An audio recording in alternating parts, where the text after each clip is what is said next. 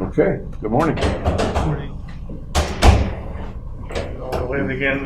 That's all right. You've already had a busy morning. Have a seat. Yeah. Let's see if we got some juice for you here. There we go. Well, you've already seen Dr. Gray this morning for some more testing, right? Yep. That went okay or no? How'd it go? Fairly well. Fairly well.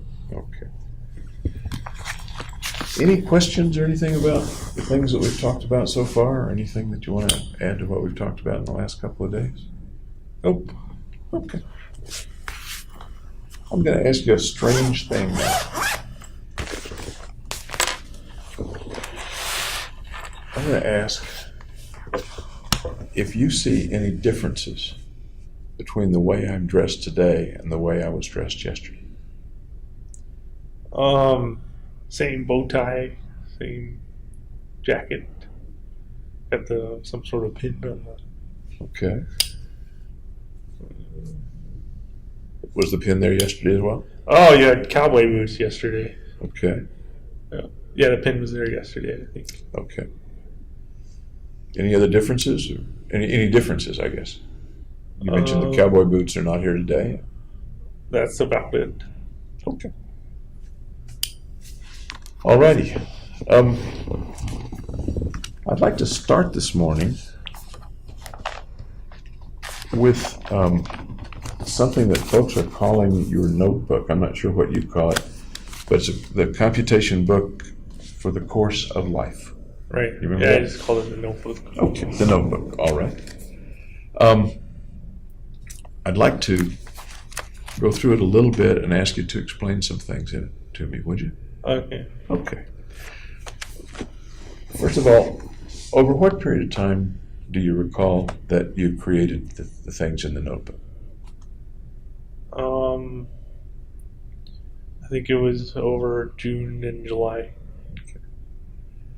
So you started it about June of 2012, Right. within a couple of months of the shootings, or less than a couple of months of the Yeah, shootings. within 2 months. Okay. Can you tell me why you created the notebook? Do you remember? If you remember. To educate the psychiatrist, Fenton, so something like this wouldn't happen again. Was there any other purpose to creating the notebook besides educating the psychiatrist? Well, if I died, it would have kind of told my story. Okay. You're not saying, and I'll ask you if it's true, you're not saying that you did it for a personal reason, as one might write a diary or a journal, just to kind of get things out, or for something inside you. Is that accurate? No, I think it was because I have trouble communicating very clearly, so I kind of wrote it down as a way to get it out. As a way to get it out. From the beginning, did you assume or intend that other people would see it? I intended my psychiatrist to see it. Okay. And that would be Dr. Fenton, And, as contrasted. and Feinstein. Feinstein. How about Ms. Roth? She was only doing the introductory interview, so no. Yeah.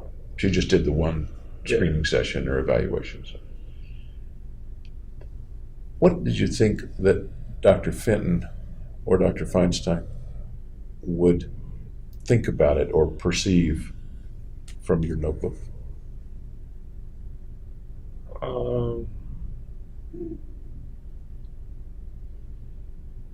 I don't know how they would take it.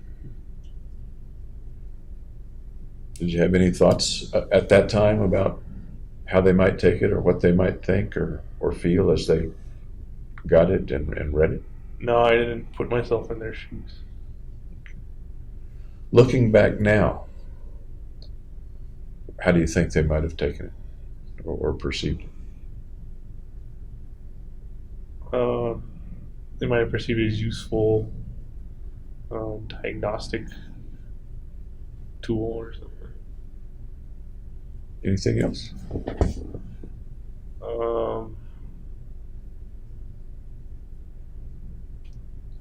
They might have been surprised that there was all this stuff I didn't mention that I did mention in the notebook. Okay. Such as? The whole human capital kind of explanation of it. Okay. And you go into that in some detail in the notebook. Right. And you also talk about in the notebook why you didn't bring it up, or at least a reason or two that you didn't bring it up in the sessions, as I recall. I don't remember. Okay. Do you think Dr. Fenton cared about you when you were in treatment with her? Yes, but not very much. Tell me what you mean by yes, but not very much. Well, we usually had short sessions that were like 5, 10, 15 minutes long when we had a whole hour reserved for the appointment. I didn't realize that. Tell me more about that. The sessions were shorter than scheduled or shorter than you thought were scheduled? Shorter than, yeah. Tell me more about how much time in the particular sessions do you remember spending? I remember most of them were very brief. There wasn't much psychoanalysis. I'm sorry? There wasn't much psychoanalysis. Okay. It was mostly, how are you feeling with the drugs? Is there anything we need to change with the medication type of thing? And when you say brief, if you remember, what does that translate to roughly in minutes? 10 minutes. Okay. Were there any sessions that were much longer than that you recall? Well, the first one where she kind of got all the information. Okay. And the ones with Feinstein were longer than the ones with her alone. Okay. So that's one part, at least, to your comment. She cared, but maybe not too much, or I don't remember your exact words. Anything else about how much she cared or didn't care so far as you could see at that time? I think she was paying attention and doing her best. Paying attention, doing her best. Is that what you said? Yeah, in treatment. Okay. Once again, I'm a little deaf. Oh. Do you think she paid attention to you as well as any of her patients, or, I mean, you can't really know, I don't suppose. know about her other patients. But as you speculate, did you feel that you were being paid enough attention to as a patient? Yes, but the treatment wasn't entirely effective, I could see. Okay. How did you, I believe you mailed the notebook to her? Yes. Okay. Was that by U.S. mail? Or Yeah, FedEx? USPS. U.S., okay. And when did you drop it in the mailbox, or how did you do that, and when did you do that? This was something the media got wrong. Okay. They thought I did it a week in advance, but that's when I think bought the bubble envelope. So I did it on Thursday, the day of, I guess. Okay. Then, correct me if I'm wrong, do you recall, Thursday was the 19th? Was, yeah, the 19th. And as we go into after midnight, we're on Friday the 20th. Right. Is that the way you remember it? Okay. Yeah.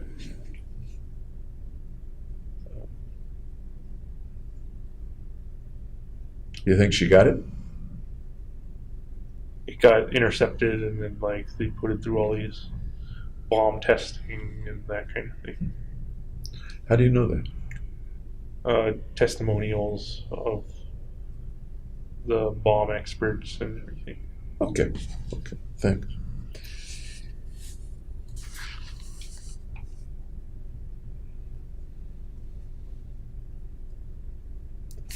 Do you did you think that having the knowledge of the notebook would change what Dr. Fenton or Dr. Feinstein did in future? You said you thought it might be useful. I don't know how they would change their procedures. And forgive me if I'm not remembering. Do you mean you thought it would be useful with regard to understanding you, or with regard to understanding other people as well? Me as well as other people. As well as other people. Okay. That brings up a question in my mind of what do you think about any similarity? I'm not asking that very well.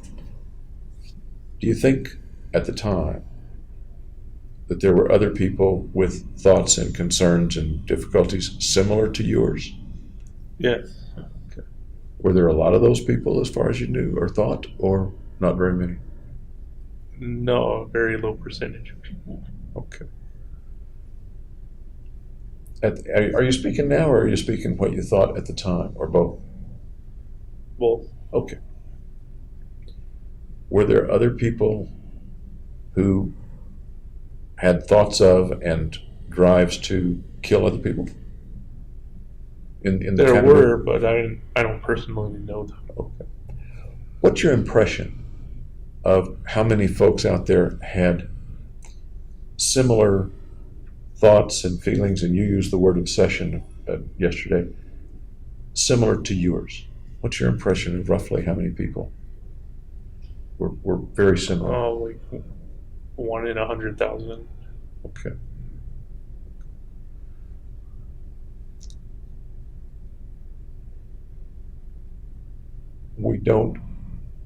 We see a few people who kill lots of other people. Is there a reason you think that we don't see more of that then? 1 in 100,000 would mean there are roughly 10 in the Denver area. A good law enforcement agency can stop most of them happening. That leads me to ask, how is it that they didn't stop you?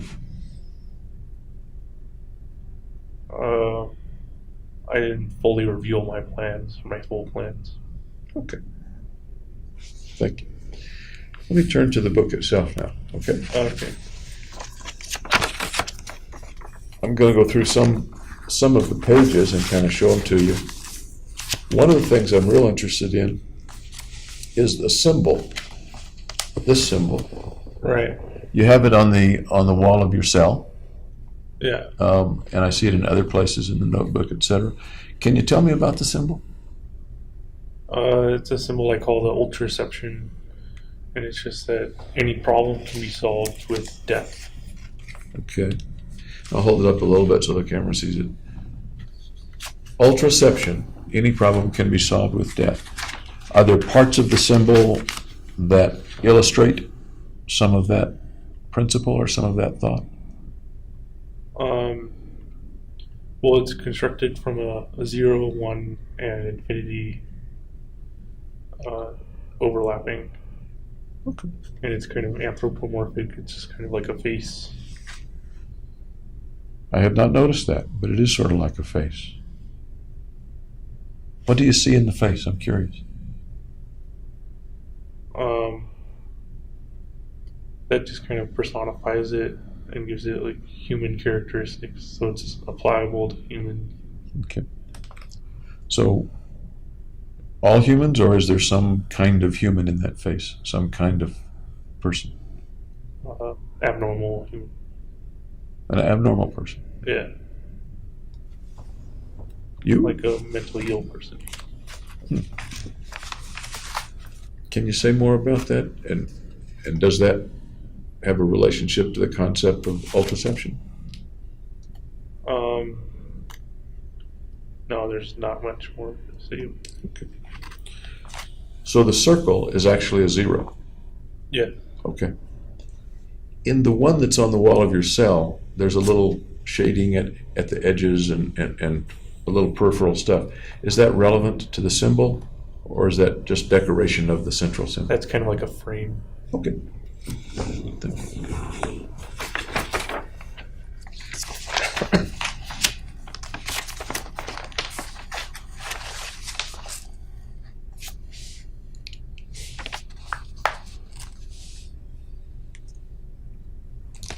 There's lots of stuff on this page. Can you give me an idea of what some of the things mean? That's the kind of human capital idea of placing values on human beings. Okay. So I give them an arbitrary value of 1 if they're alive and 0 when they're dead. And then they either add up or they subtract to a person's value when there's when they die from a murderer.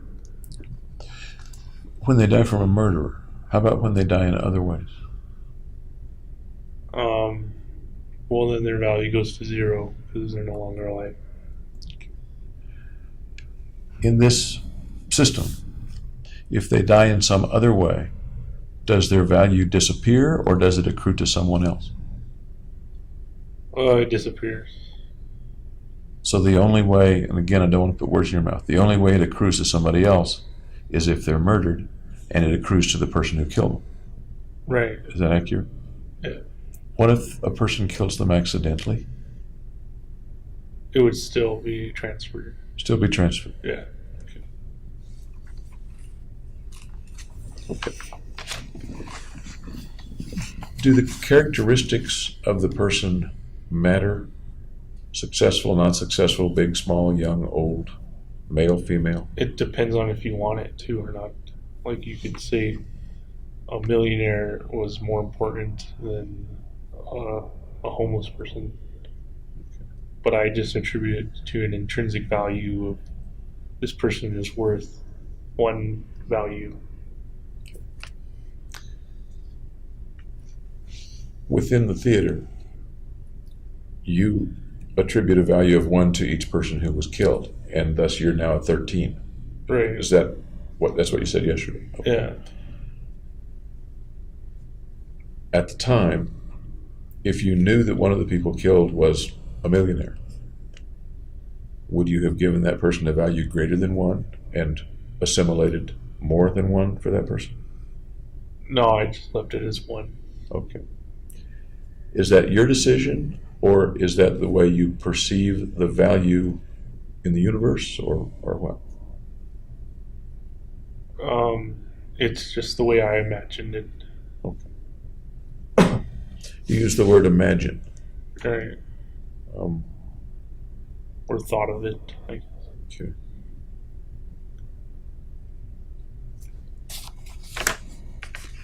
Any difference between the value of men and women? No. Do you happen to know how many men were killed, how many women were killed? No, I don't know. I'm sorry? I don't know the ratios. Did you make any attempt to shoot certain kinds of people, men, women, big, small? No, just people in the theater. Okay.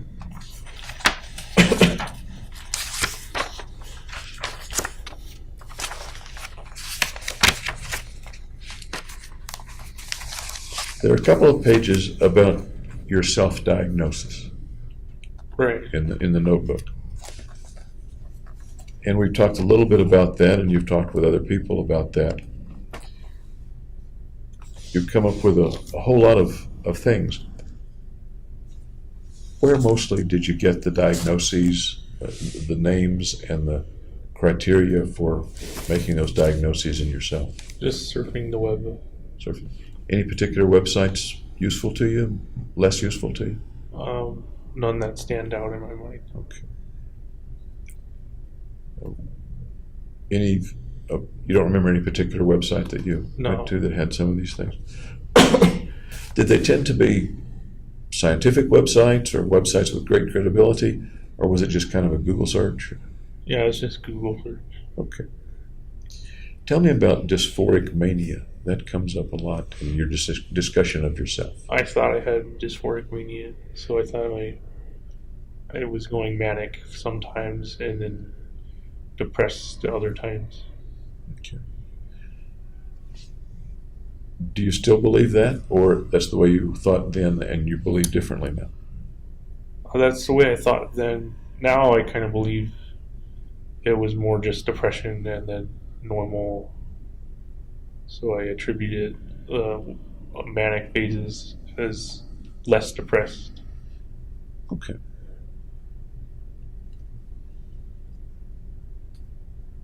You mentioned anxiety disorders. You mentioned chronic PTSD, post-traumatic stress disorder. How would that apply to you? Yeah, I don't know of an event that would have caused it. I just meant it as stress. Okay. And you talk about Asperger's syndrome and autism-like things. Can you tell me what you were thinking about back then about Asperger and autism syndromes?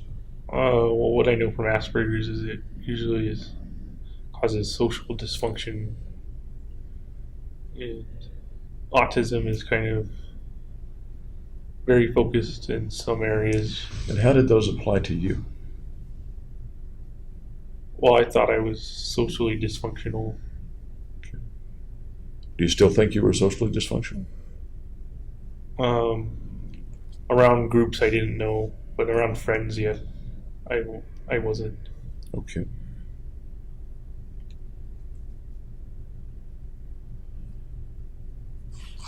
You mentioned ADHD, attention deficit hyperactivity disorder. How might that have applied to you as you were thinking 26 months ago, 25 months ago? Just that I couldn't get my mind to concentrate as well as I usually could. I think you mentioned here in the notebook that you couldn't focus for more than 15 minutes. Do you recall that? No, I don't, but it sounds like something I would write. Okay. I remember somebody saying years ago, and it stuck in my mind, that almost nobody can truly focus on something for 15 minutes. Is that true? Okay. It stuck in my mind anyway, that really concentrating hard on something is a matter of a few minutes for the best of us. Okay, so maybe I didn't have ADHD. Okay. Schizophrenia, how might that have applied to you as you were thinking 25 months ago? Well, I was paranoid, and then I kind of thought somebody was following me, and the FBI was on to me. We talked about that a little bit, but not in detail. Can you tell me what you saw or heard or thought you saw or heard back in May, June, July of 2012 that made you think you were being followed? Well, it just said I would see more police cars than I would used to. Okay. And in your mind then, what did that translate to you? Can you go into a little more detail about how you were thinking then? That maybe they knew what I was doing. And how might they have known what you were doing?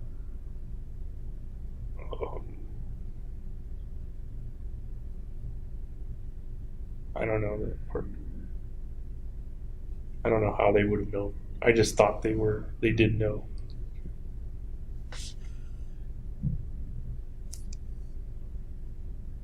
Why do you suppose somebody doing what you were doing at that time might develop a thought that somebody knows, somebody's watching, somebody is surveilling me while I do this?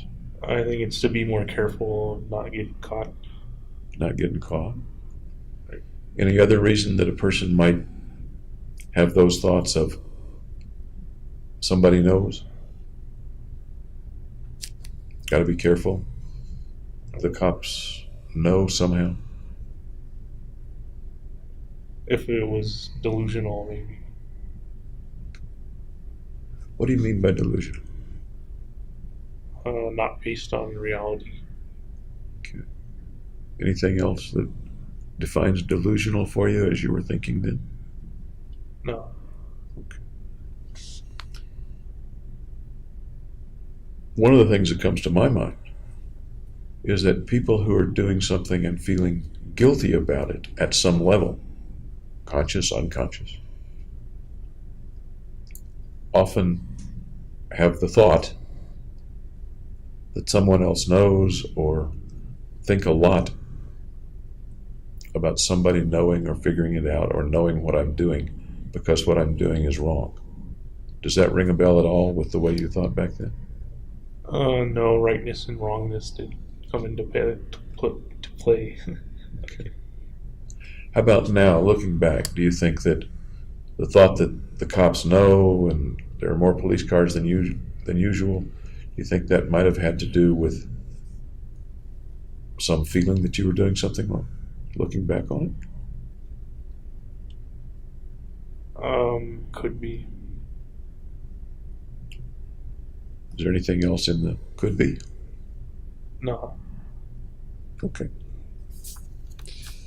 Body dysmorphic disorder. Tell me about body dysmorphic disorder. Oh, I wasn't happy that I had poor vision and bad sinuses.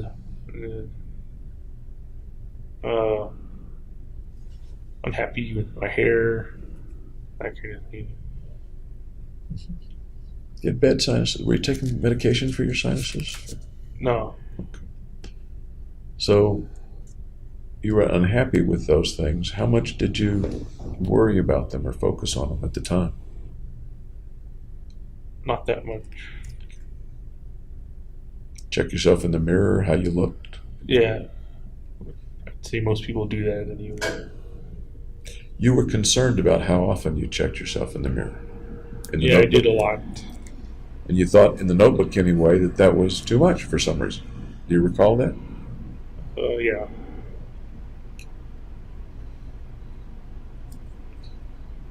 Then you've got a whole list of personality disorders: borderline, narcissistic, anxious, avoidant, obsessive compulsive, and chronic insomnia. Were you having trouble sleeping? Yeah. I do recall your mentioning that.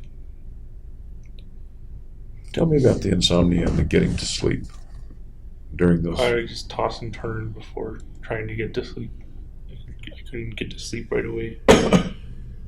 Do you remember thoughts that you would have as you would try to get to sleep? It was a long time ago. No, I don't. Do you still have trouble getting to sleep, trying to get to sleep? Well, I sleep so much now that I usually stay awake, kind of restless at night.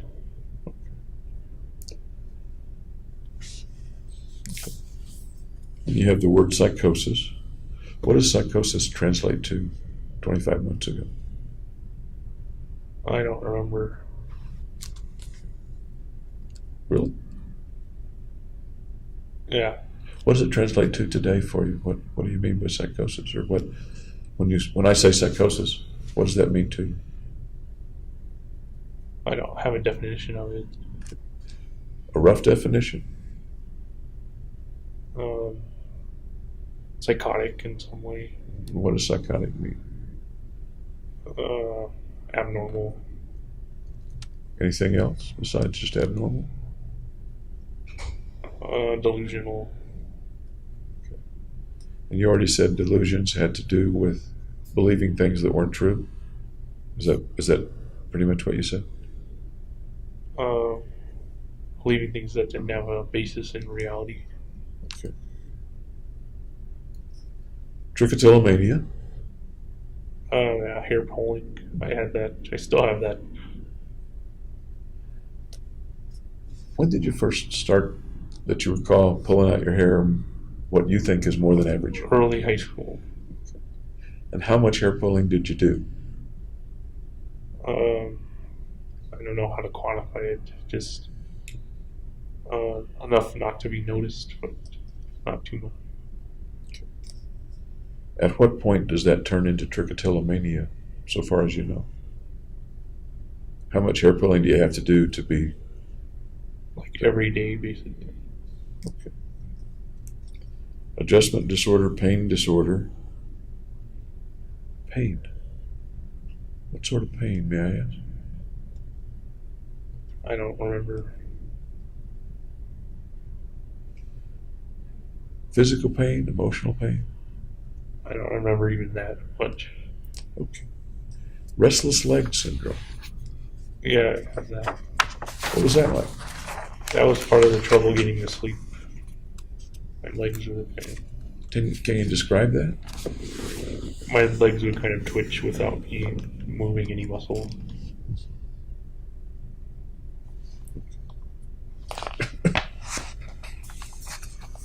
Looking back on it, do you think those were realistic potential diagnoses? Or do you think it was overkill or underkill? I don't know what that sound was. Medical emergency, Edward 2. Medical emergency, Edward 2. So looking back, what was the realistic applicability of that list of diagnoses to you in May, June, July of 2012? They were just thoughts I had. And from the research I did online. And looking back now, was any of them particularly accurate?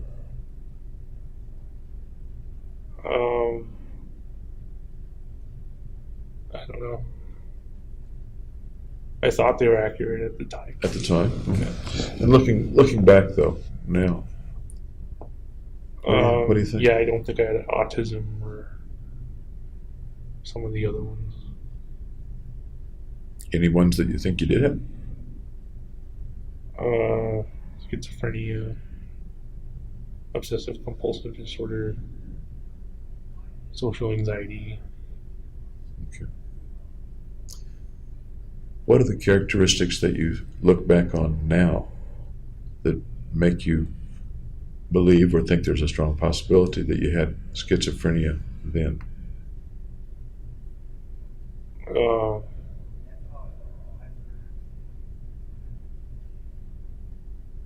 I don't know how to answer that. And maybe it was a confusing question. Looking back with what you know now, and you said that there was a fair potential that you had schizophrenia. What symptoms or signs do you see now in yourself at that time? I don't mean in yourself now, I mean in yourself at that time.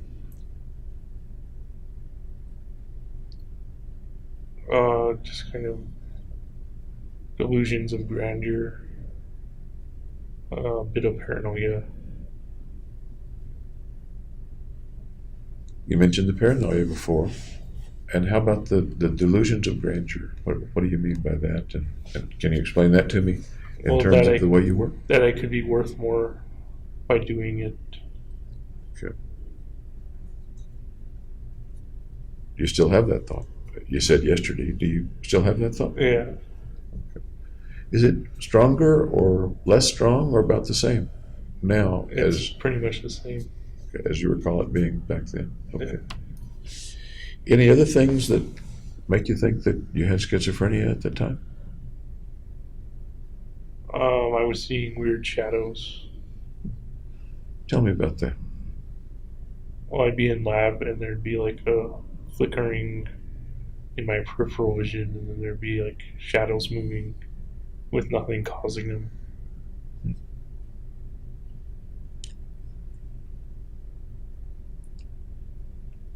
People see things in their peripheral vision from time to time. It may or may not be abnormal. So can you describe to me a little bit more about it and why you believed it was abnormal at the time? Just that nothing I saw that could have caused those shadows to move made them move. And that was in my frontal vision. After I turned to see what the flickering was, kind of thing. So I could actually see shadows in front of me that were kind of dancing.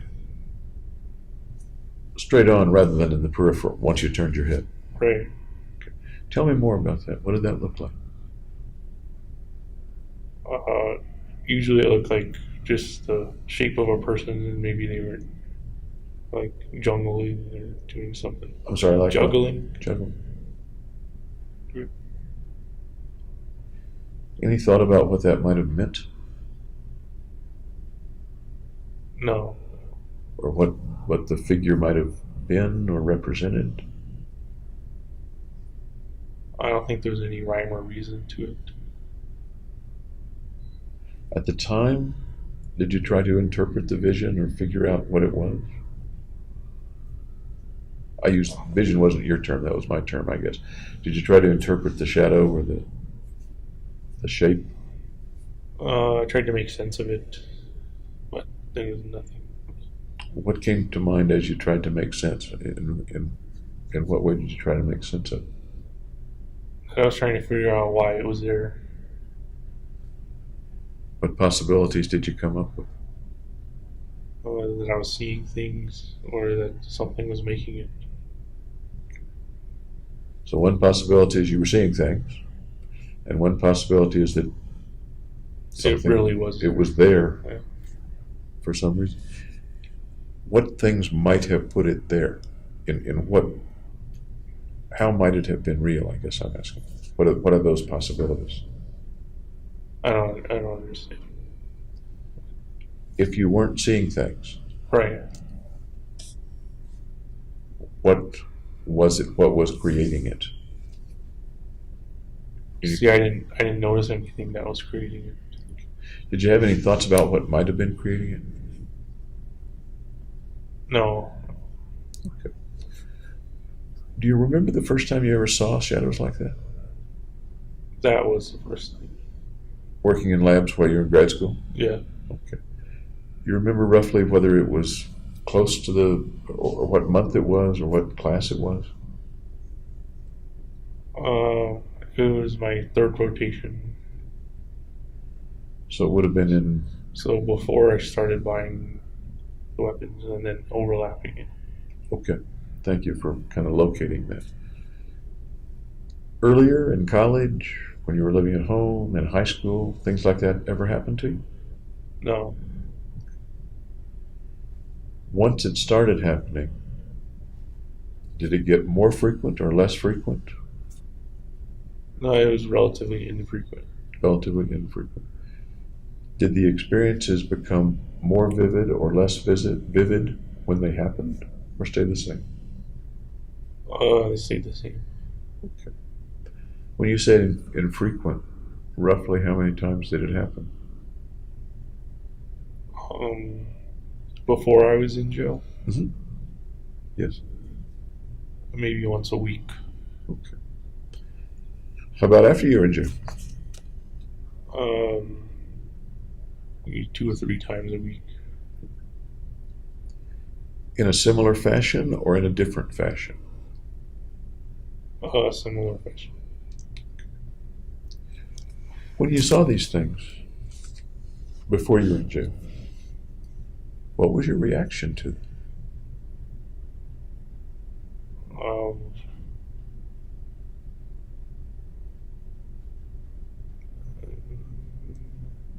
I don't know. I thought they were unusual. Were you frightened of them, or delighted to see them, or curious about them, or what? No, kind of apathetic towards them. But it sounds like you tried to figure them out, or not. I tried to figure out what was causing them. And once again, what did you come up with as the best possibility or possibilities for what was causing? Nothing was causing them, so I just kind of went with the flow. Thoughts that they were beings from another dimension, or No, ghosts, or figments of your imagination, or reflections. Lots of things come to my mind, but I'm interested in what might have come to your mind. I thought they were shadows. Shadows. Yeah. Okay. You used the word apathetic. Did you attribute... have you seen them lately? Have you continued to see them? Sometimes. In the past month, have you seen them? Yeah. In a similar fashion to 2 years ago? Yeah. Do you recall what you were doing the last time you saw them? Staring at a wall or ceiling. You know, form on flat surfaces. Did they tend to form on flat surfaces earlier as well? No, then it was on any surface. Okay. Is it distressing to you to see them? No. It doesn't bother me.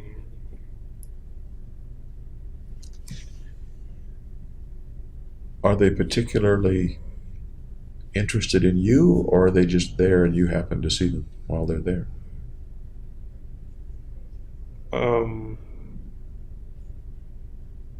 I don't know how a shadow could be interested in me, so I guess they're just there and doing their own thing. Are they doing anything malevolent or dangerous to you? Not Okay. to me, no. How about to anyone else, as far as you can tell, or as far as you Just feel? to other shadows. To other shadows? Tell me how that works, can you, or what the thought is about that they may be dangerous to other shadows. Well, there's like shadows with axes and swords and like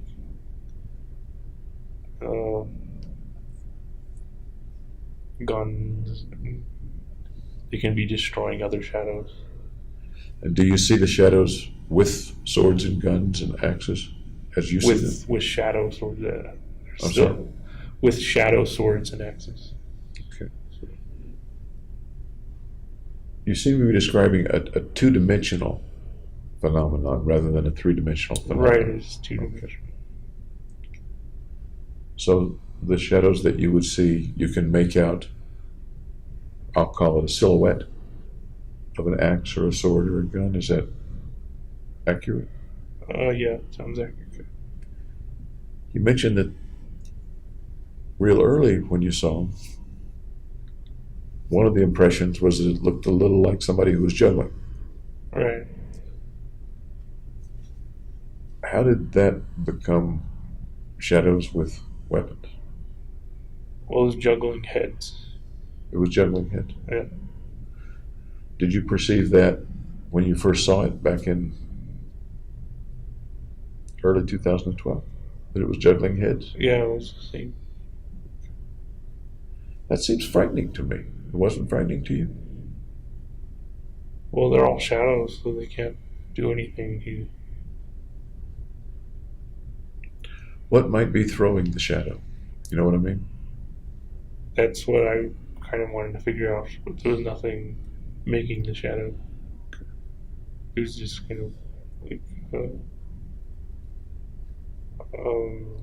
kind of static points. How long would they stick around once you saw them in your, correct me if I'm wrong, saw them in the peripheral vision, turned your head and saw them full on? And it sounds like sometimes they appeared full on. As long as I focused on them, and then if I stopped focusing on them, then it just became a wallowing in. So that would be roughly how long in minutes? Like 3 to 5 minutes. Okay. Do you recall in 2012, before you were arrested, where you usually were when the shadows appeared? In my bedroom, like looking at the ceiling. Was it then when you were likely to be in bed or not necessarily? When I was in bed, usually.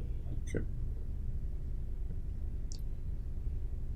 That suggests to me that you were going to sleep or trying to go to sleep or waking up or perhaps even asleep and dreaming at that time. Does that make sense or is that not accurate?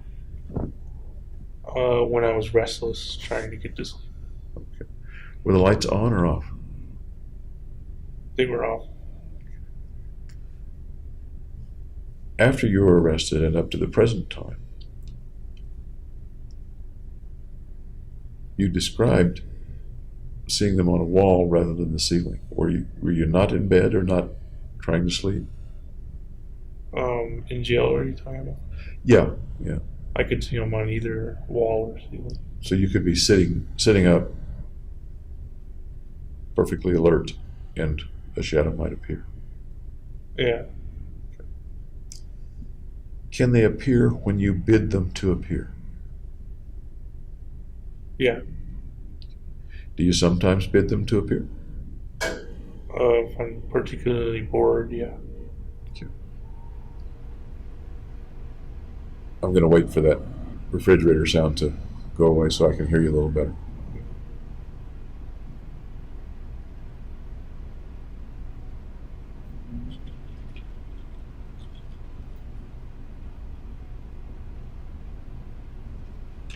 At least I think it'll go away. There we go. So you can cause them to appear. I can cause it to. You can, and sometimes when you're bored, you will. Right. So, do they appear also unbidden nowadays? Sometimes. Speaking currently, the last few months, how often do they appear unbidden compared to appearing because you wish for them to appear because you're bored? 2 or 3 times a week. What's the ratio of one to the other, roughly?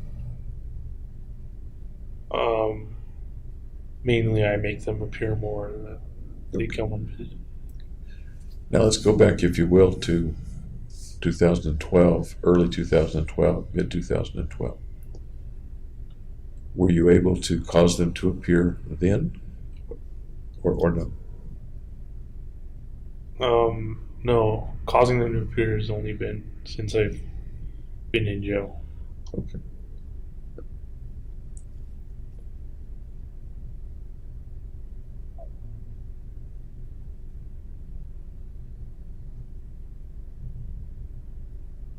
Once again, speaking today, I guess, where do you think they come from? My own mind. Sounds like a creative part of your mind. Sounds useful, actually. When you're bored, you bring them in. Does that make sense? It sounds useful sometimes. As you bring them into being, do they always have weapons and axes and guns and swords? Or sometimes do they have other things? Sometimes it's just their body. It's like breaking apart. Breaking apart. Yeah, like hands flying off or something. Are there ever other things that they do or carry? They spin around. Kind of. I'm sorry, They spin around. Spin sometimes. around. Excuse me. Do they ever do more entertaining things than? No. The things you've described them as doing or characteristics have all been having to do with violence in general, I guess. Hands flying off, swords, guns. Do they ever appear more benign, if you will? Not really, no. Okay.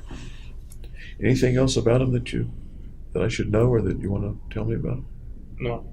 Okay. Thank you.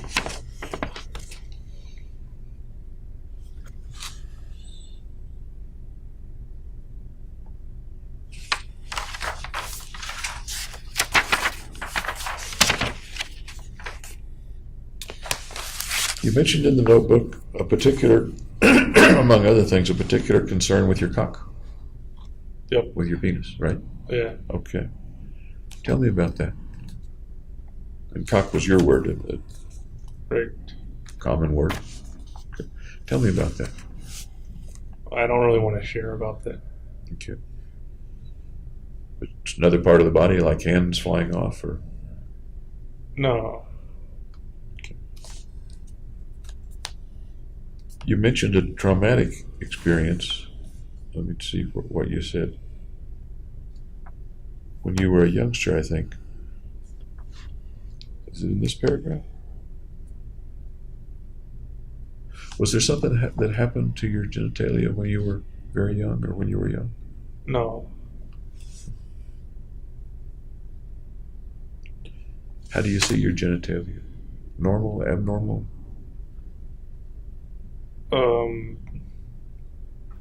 Small, I guess. Do you think your penis is really small, or just you perceive it to be small? Well, based on national averages, it's small. Okay. May I ask how small? Not that small. Is that something that concerned you in early 2012? Not really. No. I mean, it was enough to write it down, among other things. Right. As a bullet part point. of the body dysmorphic disorder. Okay.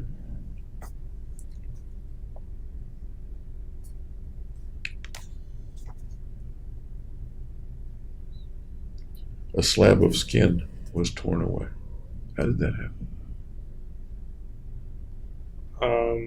I don't remember. Really? You don't remember how it happened? Most guys remember when they have an injury to the penis. What happened? I don't want to talk about it. Did it involve someone else who hurt you, or not? No. Okay.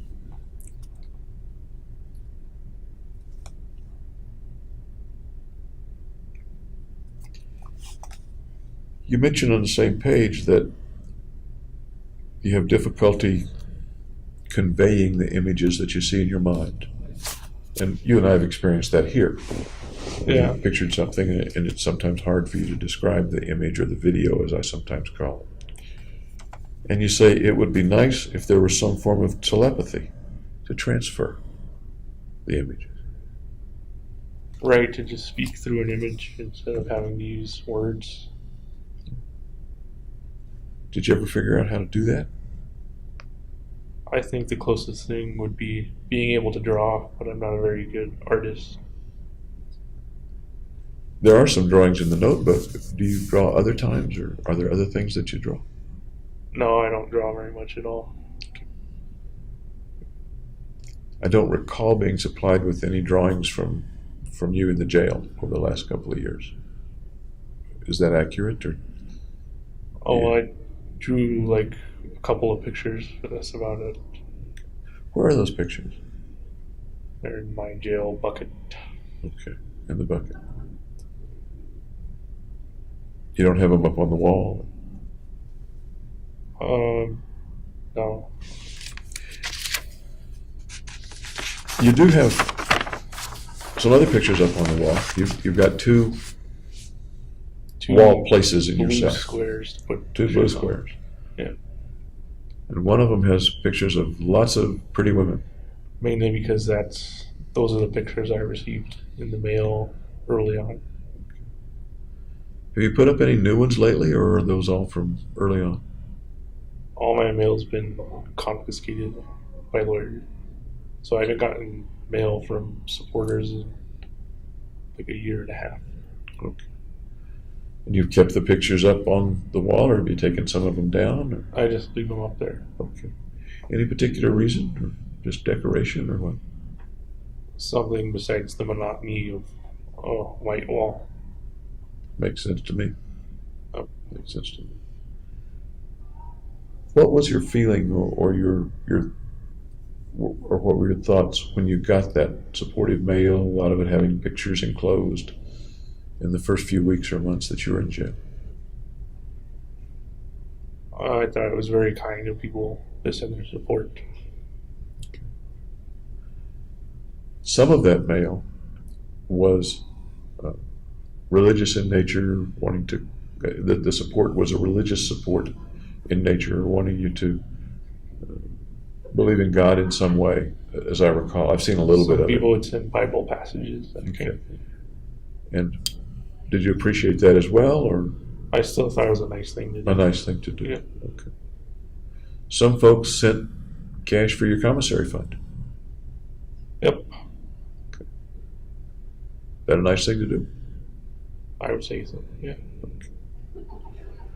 On the other square in your cell, there are fewer pictures, but a different kind of picture. Can you tell me about the other square? They're mostly like landscape photos. It's like photos of Boulder, Colorado. One of like Switzerland or something. One of like a tiger. There are a couple of photographs that are either of family or friends. Do you recall what those photographs So are? I have one photograph of my family. Up there. Yeah. Who all is in the photograph? My mom, my sister, my dad, and me. And you? Yeah. Okay. Any photographs of friends from before you were arrested? Nope.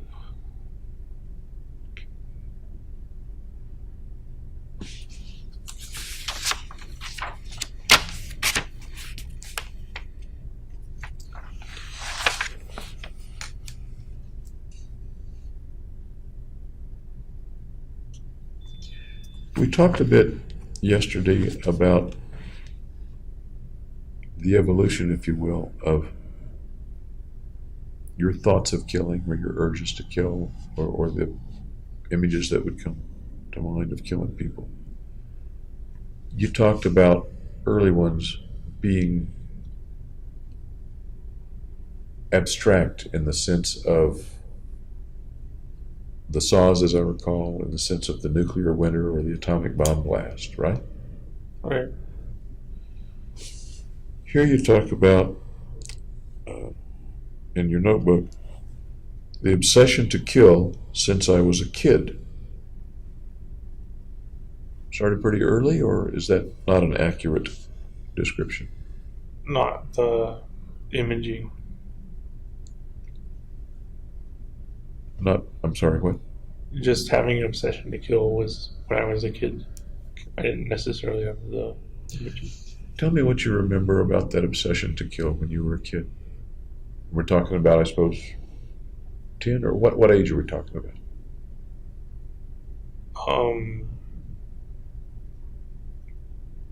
Middle school. Tell me about that obsession to kill and what it was like, what you were thinking at the time. I don't remember what the obsession was exactly. Any speculation about what it might have been like?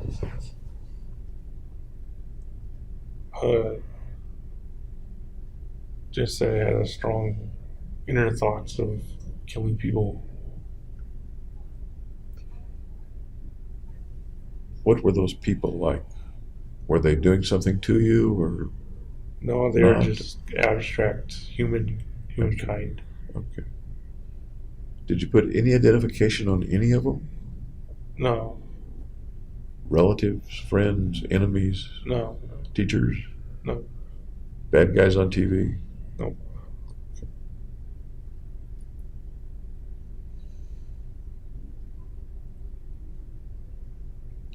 Did you ever act out any of that in some way, drawing stuff or with your toys,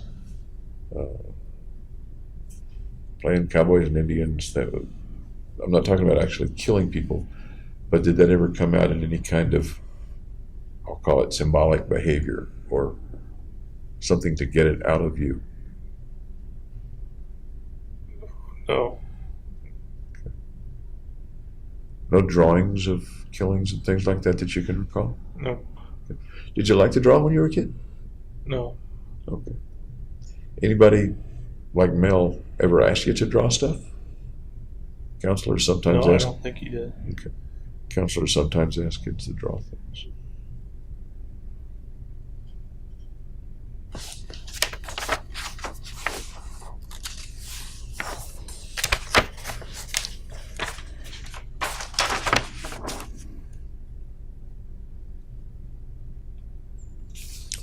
That makes me think of the concept of hating people or hating mankind. Was that was there a juxtaposition of that as well when you were in middle school? Yeah, I didn't like mankind particularly. Okay. Didn't like mankind as broccoli, as we were talking about, or didn't like them and wanted to kill them? Wanting to kill them. So there wasn't any hate, but still wanted to kill them. As you look back, wanted to kill them, but it wasn't any hate. What's the context then of killing them? What do you mean the context? The purpose or the reason or the feeling, or It just popped up. There wasn't any.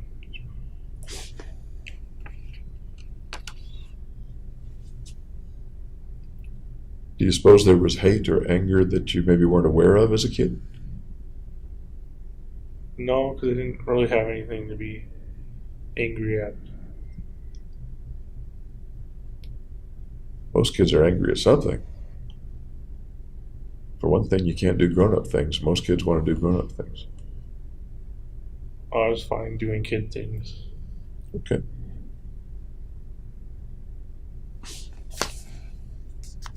Then you kind of mentioned an evolution of those thoughts.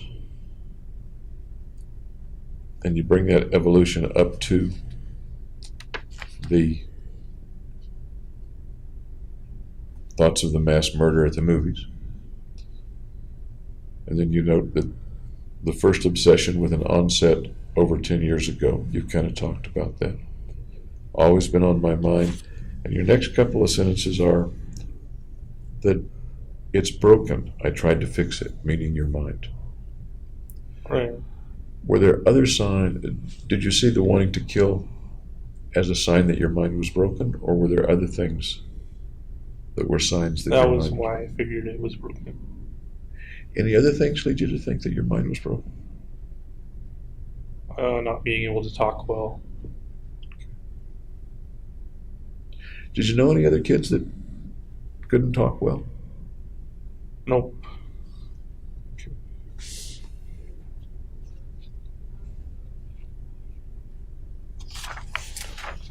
And there's a lot in here about overcoming fear.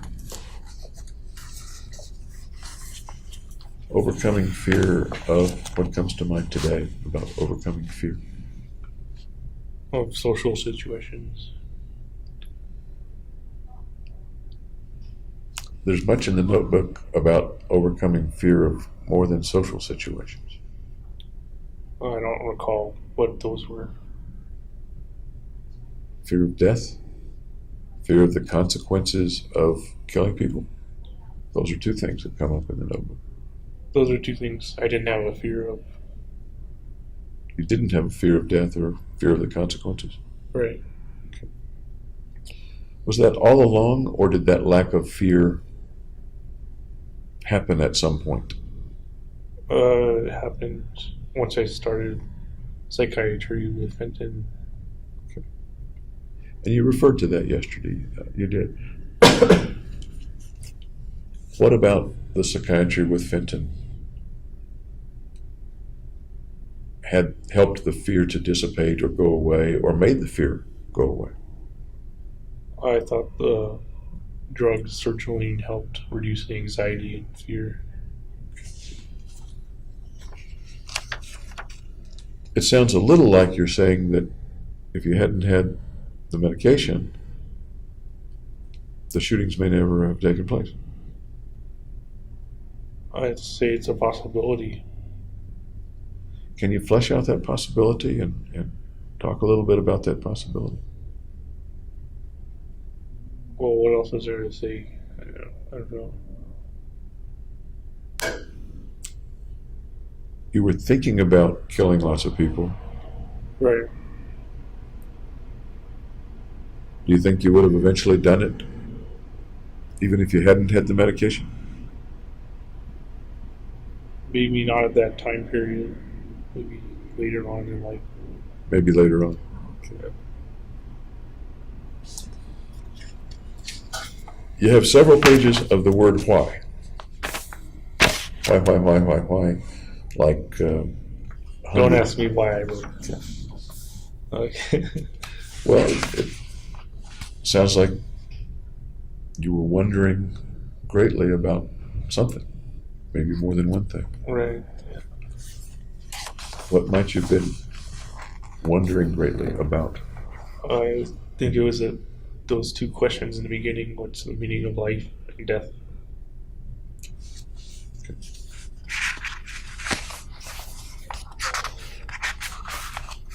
Do you think it's unusual that a person would kind of anguish over the meaning of life and death? I don't think it's unusual. I don't either.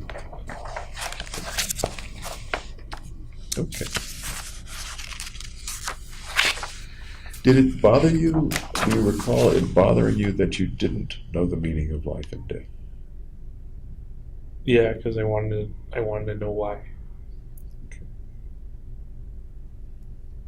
Can you give me an idea of how much or the depth of how it bothered you? Oh, it's something I mulled over for a long time. Of course, those topics, many people mull them over a lot. How much did that affect your life, not knowing them or mulling them over? Excuse me. Enough that I would put them in the notebook to ask them to define them. That you put them in the notebook that you anticipated the doctors seeing. Am I right? Okay. When you started the notebook, when did you think the doctors would see it? After the shooting.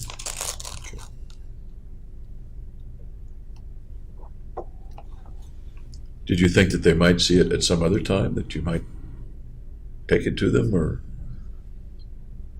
No. So correct me if I'm wrong, you're saying that when you started the notebook, the shooting plan was in place and the mailing the notebook to them around that time was within that plan. Is that right? That I planned to have them see the notebook after the shooting. How did you think they would get the notebook? Were you already thinking of mailing it, or might there have been other ways? They'd get it through the mail. Okay.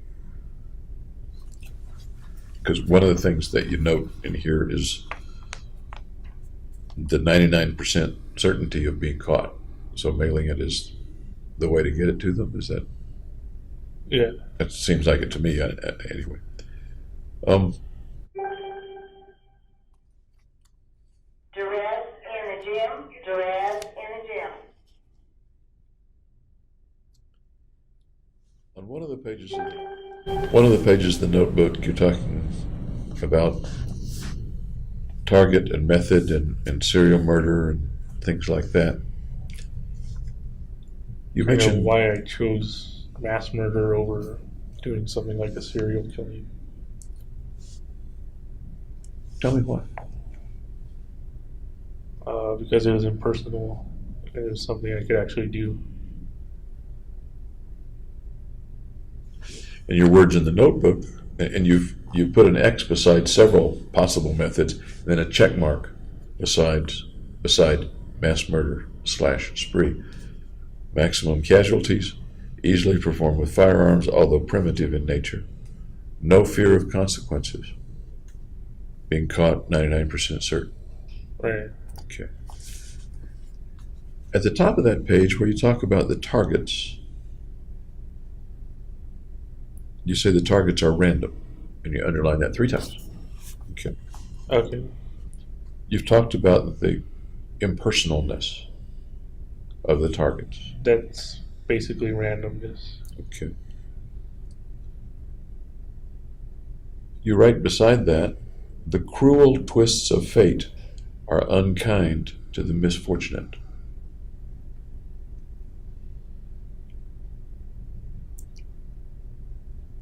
It sounds like you're saying there is cruelty involved, even though the people are random or impersonal to you? I was more going for the people who were shot were misfortunate because there are like thousands of theaters and seats, and they were in the wrong one at the wrong time. And that would be the cruel twist of fate that they happened to be in that seat at that time. Okay.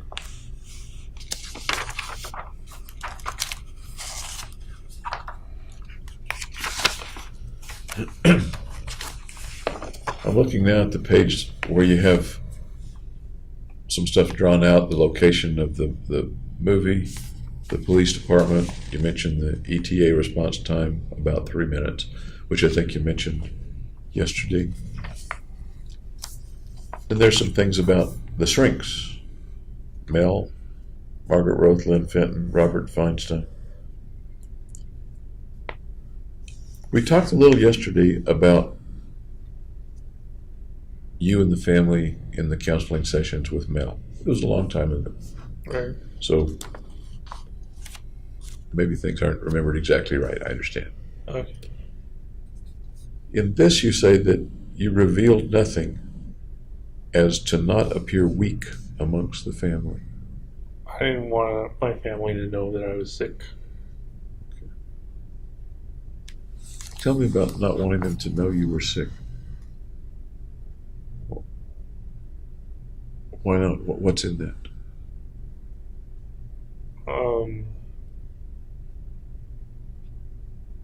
I don't know.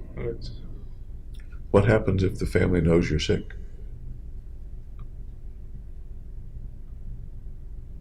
Then it's bad. In what way? What happens? I don't know. What might happen?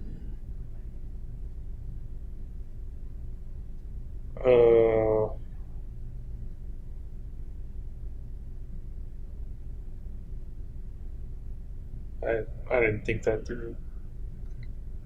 I think part of you did think that through. Because you did something to prevent it from happening. Right. We vote with your feet. We vote with our feet. So I'm looking at your behavior and saying something drove that behavior, whether you're able today to put it into words or not, or maybe you weren't able to put it into words back then either. Had your dogs died before or after you went to see Mel? Do you remember? Years before. Years before. What happened to the dogs when they got sick? They got put down.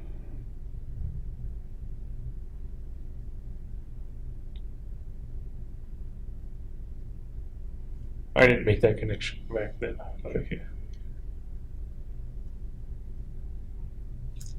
Pulling back from the drastic connection of I'm going to be put down, which I don't think was conscious in your mind at all.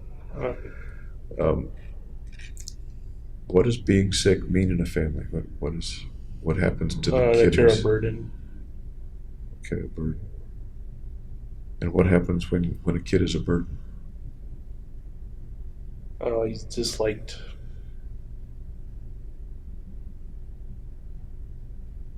Disliked. Yeah.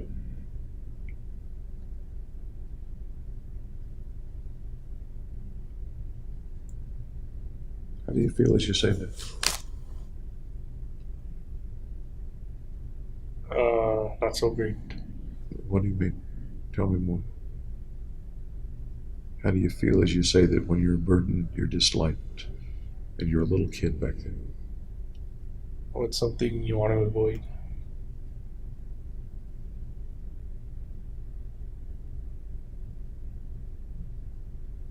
You feeling anything as you think about that? Nope. Okay.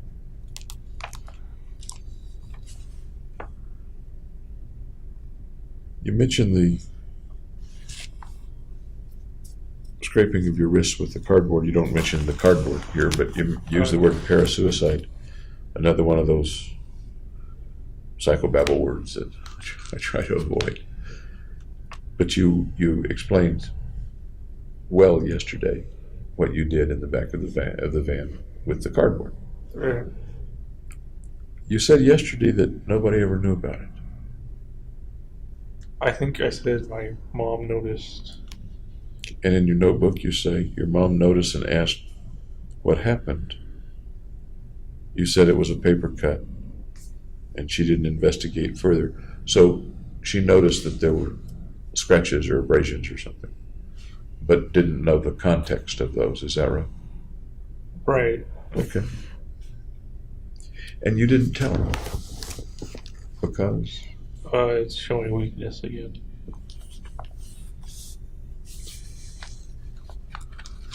We talked a minute ago about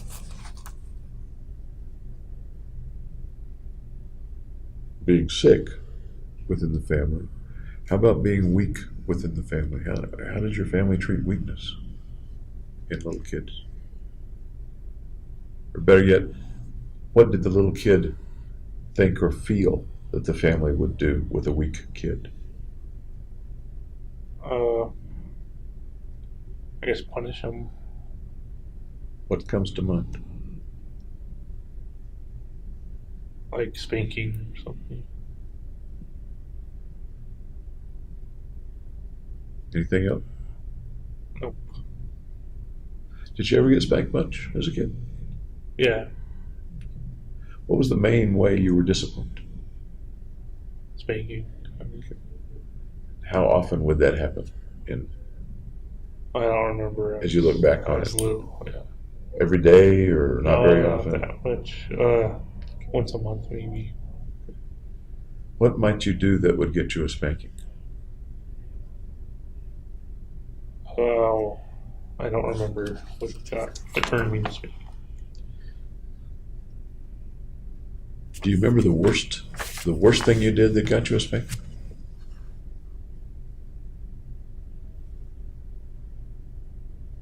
No. Do you remember the worst spanking, or do you remember a really I bad remember, spanking? yeah. Tell me about the spanking. Well, they took me outside and spanked me in the front yard.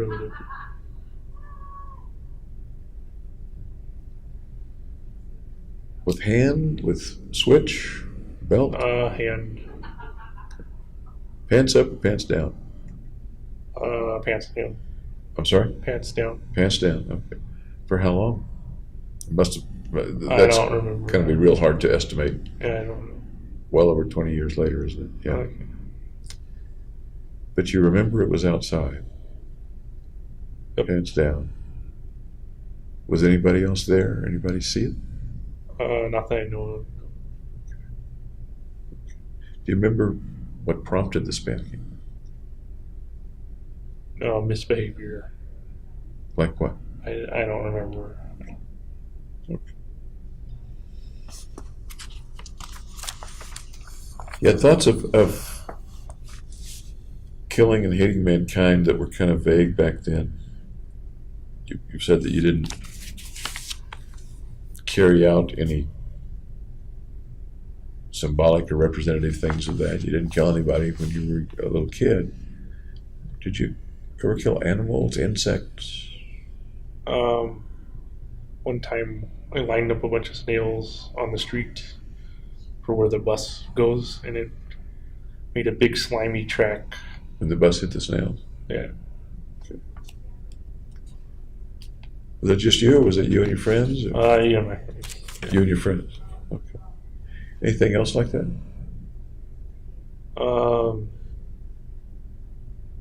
Magnifying glass to ants. That was exactly what I was thinking of. That's a common thing for little kids to do. Yeah. Okay. How about with mice or cats or dogs?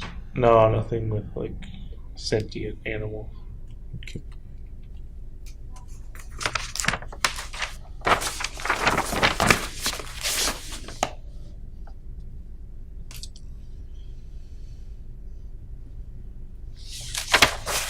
The paragraph in which you talk about your mother noticing the cut on your wrist, but not investigating it.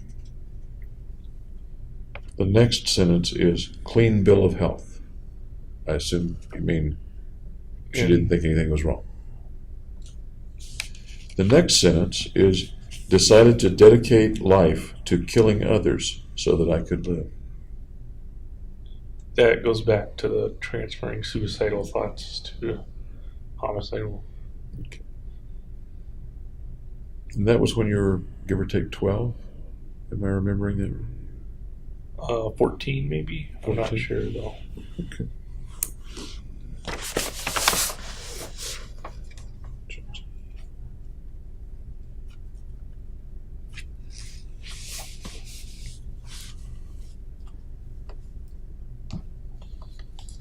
The juxtaposition of those sentences then is not coincidental. The cuts on your wrist had to do with, at least in the mind of a little kid, dying. Yep. And even at that point, the next sentence that you wrote, remembering that when you were making the notebook, was dedicating your life to killing others so that you could live.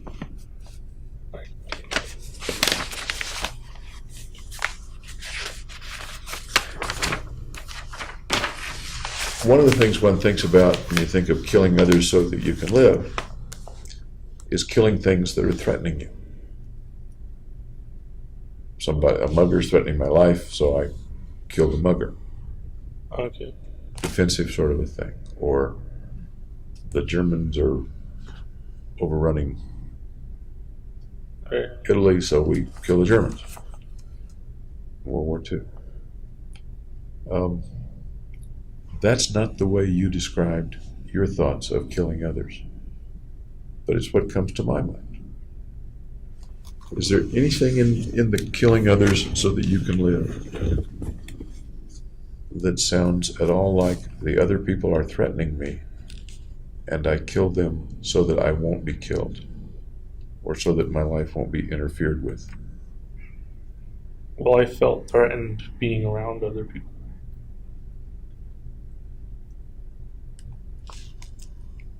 The context that you talked about that in the last couple of days has been a social context, socially threatened. Right. Is there other threat that comes to mind right now about any time in your life, really? No physical threats or anything. Okay. People that you need to eliminate so that you can live, or that you need to eliminate so that you can carry on your own life. Right. What? Those are my phrases, but I'm asking if they are a part of or similar to something in your life. People you have to eliminate so that you can live, or eliminate so that you can carry on your life. Yeah, that was one of my reasons for killing.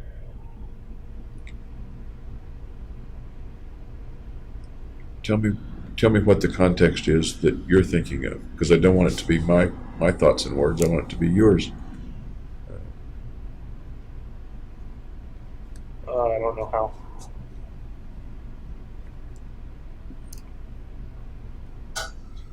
What were other people doing or likely to do or you thought they were doing? It wasn't anyone in particular. It was just Then what were people. Then what were people doing? How were they keeping you from living or carrying on your life? I don't know. You just said there was a piece of that anyway in your thoughts about killing and your reasons for killing. Right. So somewhere in there you know, or somewhere in there there's more hint about it anyway. Can you look for that? Nothing's coming to mind. Let's let that percolate just a minute. People endangering you, people that need eliminating so that you can live or so that you can carry on your life. the way you want to. What about it? What do you see in your mind as I say that? I don't see anything. Okay.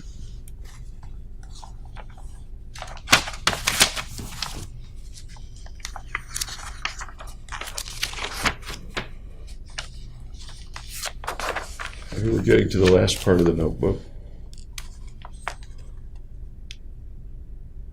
I think you're talking about being with Fenton.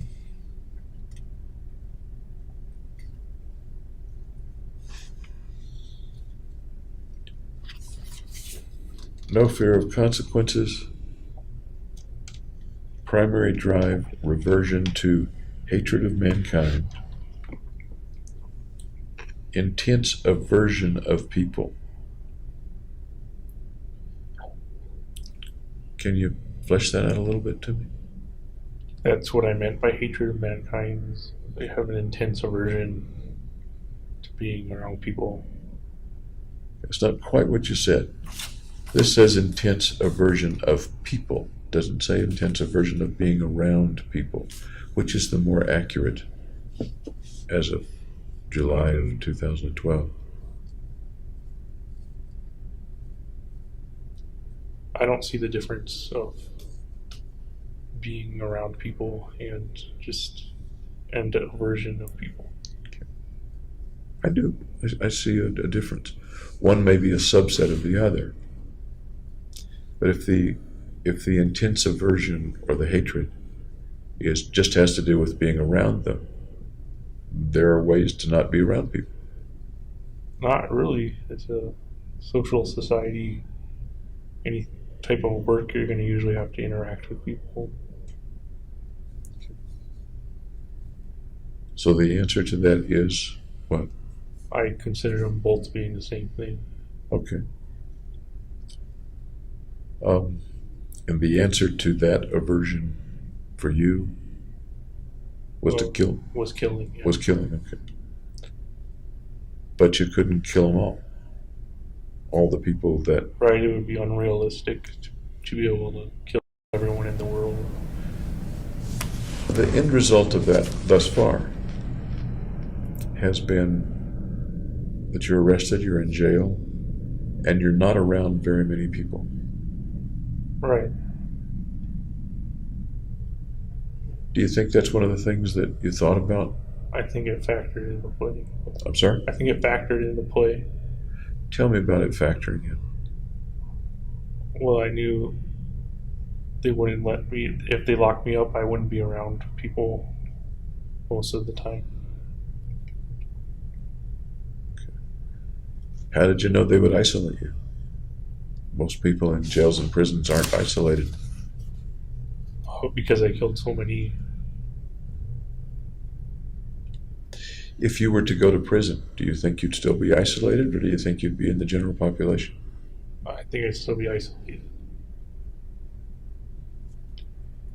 Why do you suppose they would isolate you? Because there are lots of people in prisons that kill people.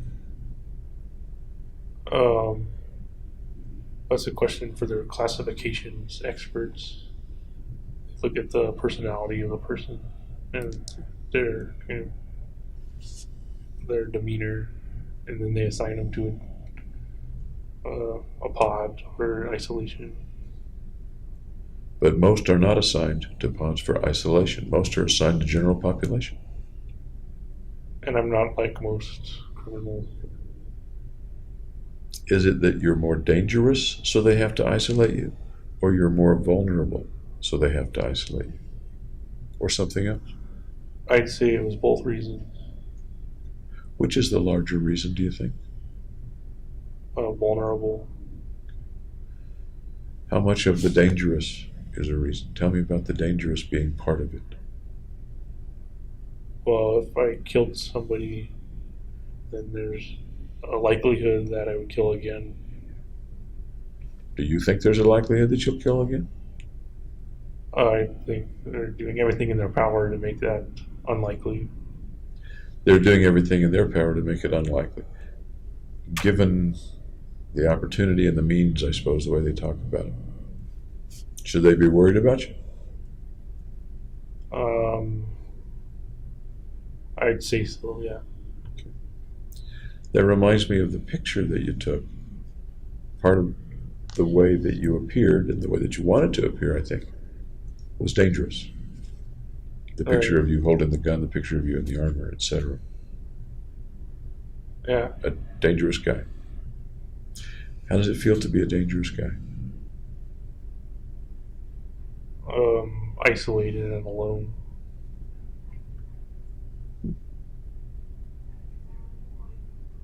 That's interesting.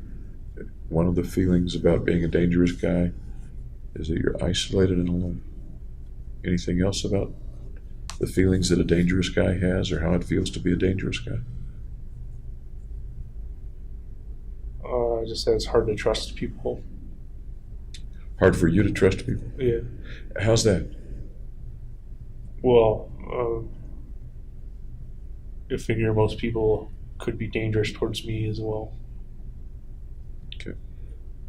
Why would the most people be dangerous toward you?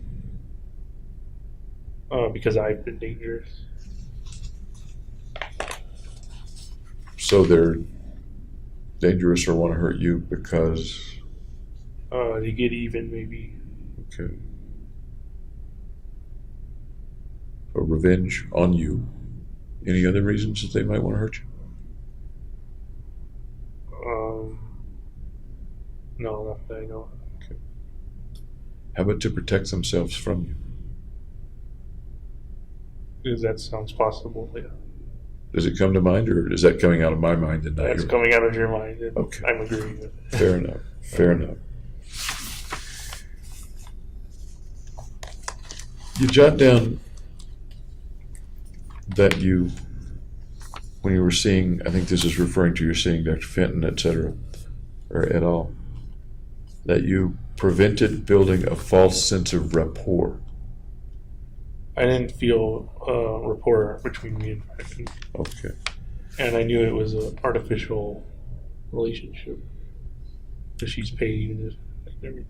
So, does this refer to you're preventing the building of rapport or something else? I'm not preventing it. I'm recognizing that it's just an artificial relationship. Okay. Doctor-patient, therapist-patient, Yeah. that's created for some purpose other than It's not like buddy-buddy. be a friend or whatever. Right? Okay.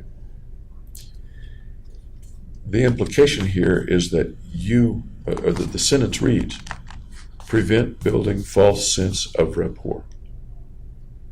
The implication is I based on didn't this. go out of my way to build rapport. Okay. The next sentence is speak truthfully and deflect incriminating questions. All right, so I wanted to keep my plan secret.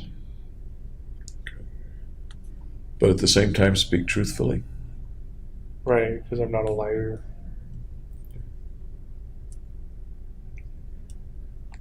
So, to coin a phrase, lying by omission or omitting. Yeah, I don't consider that a Okay. true lie. Okay. And that's interesting, an interesting syntactical thing, I guess. If you know something and don't reveal it when asked, You're not liable. you're not, okay, you're not liable. Is it lying? No, I would say it's just not revealing information. Is that pretty much how you've always felt, or is this... Yeah, I pretty much felt. Okay. And deflect incriminating questions. So you knew information inside you that might cause something bad to happen to you. I think you mentioned you'd lock me up or something like that to Dr. Fenton. I repeatedly said, "Are you going to lock me up on different sessions?" Were you afraid she might if you revealed more? Yeah. Do you think a part of you wished that she would? Yep. Tell me about that. I kind of regret that she didn't lock me up, so everything could have been avoided.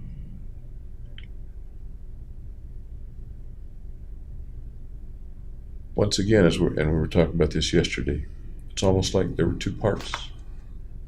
One that wanted to do the mission, and one that wanted to be stopped. And the one that wanted to do the mission overruled. Yeah.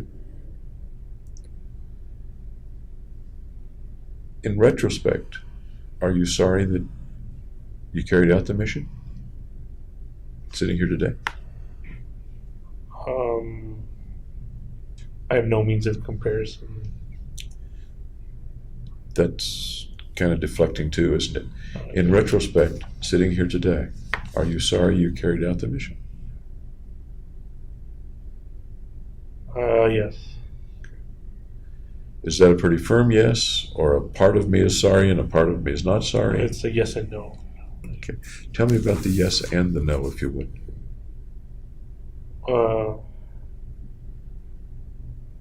Well, the yes is because people had to die. And the no is I didn't have to die. If you hadn't carried out the mission, would you have had to die then?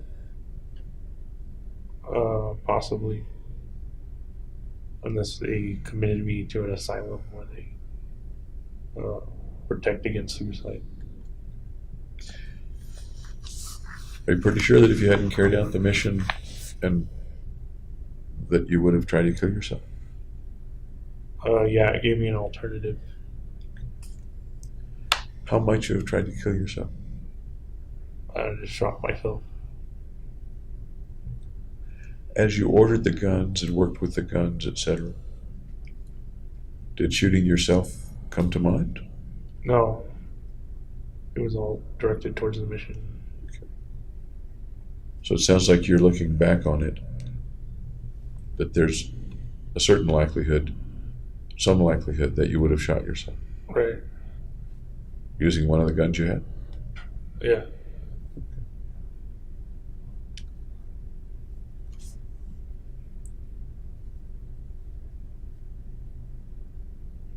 Any other benefits today of having completed the mission? One is that you're alive, you said. That I'm worth more. And that you brought that up yesterday. That you're now a 13 instead of a 1. Right. You had some trouble yesterday putting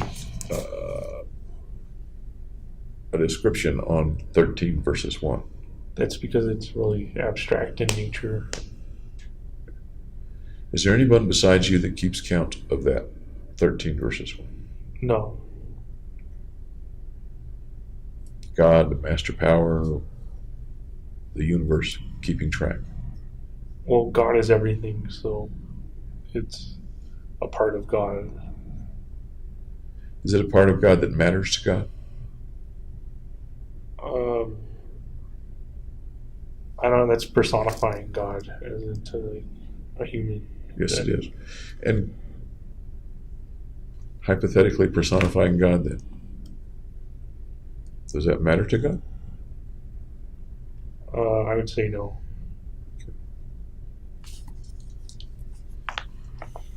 I was fear incarnate, love gone, motivation directed to hate and obsessions, which didn't disappear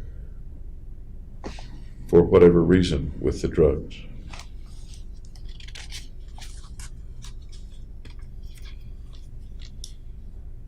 The last sentence is, embraced the hatred, a dark night rises. And there's a pun, there's a play on words with dark night. Do you remember doing that? Yeah. Okay. Do you remember roughly when you wrote that page? How much preparation had you done? How close was it to the shooting? It was after I was out of graduate school. Had you bought the tickets by then? Yes. So when you wrote this page, are you pretty sure that you knew what the movie was going to be? Yeah, I was certain of the setting. I'm sorry. I was certain of the setting of the show. Okay. And certain of which movie Yeah. it was going to be? Okay. You said another time that the movie itself didn't matter to the plan. That would make this sort of a coincidental opportunity to make the pun of A Dark Knight Rises. Does that make sense? All right, I'd never seen The Dark Knight Rises. It was premiering that day. Yeah. But there were trailers all over for months. I watched the trailer. Okay. It had more to do with The Dark Knight, the second movie. Right. What I'm doing is asking about whether there was a connection between the mission, or your view of the mission, or the style of the mission, and The Dark Knight. Maybe The Dark Knight that you saw in the trailers. No.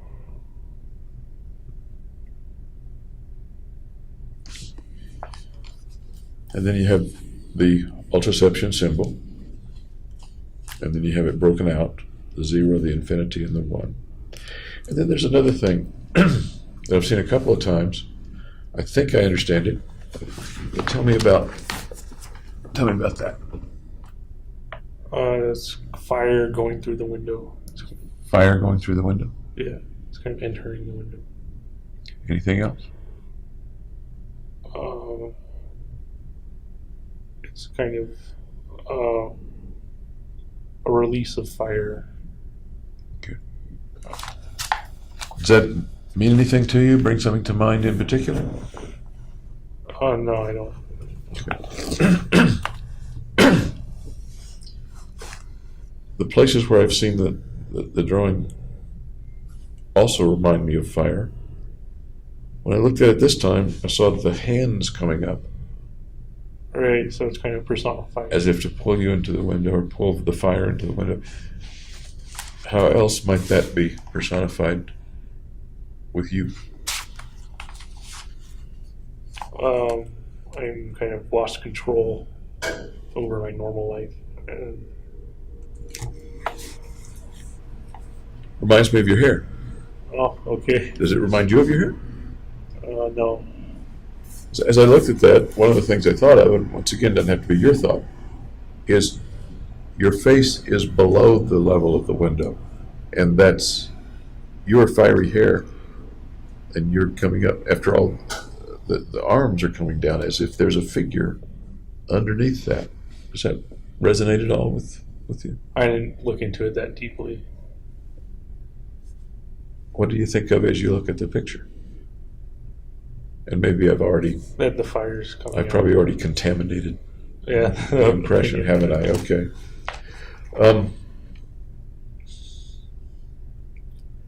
Your hair was already dyed by the time you wrote this. Yeah. It had already been read for a long time. When you dyed your hair over the period of time up to the shootings, did you need to touch it up or re-dye it? No, I only dyed it once. Only dyed it one time. Okay. Anything else about the notebook that you'd like to convey to me? No. Okay.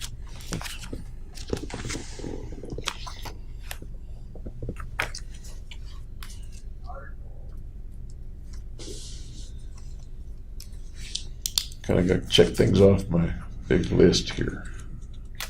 We've covered a lot in the last 2 or 3 days. Yeah. You mentioned the medications that you took. What medications are you taking now? Risperidol, Lexapro, Visceral, Okay. Cogentum, Zantac. I'm sorry, what's the Cogentum and Zantac. Cogen and Zantac? Okay, do you know what the dose of the Risperdal is? I believe it's 2 milligrams, but I'm not entirely certain. Taking it once a day or twice a day? Morning and night. Okay. How about the Lexapro? Do you know what the dose of that is? I think it's 150 milligrams. Taking it in the morning? I think it's morning and night as well. Morning and night. Any side effects of those medications in the last few months? It makes me sedentary. so it kind of drains my energy. But that's not necessarily a bad thing when you're locked in a cell. Okay. What would you look like right now if you weren't taking the medications? I'd be skinnier. You'd be skinnier? Yeah. Okay. What else? I'm not more energetic. Anything else that I might notice about you if you weren't taking the medicines? No, I don't think so. Okay. You've taken the Risperdal and maybe the Lexapro since November of 2012 when you went to Denver Health. Is that accurate? Yes. As far as you know, has the dose been about the same of those medications over the last 20 months? Yes, I think so. What effect, if any, do you notice from them, separate from side effects? Well, that I don't hear strange noises anymore. Okay, what else? The shadows don't appear randomly. I bring them on my own. Okay. Before the medication, did you ever bring them on your own? No. Okay. You learned to do that at some point? Yeah. Okay. And you mentioned that you don't hear the things. What things did you hear before? Just people talking in another room. People who were really there, or people who you believe weren't there, or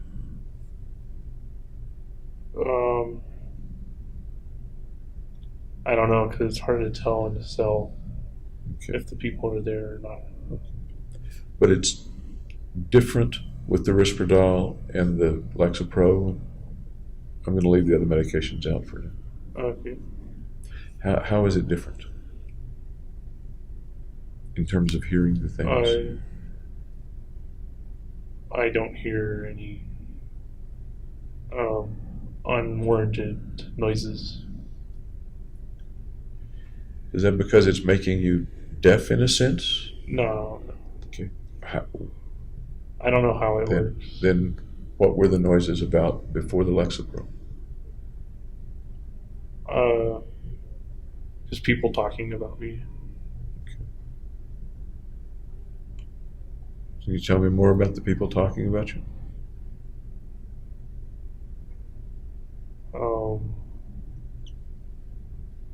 I didn't know who was doing the talking. Okay. What else about the people talking about you? I don't know. You don't have to know. I'm just asking you, does it describe them? You don't have to know who they were, and I understand that you didn't know who they were. Can you describe what you were hearing? Just people carrying on conversations. And those conversations were what? I don't know any specific conversation. You've said that they were talking about you. Yeah, well, yeah, they were having conversations with themselves or with others. What were the words that you were hearing? Yeah, I don't know. Then how do you know it was about you? This was when I was delirious after I did the bed falling thing. Okay. Okay. Did you hear voices or sounds or noises before that time in November when? No, that was the main time. That was the main time. Was that the only time or no? With the voices, yes. Any other? You said with the voices, yes, that's a qualification. How about non-voices then? Well, what do you mean by non-voices? No, don't make me pull the teeth, please. Okay. What were you hearing? What were you hearing, if anything, before the November time when you were falling off the bunk? Just typical conversations between inmates. You recall what the words were when you could understand the words? Sometimes I imagine you couldn't understand them. Well, I didn't eavesdrop on their conversations. I just knew they were talking, and sometimes they were talking about me. Do you remember what the words were about you?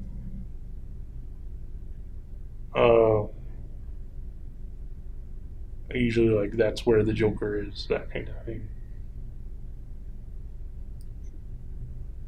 The Joker. Yeah. Any particular meaning to the word Joker? In reference to Batman and Joker. That how did they take up the word Joker in reference to Batman? Well, they call me the Joker. Is that one of the ways that you're known at the jail as the Joker? Yep. Okay. When did folks start calling you the Joker? I don't know, like shortly after. That sounds like an interesting nickname. Lots of people have nicknames in jail, I guess. I guess so. How was it that they came to call you the Joker? I don't know the reasons for it. You ever call yourself the Joker? No. I remember we talked about the way you appeared in the selfies, a little reminiscent of the Joker. Right. The dyed hair usually made them think of the Joker, along with it being the Batman movie. How do you feel about being called the Joker?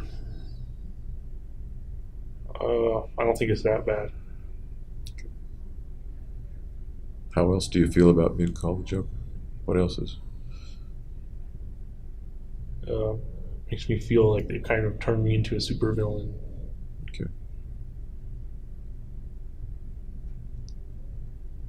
Turned you into a supervillain. What's it like to be the supervillain? It's not so great when you're stuck in a cell.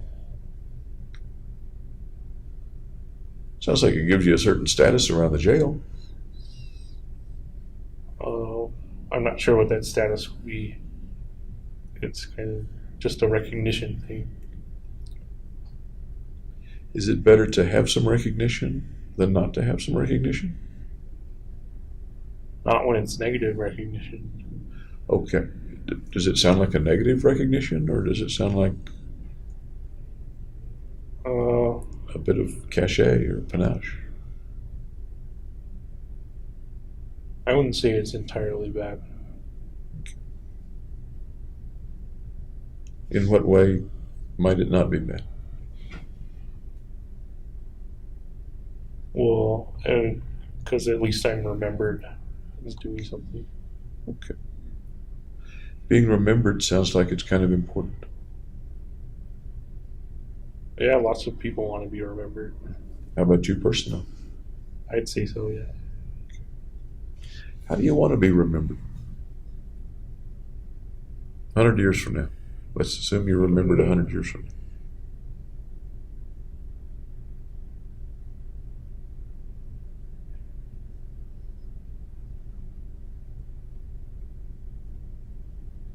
I don't know if there's a form of remembrance as to just being generally remembered for doing something. For doing something? Yeah. For doing what? The killings? That's the way most people are going to remember me.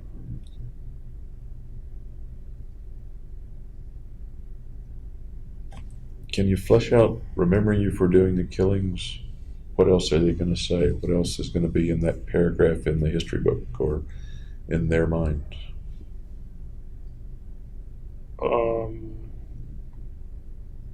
Why I did it. Will they understand? Possibly.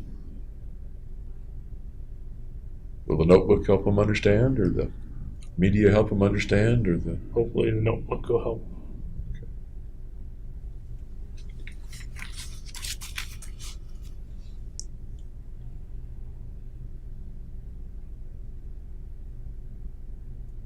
How do you want people to remember you? That's a little different from from the question, how will people remember you? How do you want people to remember you?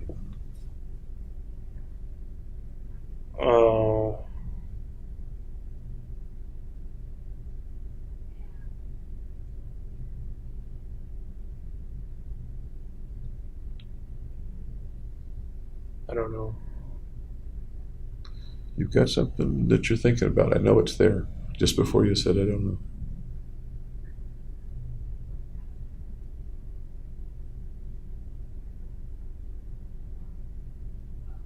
Just as a significant figure. I'm sorry? As a significant figure.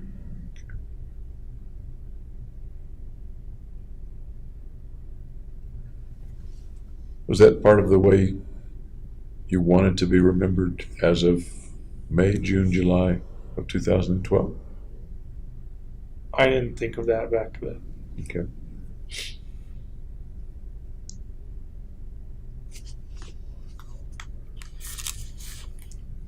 You knew that things, or you described a knowledge that things were likely to end after the mission, one way or another. That is your life. Right. Either arrested or killed.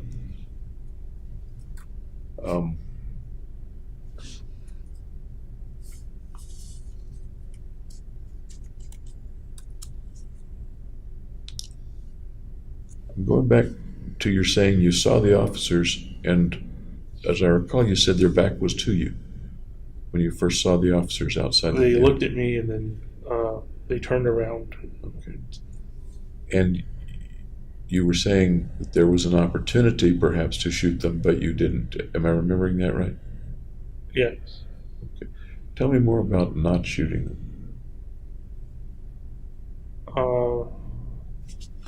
Well, for one, their back was turned, so I didn't want to shoot them in the back. Did you shoot anybody in the back in the theater? Only if they got down on the floor and put their back to me, which I couldn't see.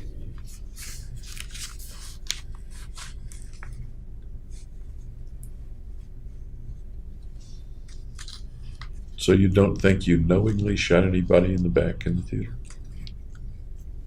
Intentionally.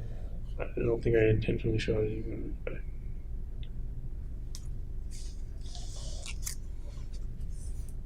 Given the circumstances, is it a pretty good bet that some people are going to get shot in the back? Yeah, because they're going to protect themselves by kind of curling up on the ground. Were some of the people running away when you shot them? There were two that ran away, and I tried shooting at them, but I missed. Okay.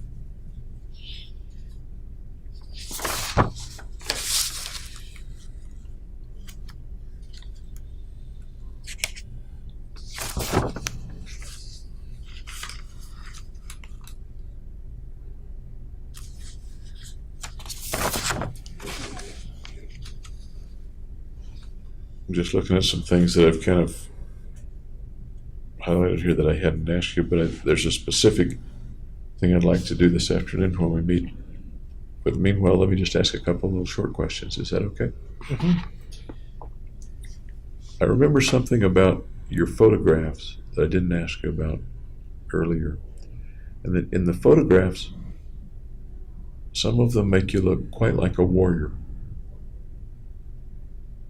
Okay. You Just because a warrior carries weapons. Carries weapons and decks out in a certain way. Right. Uniform. Is both uniform, perhaps. Is both protected with the armor and offensive in the sense of being ready to do damage. Does warrior ring a bell in your mind as something that you are or wanted to be at the time? I didn't figure myself as a warrior, especially since the people I was shooting were unarmed. Okay.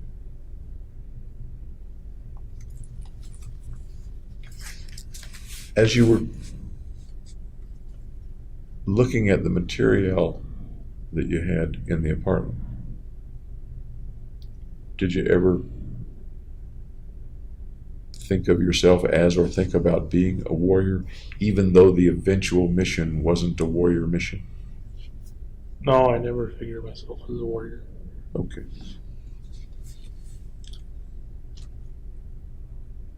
A warrior, I guess, goes to war on somebody's side, is fighting for someone or for something. Does that make sense? A warrior has like a purpose. Kind of what a warrior does, whether he's a samurai or whether he's a soldier. And I think what you're saying is that that's not the context of what you did or what you were planning or what you were thinking about. Does that make sense? If it doesn't make sense, That didn't make sense. The context. I'm sorry? The context didn't make sense. Okay. You said there wasn't anything warrior-like about either your thoughts as you prepared or your thoughts in the theater. I specify that there's warrior-like characteristics, but I didn't view myself as a warrior. Okay.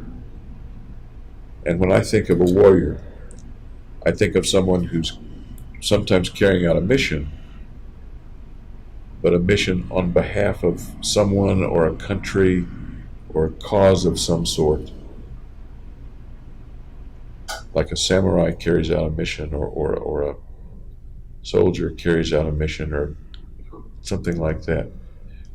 In that sense, I had a mission as well. You had a mission as well. Okay. The mission came from whom? Or what? Myself. From yourself. Okay. And that's what you said yesterday. Okay. How much were you into social media? Not very much. Facebook, Twitter. Did you have a Facebook page? I used to in college, but I deleted it because it's people like Facebook stalking. Okay. When did you delete it? Or did you just stop using it? I deleted it in undergrad. In undergrad? Yeah. Okay. How about a Twitter account? Nope. Never had one? Nope. Any other social media? MySpace? That's pretty old-fashioned, I guess. No. MySpace, YouTube channel. I had a Squarespace website, which I put some pictures on, like the armored me. Okay. And what was the site? Squarespace.com. Squarespace. Is that just like it sounds? Squarespace.com. Yes. Yeah. And what did you put up? Just photos of like my apartment and the armored selfie. When did you develop that, or when did you set up that page? Once I was out of graduate school. Okay, so it was May, June, July, in that period of time, or June or July? June or July. Okay. Tell me about doing that, and any particular reason or context, purpose for doing that? No, I just did it to like show the images. I don't think anybody visited it. But it was there for anybody to see. Yeah. It wasn't encrypted or secret or something. No. What search terms would I use to get to that page? If 2 years ago, it's probably gone by now, but 2 years ago, what search terms? I don't think there are any that would have gotten to. If I put in James Holmes? You probably have to put it in on Squarespace instead of like a Google search. So if I were to go to Squarespace and search for James Holmes? You probably have to do that. And you used James Holmes was your login, or was the name attached to the page? I don't remember if I put James Holmes in text in any of on the page or not. Okay. And where I'm kind of going with that is, as you were telling Dr. Fenton parts of the story, hints to the story, and hints to what was troubling you, Right. and hints to your plan. You're getting pretty blatant, it sounds like, with the things that you post. Right. That's right around the time I posted the "Will you visit me in prison?" I'm sorry? That's around the time I posted the "Will you visit me in prison?" Okay. on the dating sites. Did you put any text with the images that you put up on Squarespace? Yeah, I did rational insanity. Was any of the text related to the mission? No, that was it. But the pictures were of you with the material and the regalia. Yeah. Okay. Any other social media? The dating website. The dating website.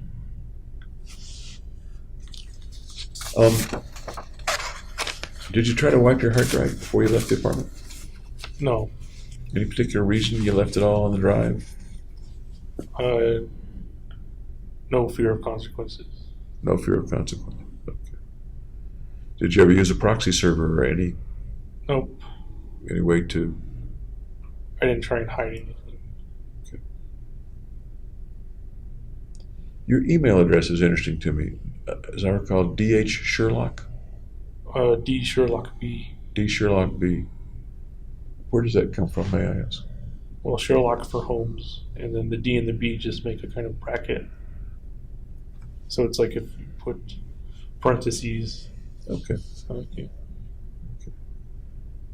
Your similarity of your last name with Sherlock Holmes, has that come up in your life at other times? Kind of an interesting coincidence? Yeah, I've created kind of my gaming avatars, like Sherlock Bond. Okay. Sherlock Bond? Yeah. Okay. Like James Bond, Sherlock Holmes. Interesting combination. Yep. The thinker and the action guy. That's the way my mind says it. What is in your mind about that combination? Well, they're both kind of famous figures. Famous figure. Okay. View yourself as a Sherlock sometimes? Yeah.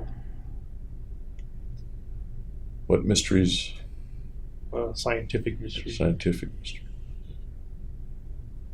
View yourself as a Bond sometimes? Yeah. Man of action. Okay. And I'm aware that I just said action. I didn't mean to put that into your mind, Okay, but was that there before I said it? No. Okay. Okay. Similarities, differences between you and James Bond? Well, there's differences that he's like a womanizer. Yeah. A famous action star. Any differences between your actions and his actions? Well, mine are real and his are actors' portrayals.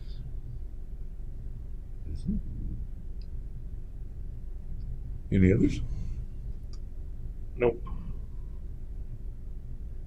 Did you ever want to be a womanizer? No. Couple of sexy posters. Is that an attractive part of James Bond's life, or? Yes, I would say so. Okay. For you and a million other people, guys, I suppose. Right.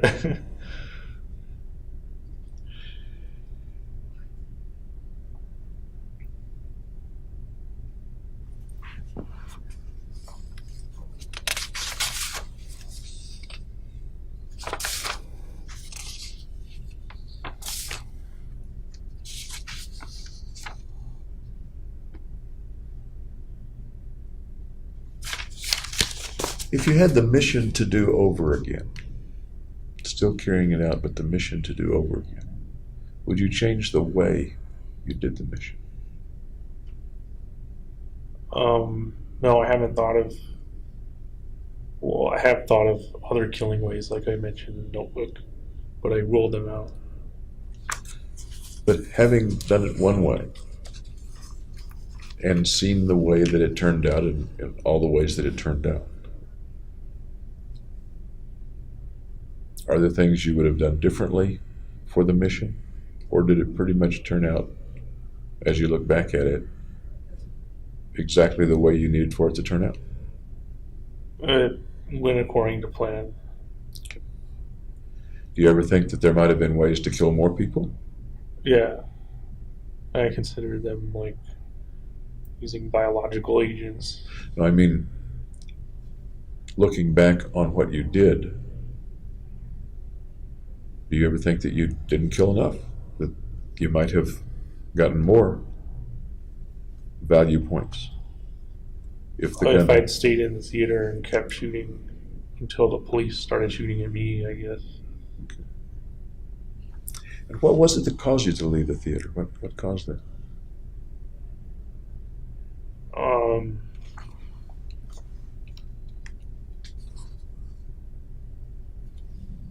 Just instincts, I guess.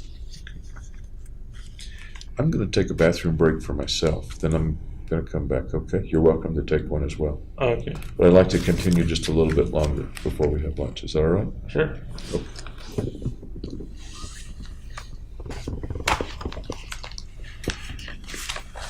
And because of circumstance, it's a little complicated to take a bathroom break, isn't it? Yeah.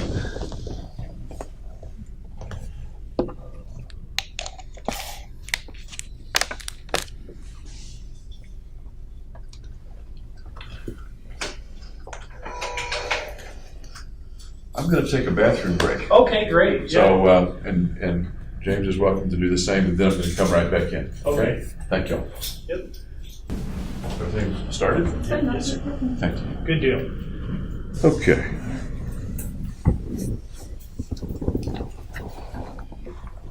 As they say on TV, we're back, huh? In a sense, we're on TV. Kind of. Kind of, but all right.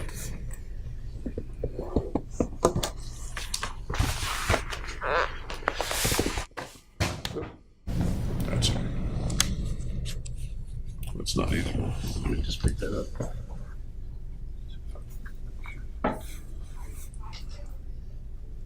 There we go.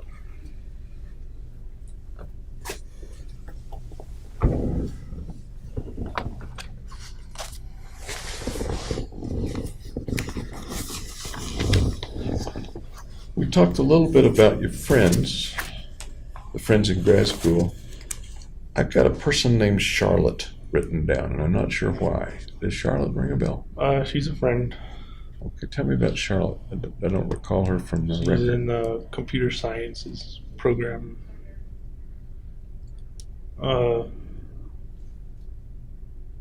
She hosted a party for Gargie's birthday.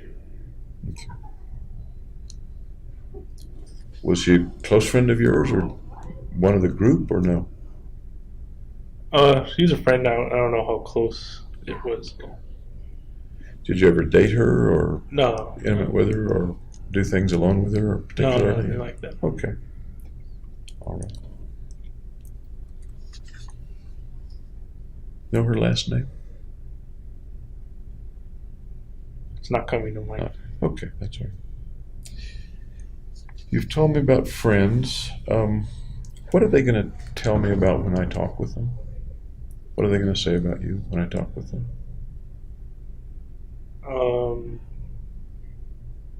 Well, that depends on what you're going to ask.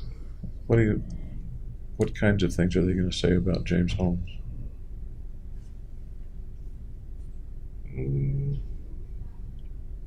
He's smart, good student, friendly. That's about it. Do you think they'll say that they thought something bad was coming, or that they thought the mission was coming, or anything like that? No, I don't. I never talked to them about the mission. Okay. Do you think their views of you have changed because of the mission or since the mission? Yes. In what way?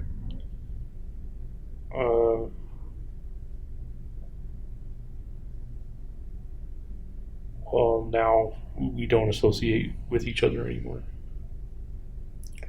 What do you think their feelings are that as a result of the mission? I don't think it's affected them. You don't think it's affected their feelings about you?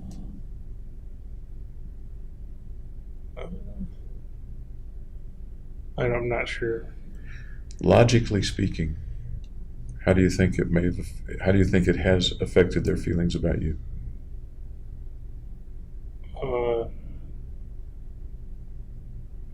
They're probably sympathetic. Okay. So far as you know, have any of them tried to write you? Nope. Even if you haven't gotten the letter. So. Any particular reason you think they haven't tried to write you? Because I broke off the association before doing the shooting.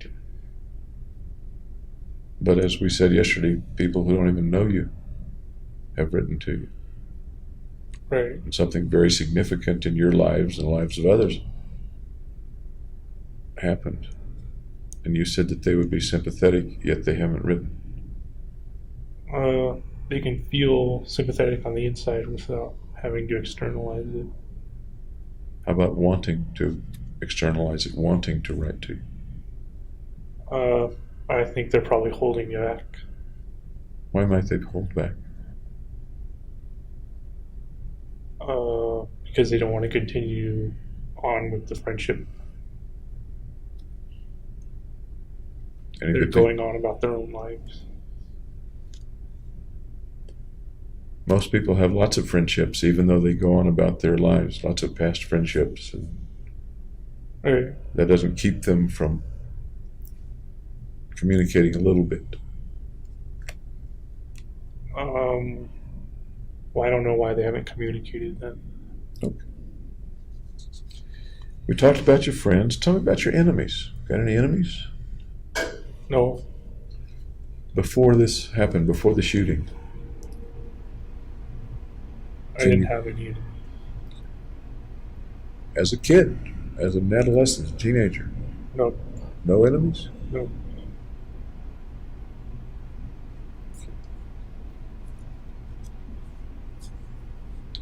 Is that just coincidental, or are you a real nice guy, or I don't didn't know about matter real enough nice. to people? Didn't matter enough to people to be their enemy? For them No, to be I'm your just a enemy? nice guy. Okay. Okay.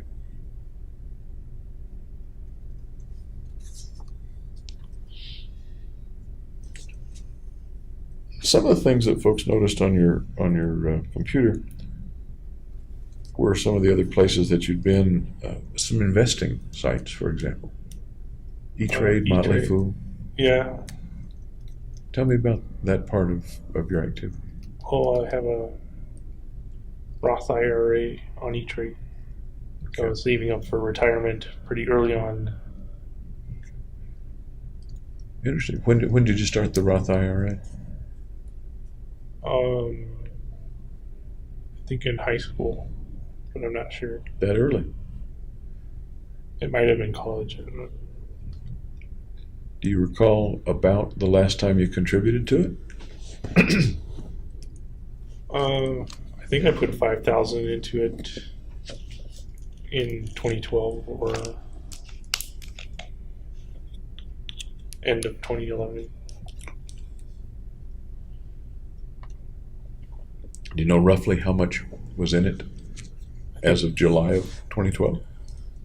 Around 10 to 15,000, I think.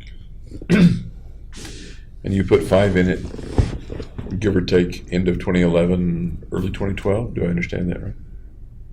That's what I think. I have to check the records of Okay. transactions. But that's why you were on E-Trade, was because that's where the Roth is. Yes. What instruments? And does it still exist as far as you know? I believe so. Excuse me. What instruments was the money in? What kinds of instruments? In stocks. Okay. Just straight equities, stocks and bonds, or stocks or funds, or what? Just stocks. Do you remember any particular ones that you invested in? Excuse me, that you invested in? Coca-Cola. Okay.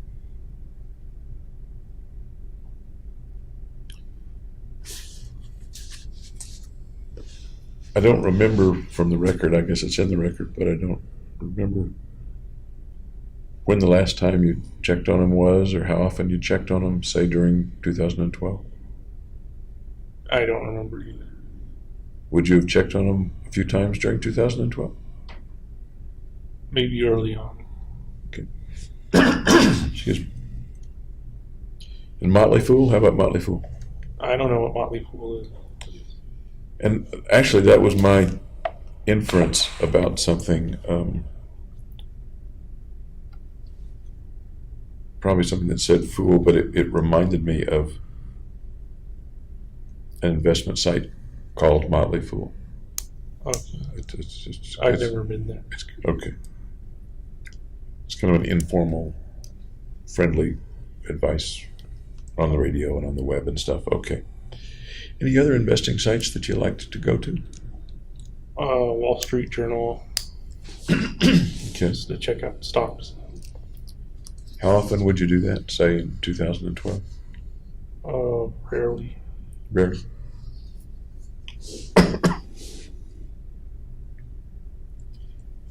There's an indication that you were looking at real estate or looking into real estate at some point. Does that ring a bell? Yes, yeah. Tell me about that. Well, if I was going to stay on the graduate program, I wanted to get a house there. Okay. Did there come a point when you stopped looking at real estate or being interested in the real estate?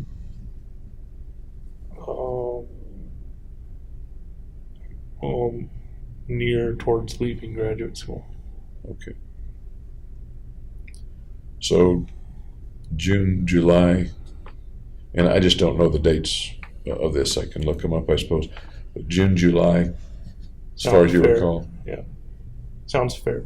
that you were or were not interested in the real That estate. I'd stop looking at the real estate. Okay. Excuse me. We talked about video games. Any particular kind of websites or books or magazines that you enjoyed in 2012 before the shootings?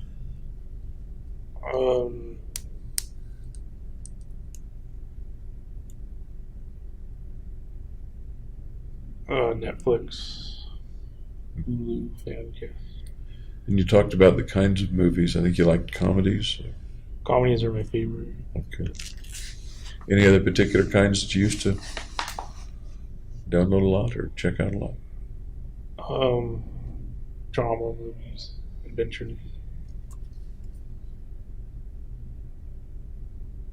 I don't suppose Highlander was anywhere in there. It was a fantasy movie. Did you? I thought it was a good movie. I did too, by the way. Yeah. And when was the last time you looked at a Highlander movie? Oh, I only did it once, I think. Do you remember about when? No, I don't remember when. I watched like hundreds of movies. One way or another, do you think you may have looked at a Highlander movie in the last, or in April, May, June, July of 2012? I couldn't tell you Leading if up I to did. okay. There would have been older movies by then because they came out, what, in the 90s or the 80s? I don't know. Okay.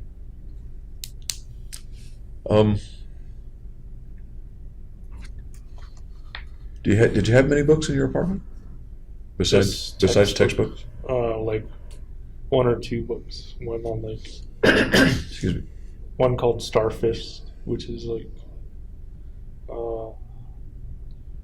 science fiction kind of war. Starfish? Starfist. Starfist. Yeah. Okay. What other books do you recall having in the apartment besides textbooks? That's about it. Okay. Any books on strategy, on war, on warriors, on missions? No, I just looked online for that kind of thing. Okay. What did you find online?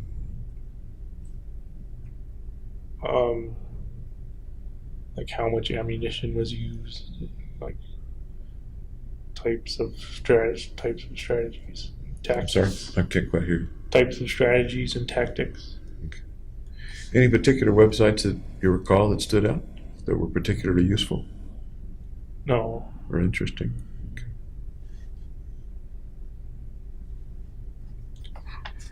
Somewhere I had a note wondering, for some reason, about books on reality, like the physics of reality, the quantum physics and reality. Does that ring a bell at all? I didn't have any books on those.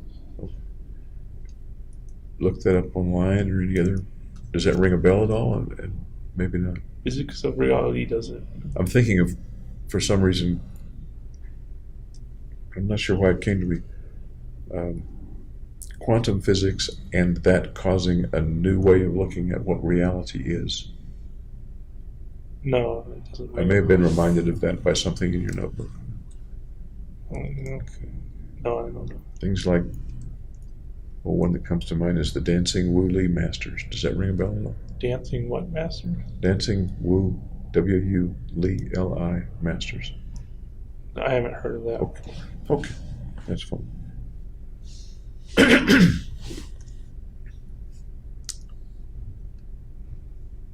I was going to ask you about, among the movies, a movie called Inception. Do you remember that movie? Yeah, that was also by Christopher Nolan. He did the Batman movies as well. I didn't realize it was the same guy. Yeah. Okay. What was Inception about?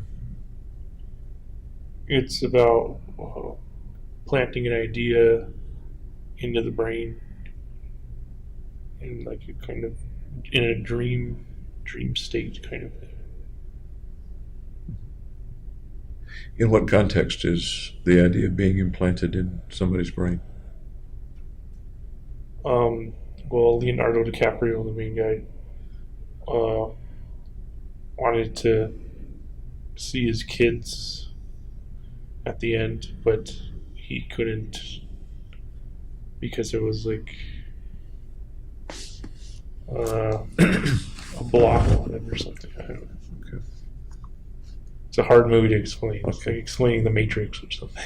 Okay. I never did quite get the Matrix, much less the follow-up movies to the Matrix. But was there ever a thought or a fantasy or a feeling for you that somehow thoughts were being put into your brain? No, I don't believe so. Was there ever a feeling that somehow your thoughts could get out and other people could hear them or see them or be aware of your thoughts? During the delirious bedfall incident. As far as you recall, any time before that?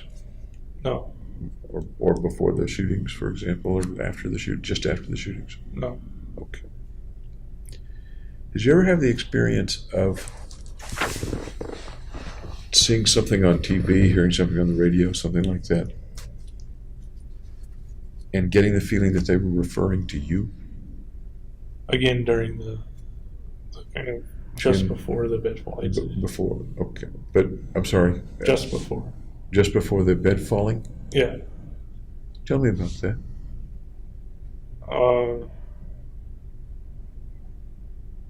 Well, I would like see the president on TV, and he would give a certain like look, and I thought he was like agreeing with me or something. Looking back, what's your thought about that? That's ridiculous. Did you ever have that feeling or that experience before the shootings? Not that I know of. Or just after the shootings that you recall? I don't know. I don't remember. I remember just after the shootings, remember the jail video, sometimes you'd go into the TV room for a little bit and watch some TV. Yeah. What would you be watching most of the time? Do you remember?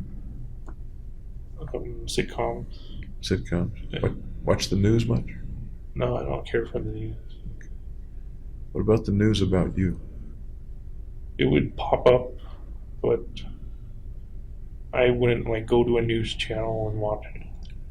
If it popped up, would you continue to watch it as opposed to changing the channel?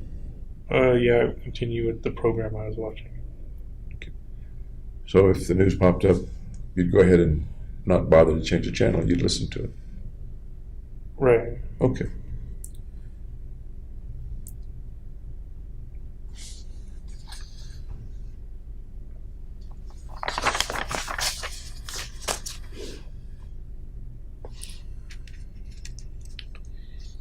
There was something on your phone.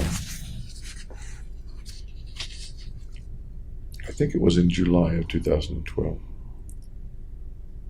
About the New York Times and the Denver Post. Do you remember any of that? I remember going to the New York Times and looking into how you can post an opinion on the New York Times website. In anticipation of what? In case I wanted to post. I didn't end up posting anything. Okay. Did you think you might sometime? Yeah, that's why I looked at it. Okay. What might you have posted? The pictures from like the pictures. The pictures The photographs of of me in contact lenses and armor and stuff. how do you think that would have been received by the New York Times and the New York Times readers? They would repost it. Okay. And what would people see in those pictures? What would it convey to people? That this guy's different than other people. In what way different? He doesn't look the same as a normal person. In what way does he not look the same? Well, he's got red hair and black contacts, and And what would that mean to the people looking at it? well, that would depend on what Yeah. they wrote. What would they be likely to infer from that?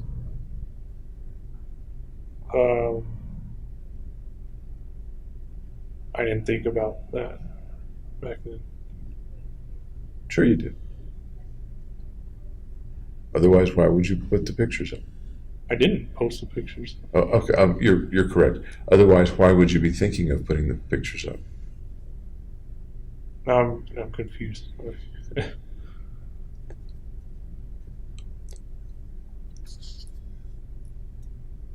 In thinking of putting the pictures up, what would you be communicating to people?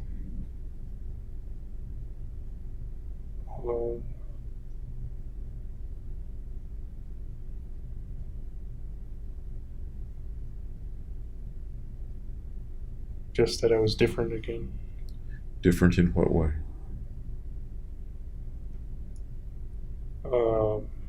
Mentally different.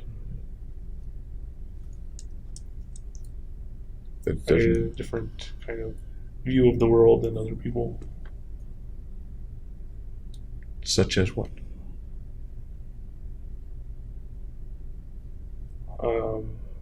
That you can increase your value by killing people.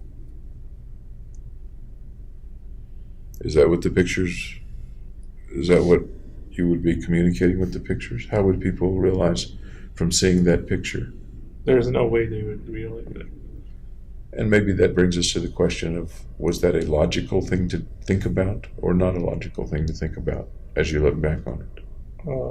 Illogical looking back. Okay. At the time, although you didn't do it, did you think it was a logical thing to do or decide it wasn't a logical thing to do? I thought it was logical. Okay.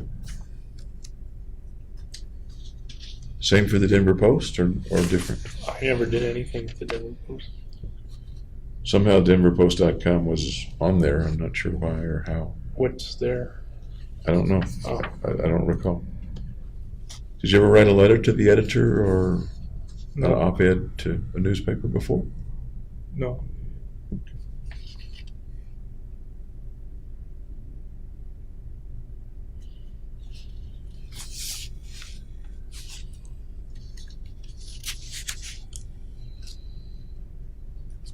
You asked Dr. Fenton about her philosophy of life. She was evasive. She was evasive. Yeah. You think you were evasive? Yes. Okay. Any particular reason you asked her about her philosophy of life? If I could help it build and improve my own. I'm sorry? I want to know hers so I could improve my own philosophy of life. How would that have helped you improve your own philosophy of life? Or how might it have? It would depend on what her philosophy was. I think, if I'm remembering right, I got the impression that she was asking you a lot of questions about your philosophy. And it was a sort of a retort that she should tell you about hers. Am I misremembering that? No, that sounds accurate. Okay.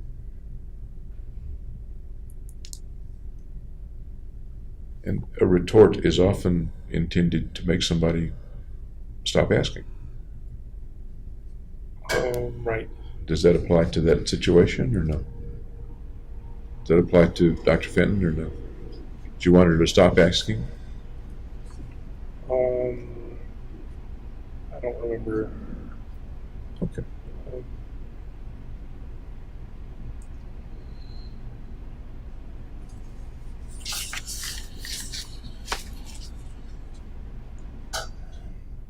What do you think Dr. Fenton or Dr. Feinstein will tell me when I talk with them about you? That there was a lot they didn't know about me.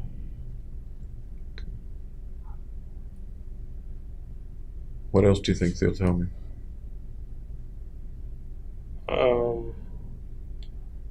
That they'd taken me very seriously.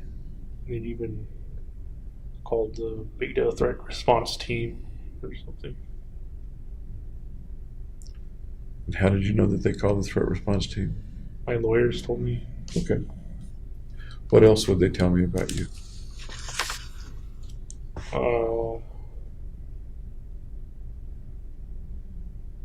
Soft-spoken, quiet.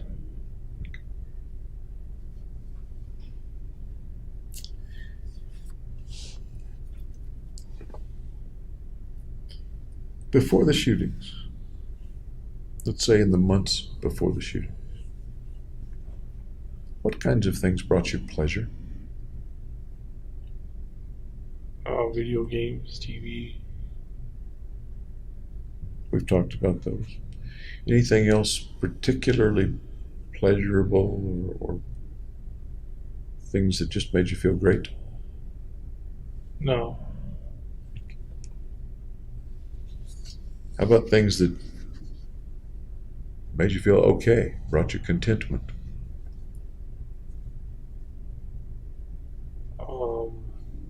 Food, I guess. Maybe brought you solace? I'm not sure. Anything bring you hope? You said you're depressed a lot. Depressed people often are kind of hopeless. Just the mission, you know. Okay.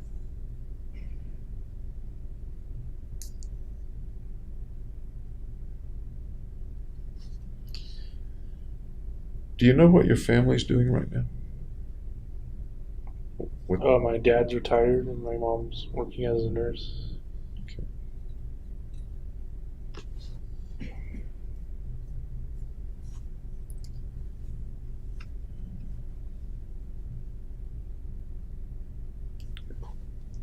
Why don't we stop for lunch?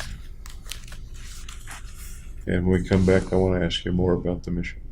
Specifics Okay. about the mission, okay? All right. All right. Did you have a lunch? Yep, that was tasty. What did you have for lunch? Like chili and peppers and onions and chicken. Oh, that sounds good. That sounds good. Chili pretty hot? Or not pretty hot? No, it wasn't that spicy. Okay. All right. And you met with Dr. Gray also during the last couple of hours, right? Right. Okay, that's right. How's that testing going? He's either almost done or he's got to come back again. Oh. Any big deal about it or any questions about it that I can answer for you? Nope. Okay. Alrighty.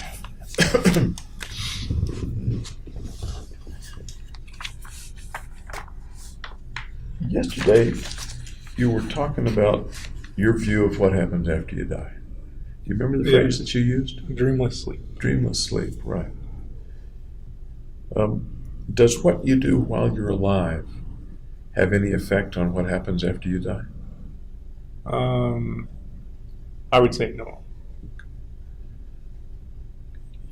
That was almost a firm yes. Is there any exception to that or possibility of something different or no? No.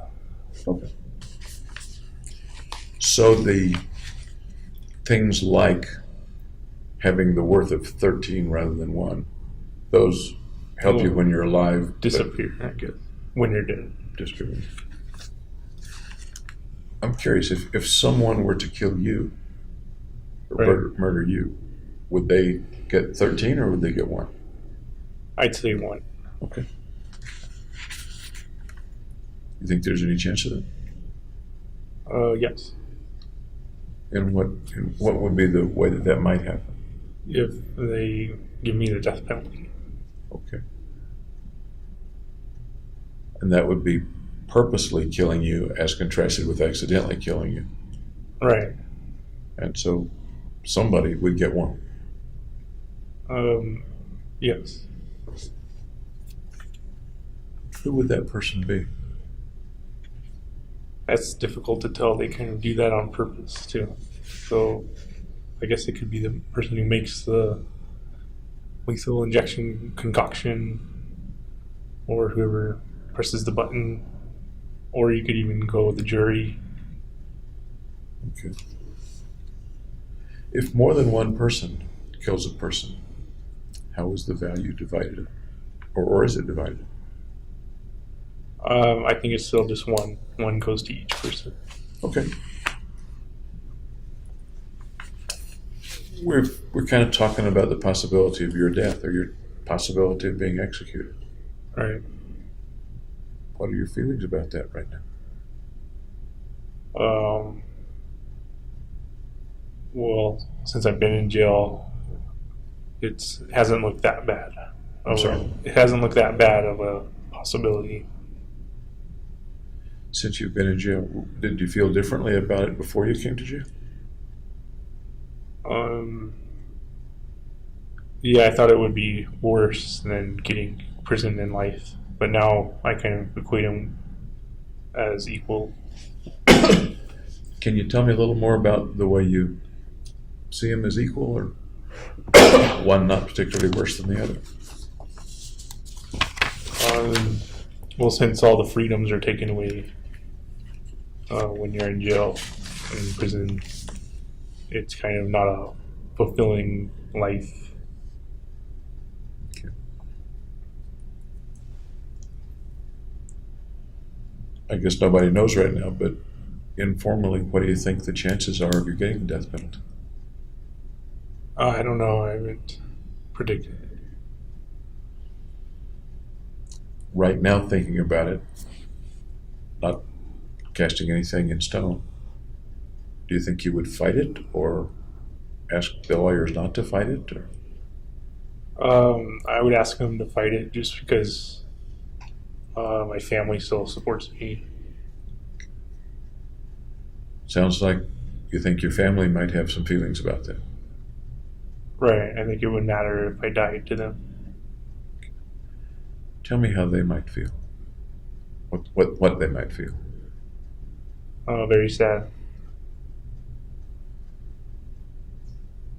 Anything? Can you expand on that just a little bit? Well, they would miss me. How about your sister? She's part of the family. She's the same as your parents? Same thing, yeah. Okay.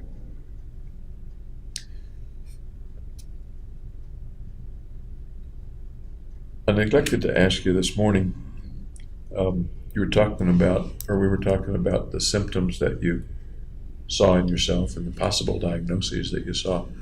Do you know what anybody has diagnosed you with now?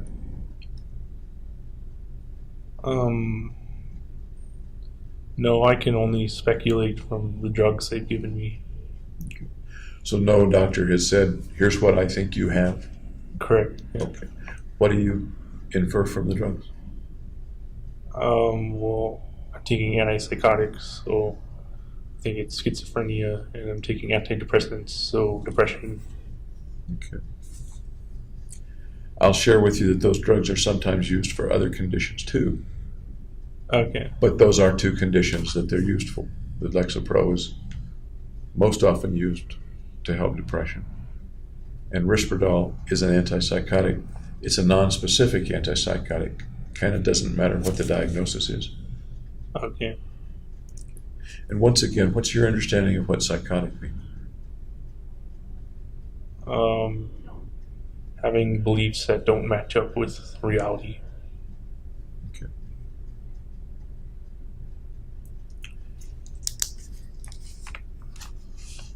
Did we talk about Dr. Woodcock coming to see you in the jail? No. Do you remember him coming to see you in the jail? Yeah, he was like the first one, I think. What do you remember about his visit and what y'all talked about? I don't remember anything at all. Okay. Okay. Do you remember about when he came? Maybe around a month. That's at the start of my incarceration. At the start? Yeah.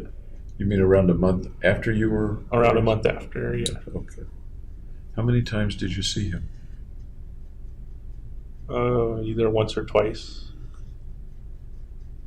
Y'all get along okay? I was distrustful of psychiatrists at the time. Distrustful of psychiatrists specifically, or distrustful of anybody that came to see you, or guess you didn't know who he was? Psychiatrists. Okay. They told me who he was. Oh. Was anybody with him when he came to see you?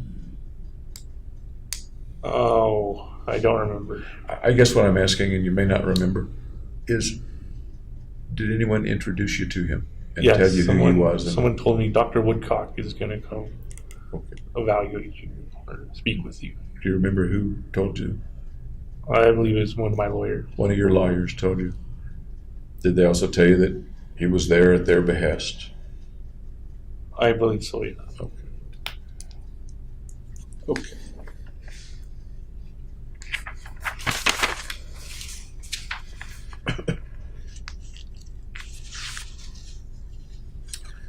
What I'd like to do for a little while this afternoon is kind of go through the chronology of the mission and what happened afterward. You've shared an awful lot about it already, but I'd kind of like to go through it stepwise and pick up what I might have left out. Is that okay? Sure. Okay. We talked about the weeks and months leading up. What do you remember in terms of how you felt, what you were perceiving, how you were thinking when you were getting ready to go over to the theater for that last time to do the shooting? How I felt that night? Yeah, you're loading the car, you're getting stuff ready. What's going through your mind? Just to get it done, basically. Okay. Any other thoughts or fantasies or feelings going through your mind?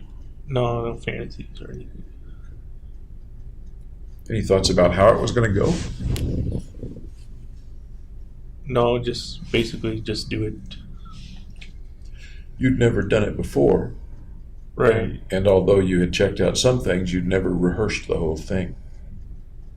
Any anxiety about whether it would come off okay in what you wanted to have happen? No, I wasn't very nervous. I was prepared. At that time, did you have any doubt that you would end up killing a lot of people?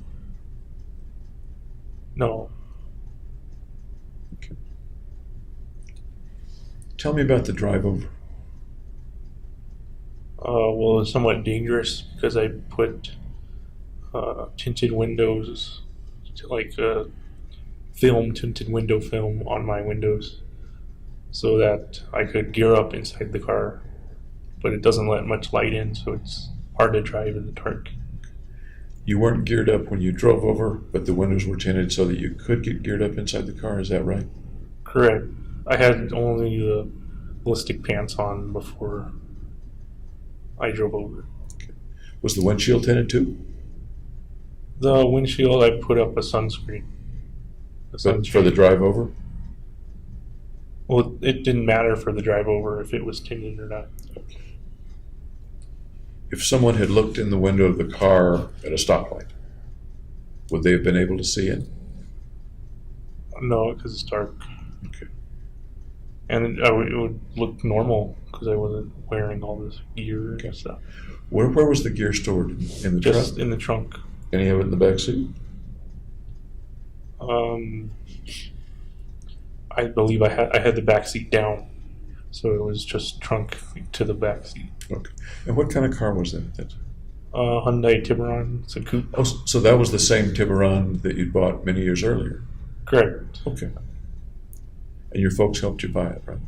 Yeah, they paid the majority. They paid, as I recall, $7,000, and I paid it $1,000.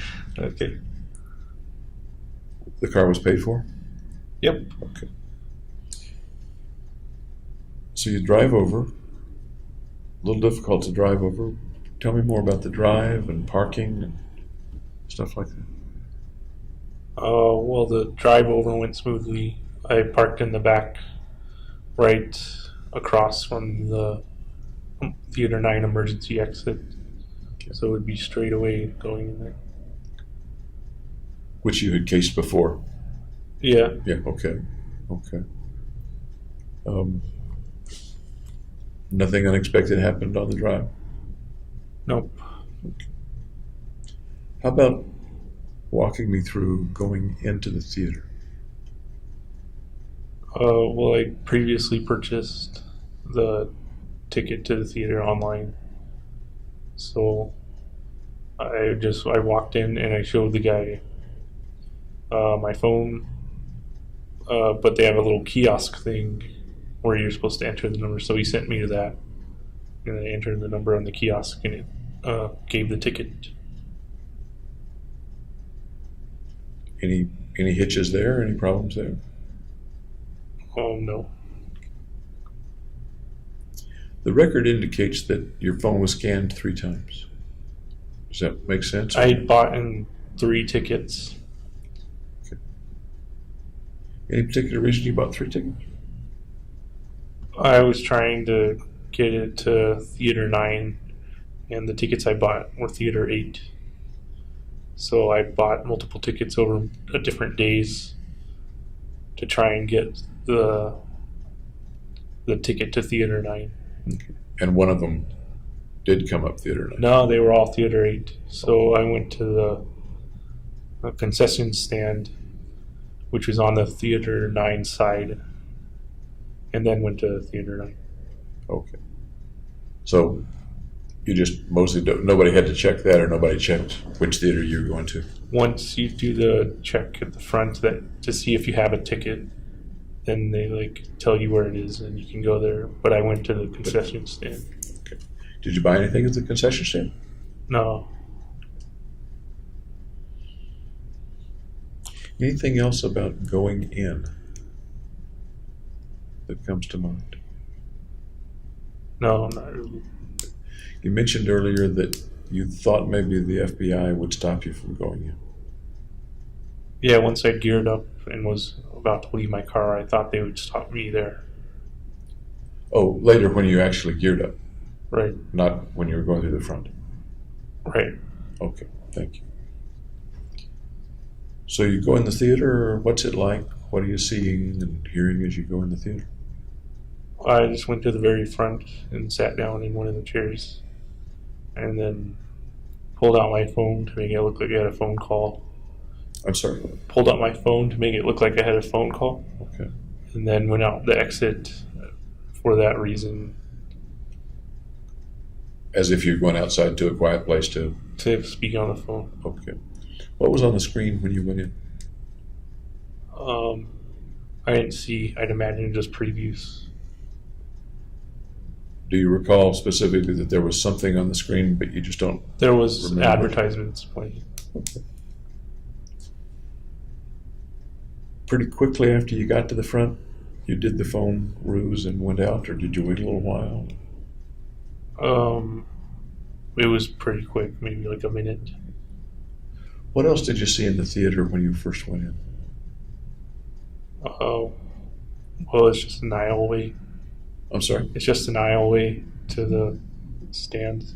And I looked back in the stands and saw that they were all full. Okay. So you go out through some sort of exit corridor to the outside exit door, is that right? Yeah. Okay. Then what happened? Then I went to put the stuff on and get all the weapons ready. Tell me about that process. What did you do, or how did that work? Well, I'd previously loaded all the magazines into the weapons to have them ready to fire. I just put on the clothes, the kind of arm guard, the coat with the ballistic proof. Did you do all that in the car, or did you do it outside the car? In the car. Must have been pretty cramped. Yes, it was. It took a little bit. Any particular thoughts, preparations, getting ready, psyching yourself up, anything like that? I put my music on my headphones, on my wireless headphones. Okay. The music was from an iPod or through your phone, or? An iPod. Okay. Tell me about the music. What music did you choose? Just electronic music, random electronic music. No particular artist that you remember? Right, it was just from a stream of music. Was it something that you had pre-recorded or pre-done, or was it over Pandora? Or It's something I'd saved as like an MP3 file. okay. So you put that on after you had suited up, or before? In the middle. Okay. The music, I take it, was through earbuds? Yeah, they're wireless though. Oh, really? Oh. Then what happened? Then an employee came out to the dumpster and threw something away, but I had the tinted windows and the sunshade up, so they didn't see me. But I heard them. But what? Then But I heard them. You heard them come out. What did you think about when they came out? If they're going to interrupt the process or not. But they didn't. They just went back inside the theater after they threw their trash away. If they had somehow interrupted the process, what would have happened? I had a handgun in my passenger door side that I could have used. Okay. Were you prepared to do that if necessary? Yeah.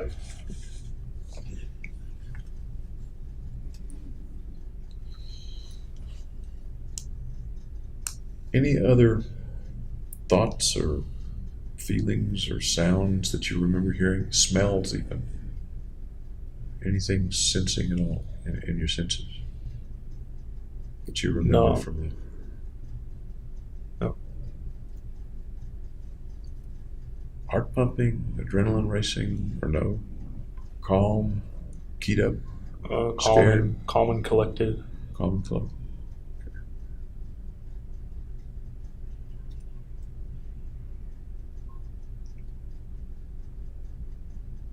at some point you mailed the notebook, and that was it. At what point during the day did you mail the notebook?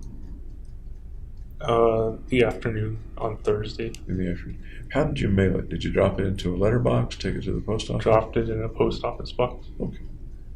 At what point did you call the behavioral health hotline or the hotline of some kind? Like halfway through gearing up. From the car then? Yeah. Okay. So that was something that happened in the car. If you can, I'd like to pretty much hear everything. I want to hear the whole I story. called him, but I couldn't hear anybody on the other line. What led you to make that call?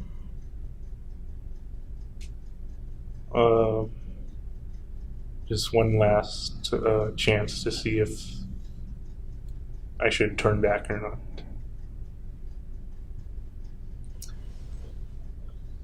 How big was the part of you that was hoping for that last chance?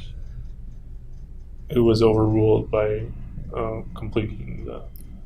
And we know that it was overruled. It was. But how big was it to be overruled? Not very big. Enough to make you dial the phone.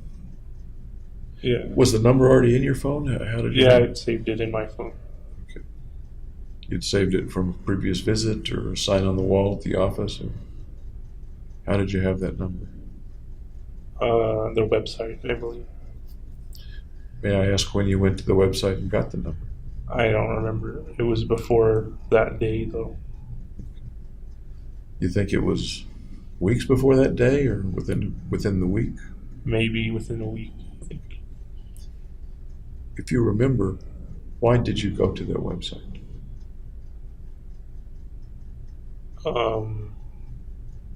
To get that number. And the website is the website for? Student mental health. Okay. Were you thinking anything else as you went to the website other than, I'd like to have the number in my phone? No. Were you thinking why you might want to have the number in your phone?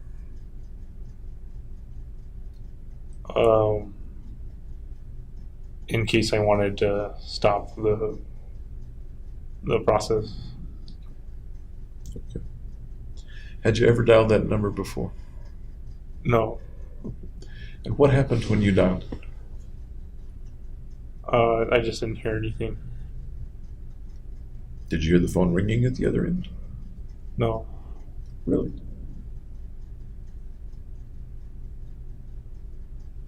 It was just dead, or I don't understand. Yeah, I didn't hear anything for 9 seconds, and then it hung up. Then you hung up, or they hung up, or it hung up? It hung up. I'm not sure. So you're quite sure you dialed. Yeah. You're quite sure that the number was accurate, Yeah. and the phone dialed it. Did you dial it, or did the phone dial it? It was just dialing a contact number. Okay. So all you had to do was press it, and whatever number was the contact number got accurately dialed. Yes. Okay. As far as you know, your reception was fine in the middle of town. Right. And you didn't hear any answer, electronic or personal or otherwise, on the other end. No. And you said 9 seconds. Did you kind of count them off, or did you show on the phone how long it was? It said like call ended after 9 seconds. I'm sorry? It said call ended after 9 seconds. Did you try to redial? No. Looking back, are you sure that was the right number? Yeah. What do you think would have happened if somebody had answered? I don't know. What do you think? I might have talked to him. What might you have said?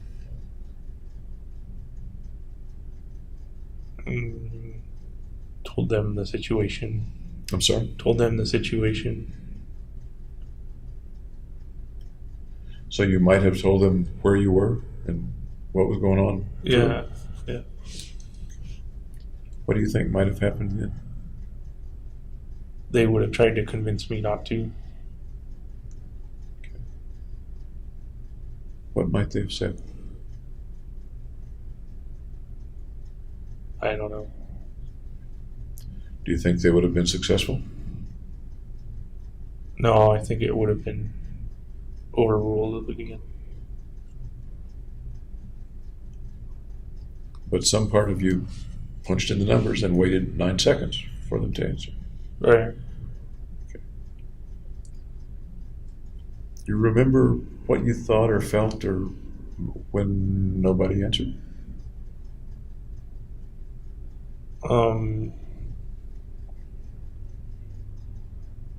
Then shortly after, I thought the FBI would stop me. With regard to how you felt when you pressed end on the phone, Right.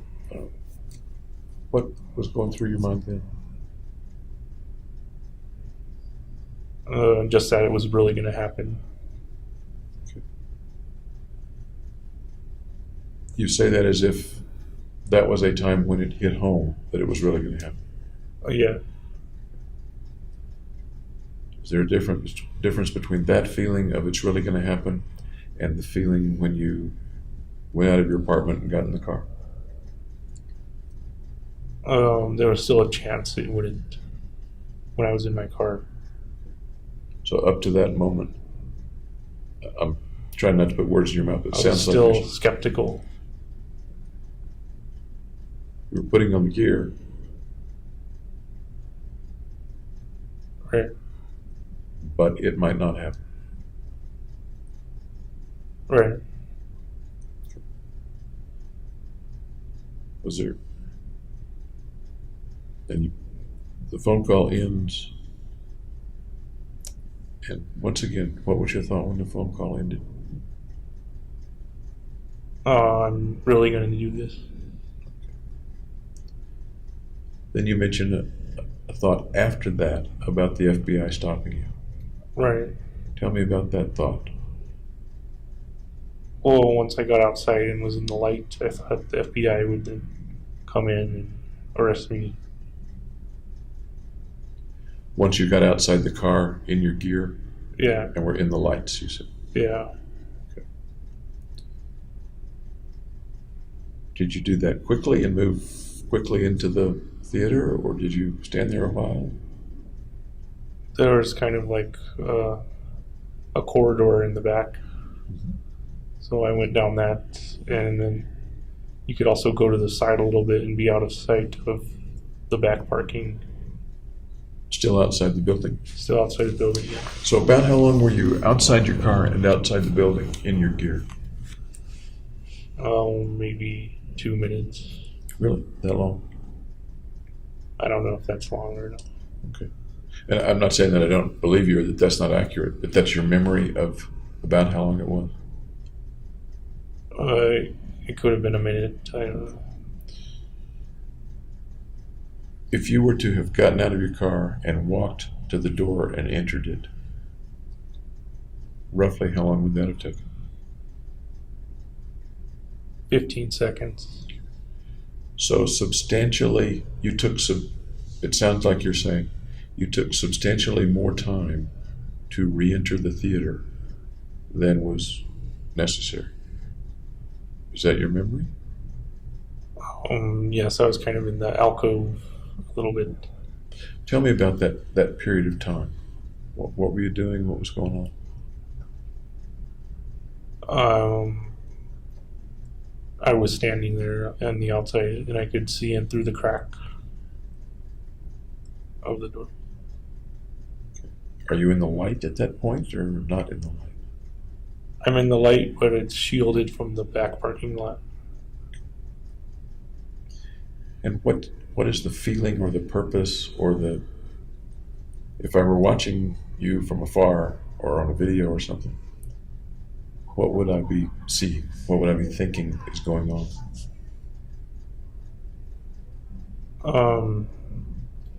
What's he waiting for, I guess? So let me ask you, what were you waiting for?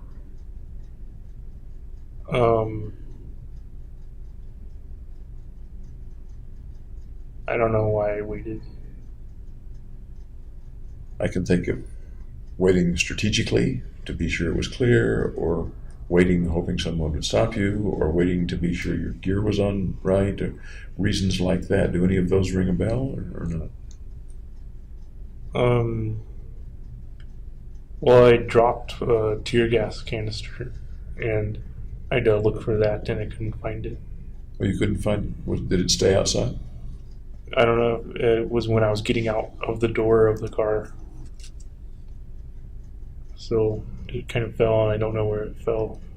So you didn't recover it before you went back in? I had two, so I wound up just using the one I had. Okay. Did you spend some time, looking for it? Maybe 30 seconds. How'd you feel when something dropped that sounds like an unexpected thing happening? Right. What thoughts or feelings did that bring up as you were trying to carry out the mission? It didn't bring up any feelings. Just that I needed to find it. And you needed to find it because? For crowd control.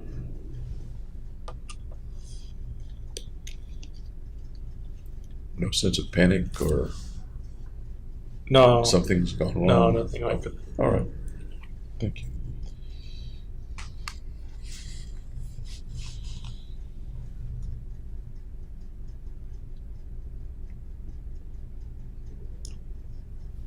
You went out the door. How'd you get back in? Those doors generally lock from the inside. I had looked all around for a device that would go onto the door and hold it open with as minimal amount of space open as possible. So I wound up buying picnic tablecloth clamps Oh, little clips that fit on the... that hold the tablecloth to a table. Yeah. So if you can imagine like turning a table sideways, then it looks like a door. And you can put it on the door and it won't close all the way, but be open just a very little bit. Was there a handle on the outside of the door so you could grab the door to open it, or how did that work? There was the width of the door, so Okay, it kept the door from even... It didn't stop the bolts from coming through, but it kept the door from closing into the jamb. right. Okay. I'm with you. So you're going back inside, and what all are you carrying? A shotgun, and the AR-15 was on a sling around me in front, and the handgun was in my belt, in one of the pouches where there was a bunch of handgun magazines. One handgun? Yeah, I'd left the other one in the passenger door. Okay. Any particular reason you left it in the passenger door? That's where I was changing, gearing up. Did you forget it there or leave it there on purpose? Leave it there on purpose. And why? Because it would have been extra weight to carry. Okay. Did you have the gas mask on at that point? I had the gas mask on in the car. Okay. And the helmet? Yep. Walk me through, you go in through the outer door, then what happens, and what do you see, what do you hear, what do you smell? First, I opened the tear gas canister while I was still outside the door, and it made a hissing sound. And then I went inside and tossed it over on the right side of the theater. As you walk up from the outside door, is there any other door between you and the audience? Or No, there's curtain? only that one door. Is there any curtain or anything like that? It's set at an angle so the whole audience can't see you, but they could still see you when you enter the door. Okay. How did it feel to be really doing it? Then it was autopilot. Exhilaration or No, none of that. caution or No. sensitivity to what's around you? Well, I was looking at what's around me.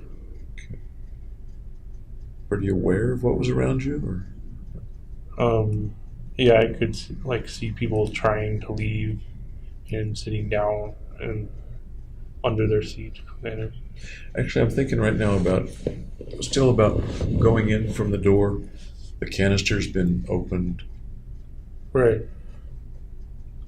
At that point, are you on autopilot or not yet? At that point, I'm on autopilot.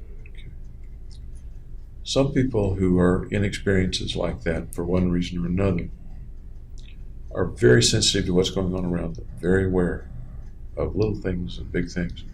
No, I wasn't like that. Wasn't like that. No. How about vision? How well could you see at that point going in from the door? I couldn't see very well at all Because there were scratches in the gas mask, and it was brighter outside than it was inside. okay. Then you come around the curtain or around whatever the partition is and toss the canister. Yeah. Walk me through from there. Then I raised the shotgun and saw that people were getting up in like the back left corner. So I shot up that direction, and then I don't remember any of the other shots of the shotgun. Any idea why those people were getting up in the back left corner? Well, they could see me all decked out with my guns and stuff. Okay. So you shot in that direction. Do you know whether you hit anything? I heard a scream. You heard a scream? Yeah. Okay. What happened next? And I shot all my shotgun rounds and tossed it on the floor. Slow down a little because I want to kind of each step, if you don't mind. You shot how many times toward the folks in the upper left? I think the shotgun held 5 or 6 shells. So Okay. I shot all 6 of them. Emptied in that direction, okay. Go ahead, please. I didn't know what, just in the direction of the people. I don't remember after the back corner where I fired them. Okay. But then I threw the gun down and switched to the AR-15. And I don't remember where I shot those ones either, except for 2 people who tried to run away, and I shot 3 shots at them. There were many more people in the theater than the 2 who were trying to run away. Right. Did their running away prompt you to shoot them? It made me kind of focus on them or divert my attention to them, because I can't have everybody running away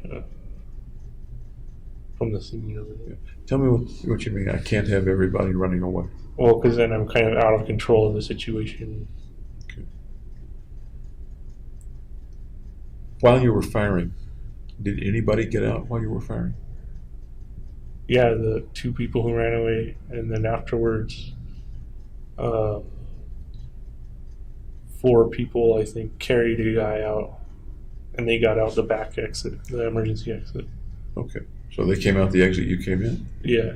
And I think we'll get to them in a minute. So you're firing the AR now. Yep. And tell me how you fire an AR with the gas mask on.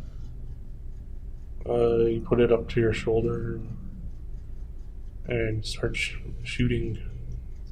Can you sight down the barrel with the gas mask on? I had a scope on it, but I didn't use it to sight. I just shot randomly.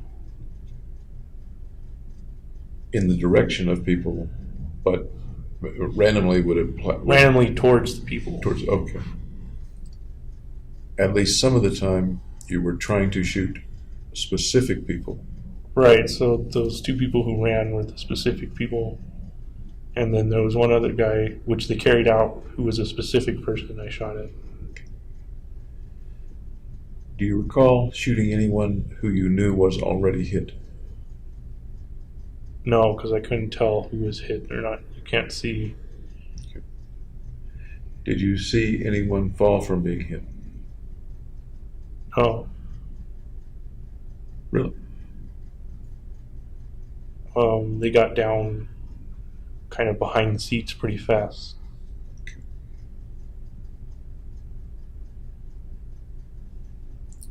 You didn't see anyone actually hit by bullets or shells or shots? I saw the one wounded guy they carried out kind of flop, but I didn't see where I hit him, or that was the only one. Did you see the hit with anybody? What do you mean by That the fellow being carried out, you knew he had been hit. right? Did you see it when he was hit? I determined that he was hit because he flopped. Was there any point at which you saw the hit on anybody? No, I don't think so. Do you remember seeing the hit on anything? So you hit a wall, hit a seat. No. Okay. How about the sound? What did all that sound like? Well, I'd had my music in to drown out sounds, and I guess I didn't hear much. How high was the music turned up? To its full volume. Full volume. So what could you hear besides the music?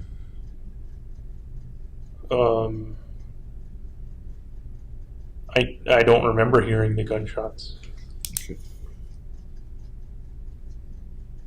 And you don't recall what the music was, but just that it was a Well, techno, just that it was playing. and it was techno. Yeah.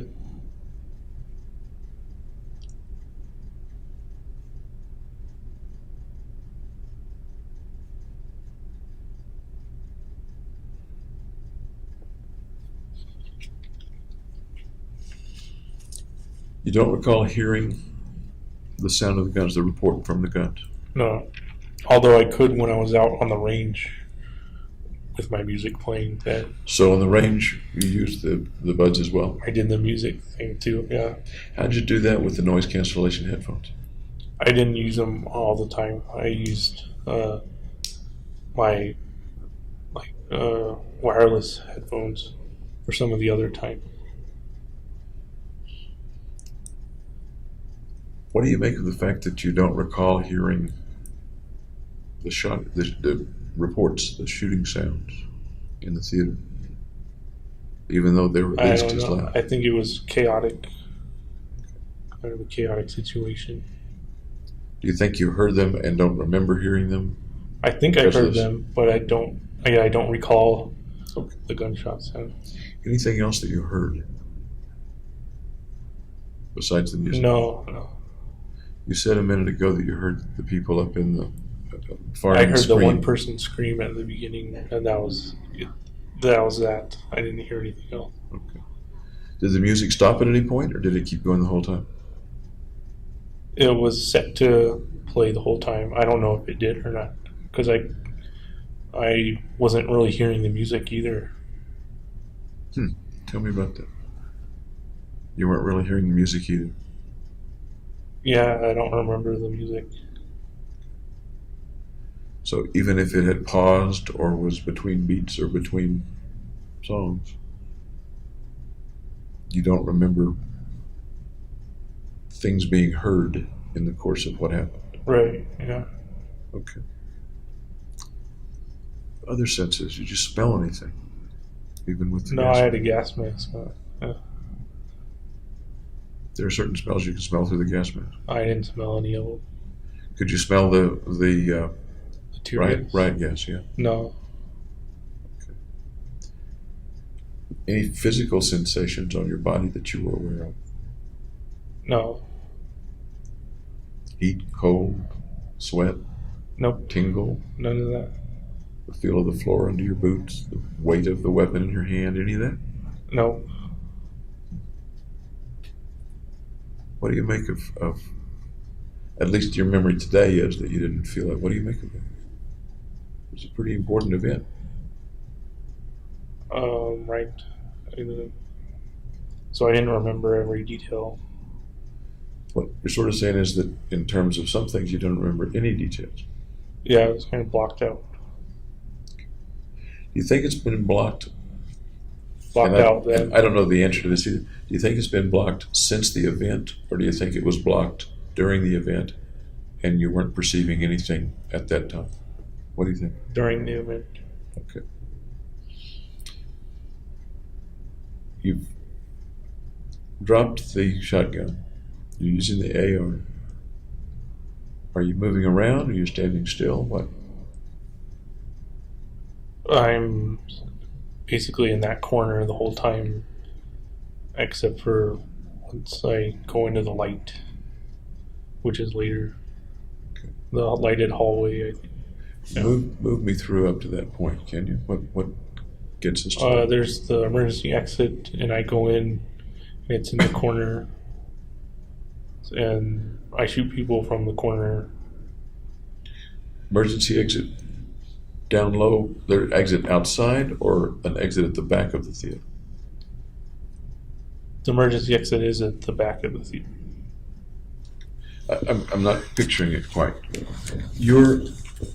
There's an emergency exit down by the screen. Which is at the back of the theater. Okay. Is there also an exit behind the seats up No, in the direction of the seats? there's two corridors or aisleways Okay. besides the seats and they go to the front door of that theater. The ordinary doors that The would lead out of Double the theater. doors, yeah. At any point, did you go to those doors? No, I went halfway down the aisleway. About halfway to the doors. On which side? Well, coming from in through the emergency exit on the left side. Okay. Tell me about that walk and what you were doing as you walked there. I was checking the weapon, and I discharged the magazine that had misfired, and was trying to put a new one in, but they wouldn't go inside they wouldn't click in there. Okay. So what was your purpose of walking up that aisle? To be able to see, because I couldn't see very well in the corner. And it was a safer spot to reload. Was it a better lit? Is that one of the things you're saying? Yes, the aisleways are lit while the... Okay. And a safer spot to reload. Right, so because they couldn't see me in there.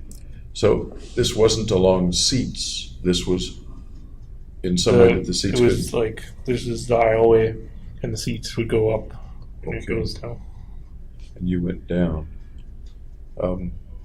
So what happened? The magazines wouldn't click into the AR. Right. Then what happened? Then I walked out. I think before I went into the aisleway, I shot some with the handgun, but I don't remember shooting the handgun. Before you went into the aisle. Okay. Yeah.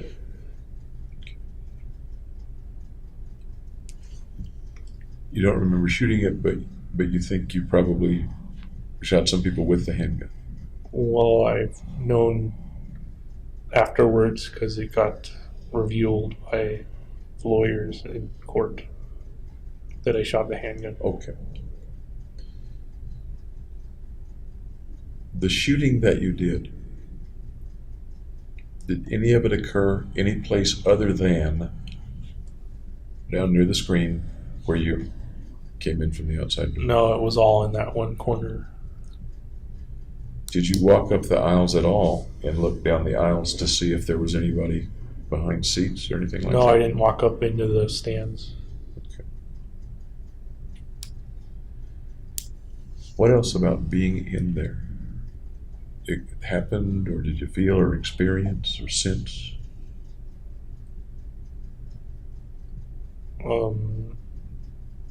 There wasn't anything else. Remember muzzle flash? No. Had you practiced the process of changing the weapons, emptying the shotgun, dropping it, starting with the AR, had you practiced that before? not dropping the shotgun or anything, but yeah, inserting the magazines and reloading. I'd practice that. Why do you suppose the reloading was so difficult this time with the AR? It didn't work. I think the main reason why was because it was so dark that it was hard to see. They're shaped a certain way so that they can only go in one way. Right. Yeah. And you were aware of that. You were putting They're them in. curved. Right. The So ones you I put them in use. with the curve the right direction. Or Right. forward. Yeah. Okay. I mentioned this when we were talking about the range. My understanding of those magazines is that they need not to be completely filled in order to minimize the chance of a jam. I didn't know that. Okay.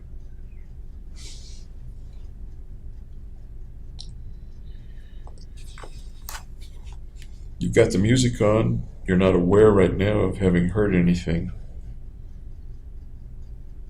Was there any outward indication of how people were feeling or reacting to what you were doing? No, when I was walking back from the aisleway, I turned and looked at the stands, and they were completely empty, except for like the first row where people were ducking down. Do you think they knew that you had walked back up that aisleway and that's why they were ducking down, or am I missing it? I think they'd previously been ducking down and were still ducking down while I returned.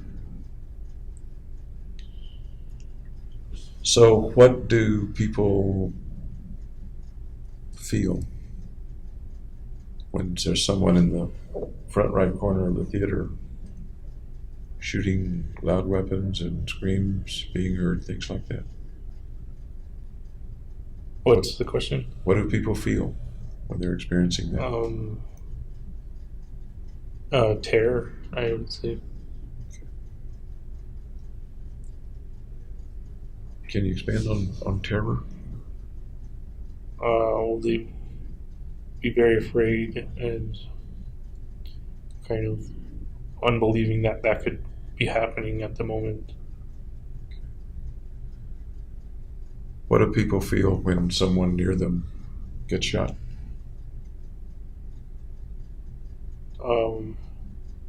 That there needs to be help coming. What do they feel when they get shot? Shock. Anything else?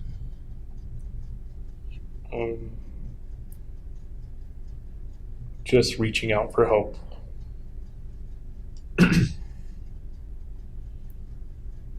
I think we've been over this a little bit, but have you ever been seriously injured? No, Certainly not shot. right. Okay.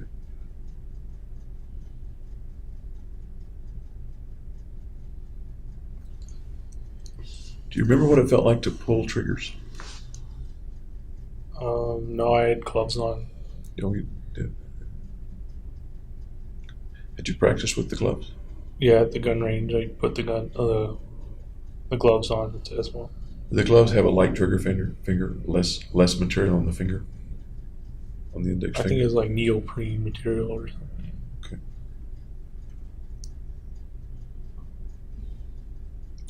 What do you suppose the people heard? They didn't have earbuds in. What did they hear? Yelling and screaming. And I think the fire alarm or the emergency alarm went off. And it was making noise. I'm sorry? It was probably making noise too, Okay. but I didn't hear it. What about the light in the theater? How light was it?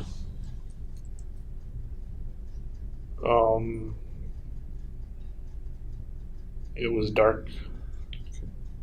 Do you recall how long the movie continued to play, or did it continue to play the It whole time? continued to play the whole time I was there. Okay. Can you picture yourself in your mind now in front of that screen with the movie playing in the background, you in the foreground? like a shadow, I guess, with guns blazing. I can't see me firing. I can see me at that location, though. What do you make of? I don't understand. You can't see yourself firing, but you can see yourself at the location. Right. What do you Pointing mean? the weapon. Is there a reason that you can't see yourself firing? That's just what I couldn't see at the moment right now. I'm sorry. That's just what I couldn't see right now at the moment. Can you cause yourself to see that? See yourself firing? Yes. What do you see? Bullets going towards seats. Bullets going towards seats. What else? That's it.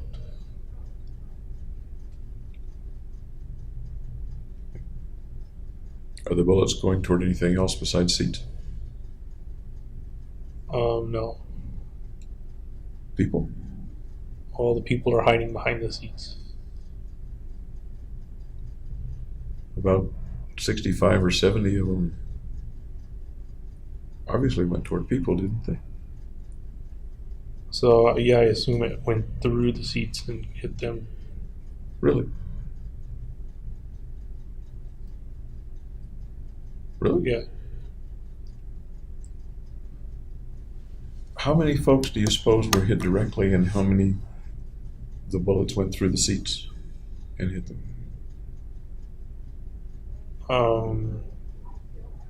Maybe like 4 or 5 directly, and then the rest were behind the seat hits.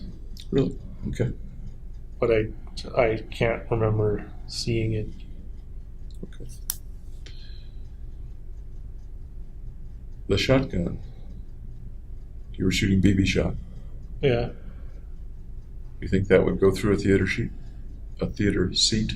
I fired that one first, so that was the 4 or 5, which were kind of at people. Okay. The AR, the loads that you had, would they go through theater seats? I don't know. I didn't test it. It would be pretty hard to test it. Did you plan for it to go through seats? I thought they would go through seats because they're rifle round. Was that part of the assumption for getting people killed? Or no, I don't mean to put words in your mouth. I'm not sure what the question is. What's the assumption that... You wanted to kill people. Right. As you were planning to do it in this way, was the plan generally that you would be killing at least some of them by shooting through theater seats?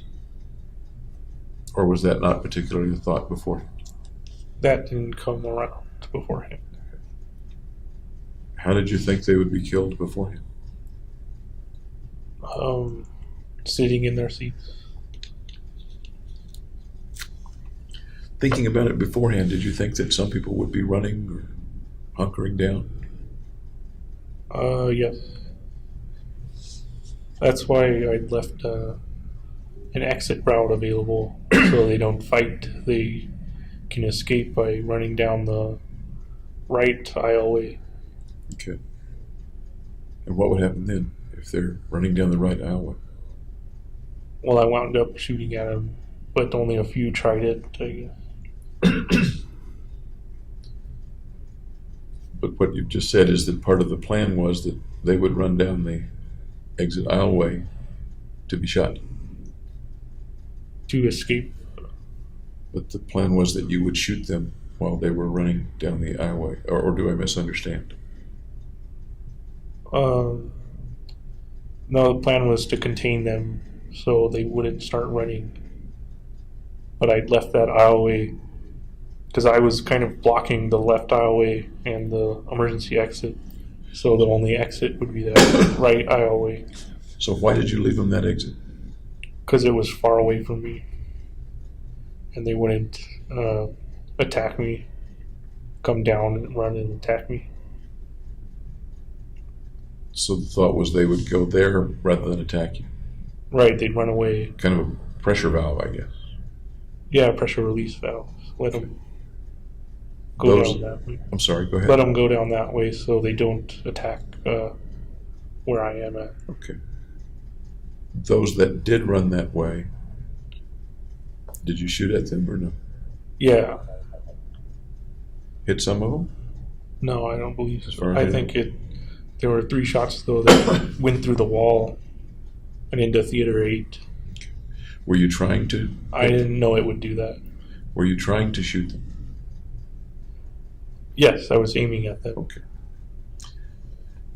The question in my mind, I guess, and I think you've answered it, but maybe not. In one scenario, you create a chute in which people go so that you can kill them. It becomes, in a sense, a killing field. In the other scenario, which you just explained, you create a pressure valve to protect yourself from being overrun. Right, I didn't create a killing chute. Okay, thank you for clarifying. Okay. Thanks for clarifying.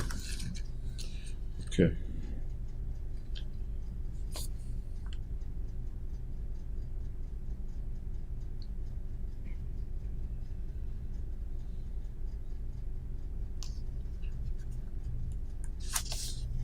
You remember the reloading, you remember the jamming,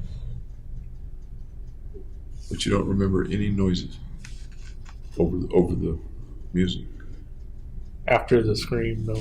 after the scream. You don't remember any particular feelings. I'm talking about physical feelings, one way or another, of heat or cold or sweat or No, none of that. movement or tingling or pressure or pain. Nope. Okay. Was there any reasonable probability that someone you knew would be in the theater? No. And why do you say that? Because the probability is very, very low. They could have gone to another theater around Stapleton. They would have had to go into the premiere.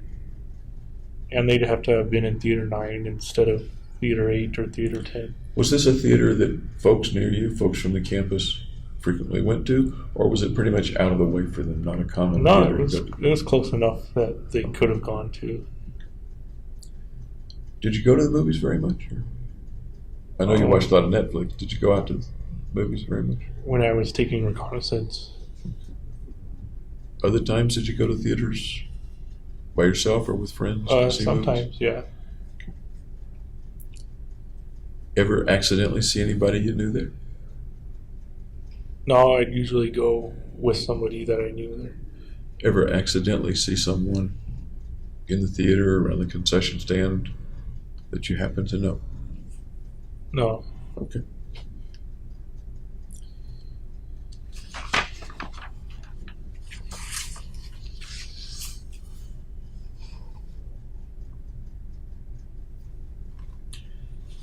When it was over, when your shooting was over, how many people do you think did you think you had hit?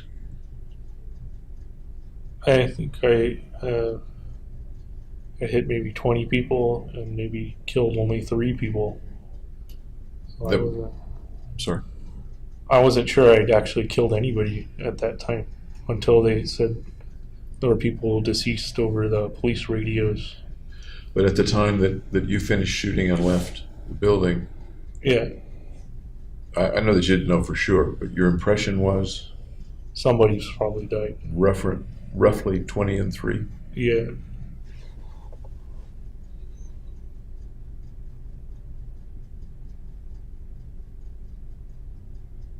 There's a phrase, kill ratio. How many rounds did you shoot? Well, I wasn't counting at the Or time. Roughly, how many rounds did you shoot? They said in court, I think, 50 or 60 rounds. How many did you think you shot? What was the impression that you had at the time? Well, I know that I shot all the shotgun rounds. I don't know how many of the AR-15 rounds I shot. I thought maybe only like 15. The clips are 30 or 31 shells, right? Or I could be wrong about that. The clips I had were, I believe, 40 or 45. Okay. And I had one snail loader magazine clip that was 100, which was the one I was shooting off at the start. Did that one jam, or did you exhaust it? That was the one that jammed. Okay. And the handgun rounds? I think I shot maybe 10. So as you were going out, your thought of what had just happened would have been that you had shot roughly how many rounds? I wasn't thinking about that at the time. Okay. I was thinking about police presence. Okay.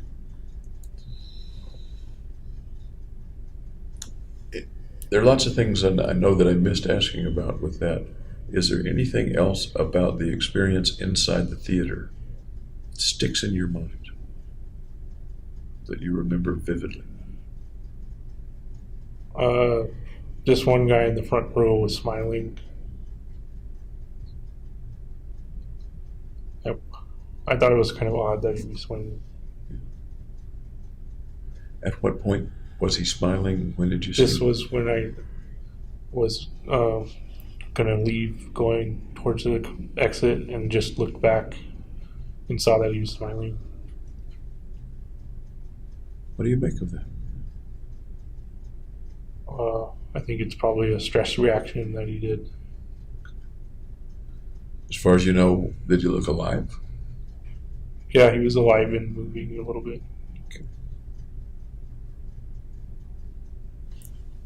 Can you theorize about that? Just kind of blue sky, let your mind wander about that guy? What was going on with that guy? I wondered why he had that reaction. What might it have been? Just we'll probably never know. But what might it have been if you were to spin out a story about that guy? You look back and here's a guy smiling. That it was probably a nervous or anxious smile. Did you have any feelings about it when you looked back? No, Any thoughts about it? no, Any thought of shooting him or leaving more quickly or being afraid of him or anything like that? no, nothing like it.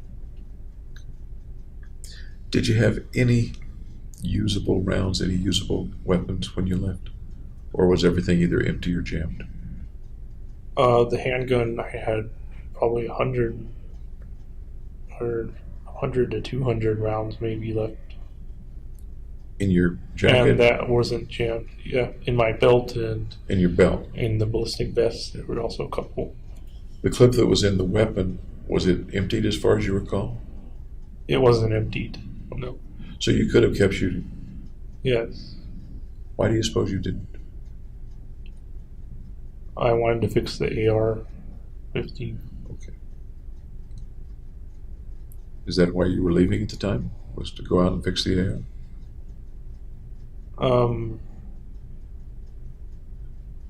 I don't remember if that's the reason why I left or if I just left because I was done shooting. And I'm interested in that. You just said you wanted to fix the AR, and I kind of interrupted you. That's kind of why I went to the light in the aisleway. Okay. But then at some point, fairly soon, or no, you went back down and out the back exit. Once I couldn't fix it, I kind of left. And then I tossed down the AR-15 outside.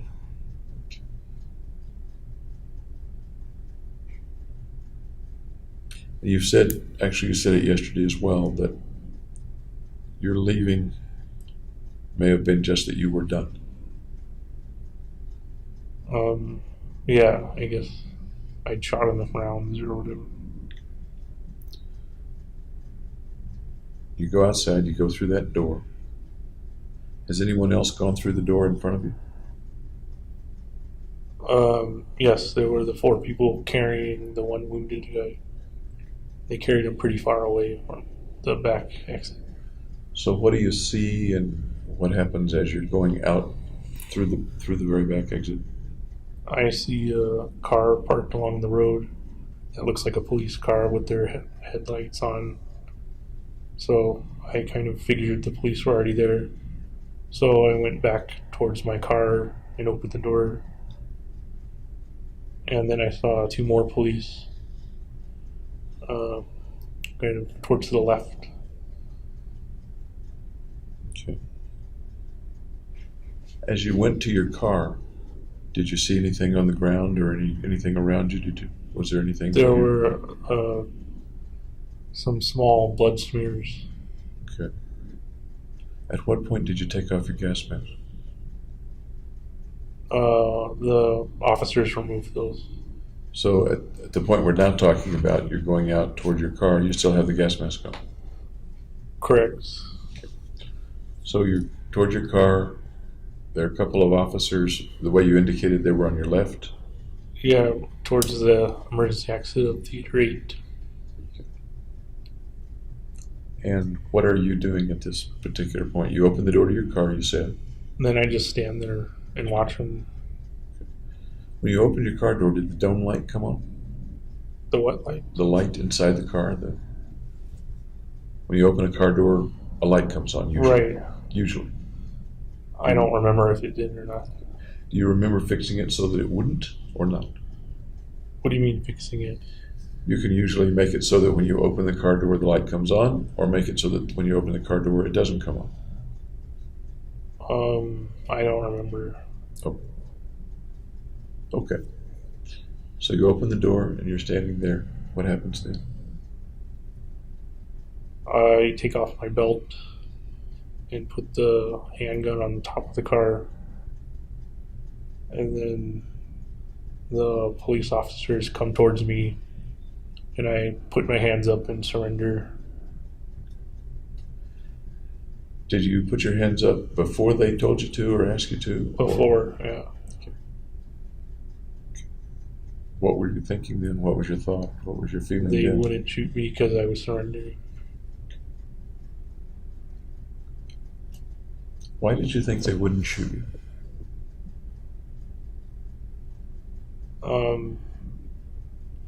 Because I made a surrendering motion.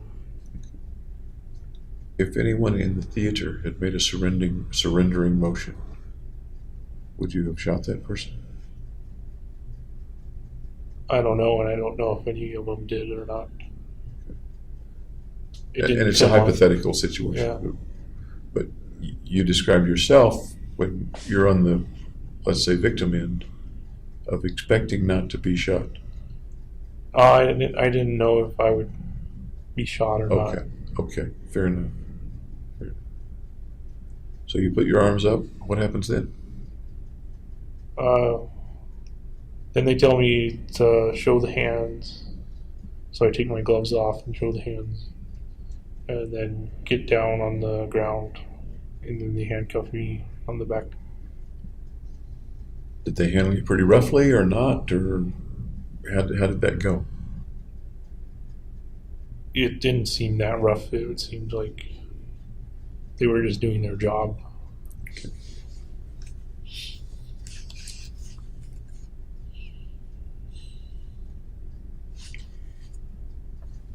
We've talked a little about the effect of the shooting on people in the auditorium who are hit or who have people near them who are hit. We talked a little yesterday about the effect on the families of the people who were hit. What about the effect on the community? What do you think the effect on the community has been? I think it made the community more tightly knit. Okay. Made the community more tightly knit? Anything else?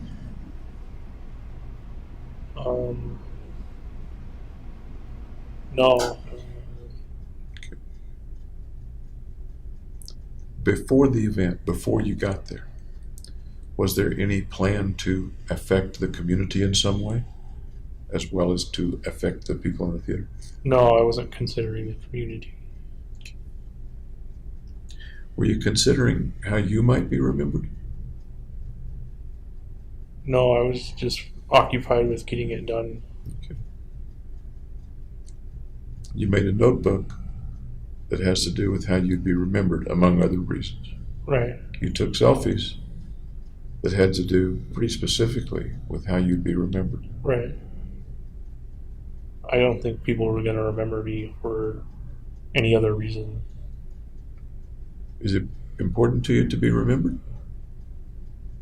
Let me rephrase that.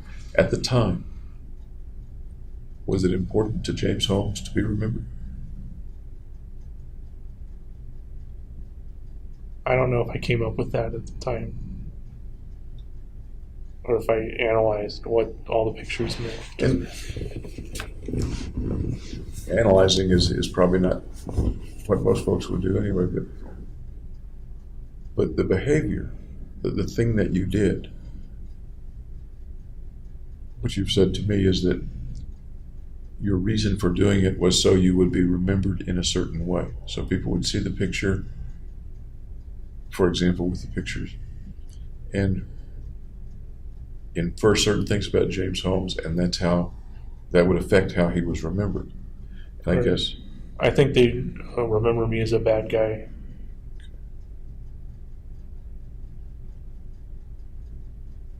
Did you anticipate that before the shooting, that they would remember you as a bad guy? No, I don't remember bringing me up at all. Let me come back to the kind of one of my question earlier. Is it important to be remembered? That depends on who you ask and what their beliefs are. But I'm asking James Is Holmes. it important to me? You know? Yes. And specifically, was it important for you to be remembered in the first half of 2012? I'd say yes. Tell me about being remembered and how you thought about or may have thought about being remembered in April, May, June, July of 2012. I don't know how to answer that. How'd you want to be remembered?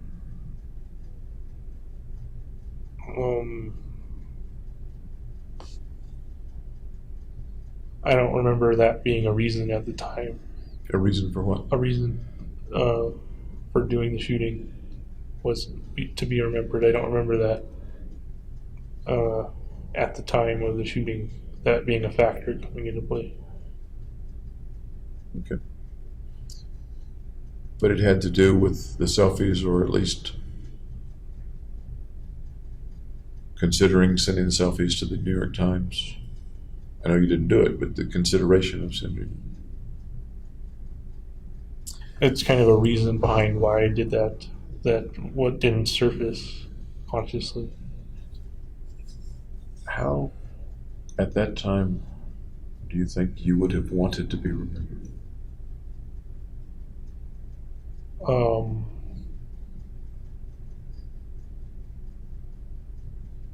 It didn't come up.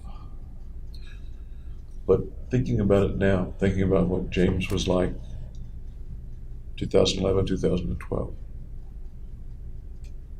if I had asked you then, how do you want to be remembered, James?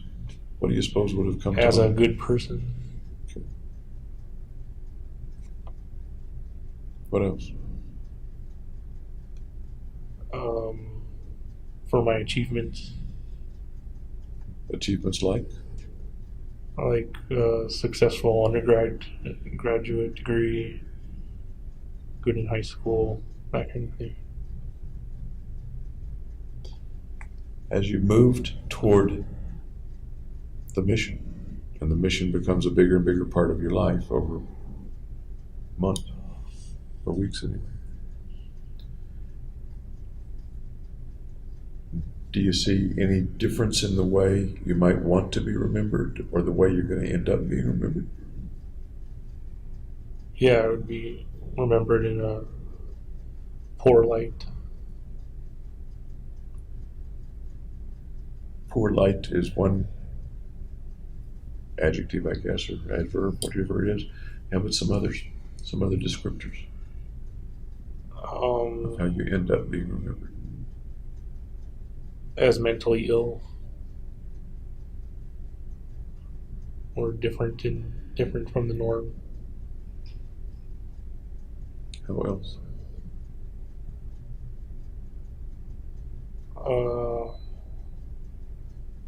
Being successful with the mission.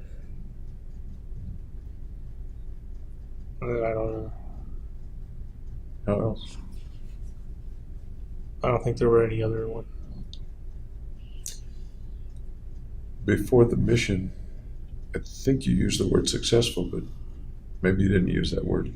About, for example, a neuroscience profession, perhaps, Right. or your work in undergraduate school. Then you use the word successful with regard to the mission. So I accomplished what I set out to do. Okay. At the time, just after the shooting, you thought maybe you had hit 20 people and killed 3, you weren't sure. Right. Would that have been a success? 3 or more, in my view, would have been a success. 12? Successful. Where on the scale of little success to really big success? Where does- Moderate. Moderate. How about the 50 some odd people who were injured? Collateral damage. So does that come under the success column or not? It doesn't play a factor. Does it detract from the success? No. Is there any level of collateral damage that would detract from the success of 12 kills? Oh, no. 1,000 wounded. I'd only count the kills. Okay. The collateral damage of damaged families, things that we talked about the last couple of days, Right. losing a parent, things like that. Never came under consideration. How about now? Does it count against the kills? No. A slightly different question. Does it matter?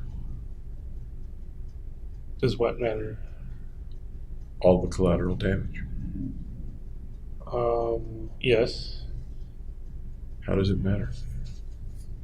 Well, people were maimed and wounded and injured. Yeah, we know that part. How does it matter to you? To you?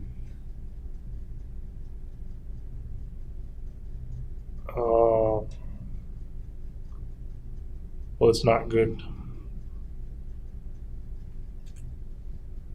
In what way? In that they had to be injured for me to kill the other people. Yeah, we know that they were injured for you to kill the other people. I'm asking you how it matters to you, if it does. You said it matters. Doesn't matter in terms of detracting from the kills, Right. but you say it matters in some other way or ways. Right, because if I put my shoes into their situation, I wouldn't want to have that happen to me. If you could have killed 12 people without the injuries and the family damage and things like that, Then if I had that choice versus another choice with the wounded, I would choose the one with less wounded. you would have chosen the one with less collateral damage. Yes. Okay. Do you suppose if you'd set your head to it, you could have killed 12 people without the collateral damage? Not easily. Was this mission easy? No, it took a lot of planning. Yes, it did. Time, planning, danger for you. Resources. Yeah. What do you suppose the time, planning, and resources to kill 12 people without the collateral damage would have taken, more or less? It would have taken more time, more resources. Really? Yeah. You don't think you could have killed 12 people in less time with fewer resources than you expended with the mission? Then I would have needed to execute the people, go up to them and shoot them in the head or something. And I can't do that for whatever reason. You can't do that, what? I can't do that for whatever reason. What are the whatever? because it makes it too personal.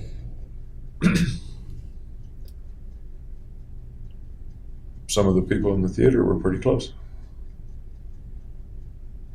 Yeah, I didn't know them. I didn't see who I was You shooting. wouldn't have known the people on the street if that's where you would choose to execute them.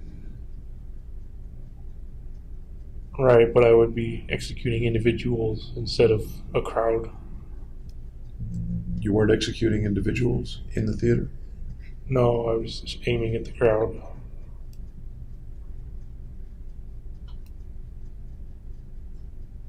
Can you think of any other plan in which you might have been able to isolate 12 people without getting personal and avoid injuring 50 some odd people and etc.? I don't have a plan for that off the top Do you of my think head. you could create one? Yeah, I guess it would take a long time though. It took a long time with this plan. Right. Okay. The alternatives that you looked at for this plan, the ones you looked at, some of them would have involved more kills, or would likely have involved more kills. What would have involved more kills? The various alternatives that are written out in your notebook Okay. that you eliminated as you moved toward this particular mission. They could have involved more kills. It's possible. And as you were anticipating the mission, it sounds like you said 3 kills would have made it worthwhile. At least. At least 3. Yeah. Okay.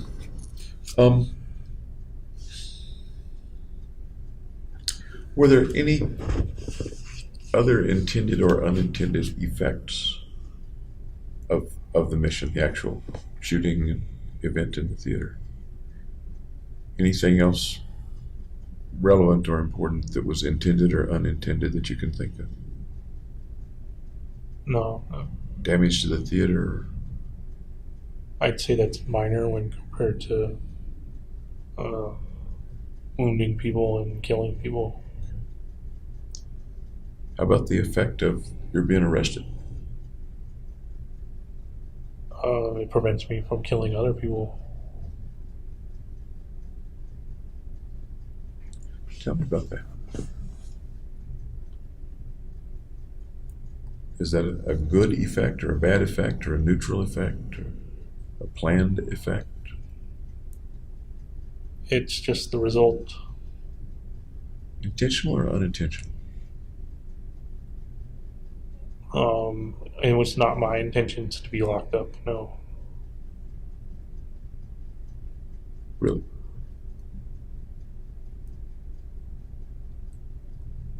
What did you think the chances were of you not being locked up?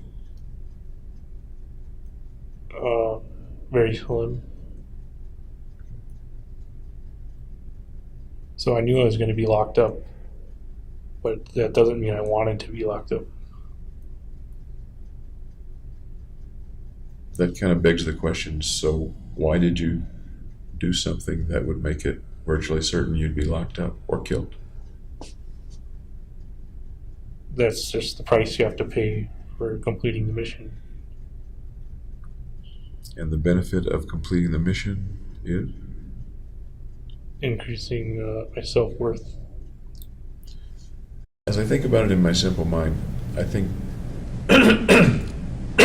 sometimes missions are done to get something, such as to increase self-worth, as in your case, the way you view it. Other times people do things defensively to prevent themselves from being killed or hurt or to stop something. Okay. I don't think I came in with that reasoning during the time. Okay.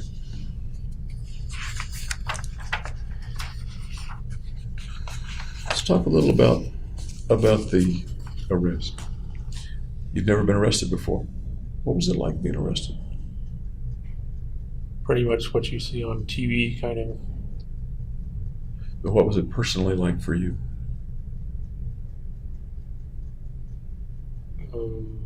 It was everything I expected it would be. And what is that? Just routine. No.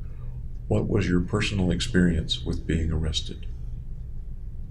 I had never been arrested before. You're not answering the question. Well, I don't understand the question. No, it's a real simple question. What was your personal experience? How did it feel? What did you experience in the process of being arrested? I didn't have any feelings Really? about it. No. Try again.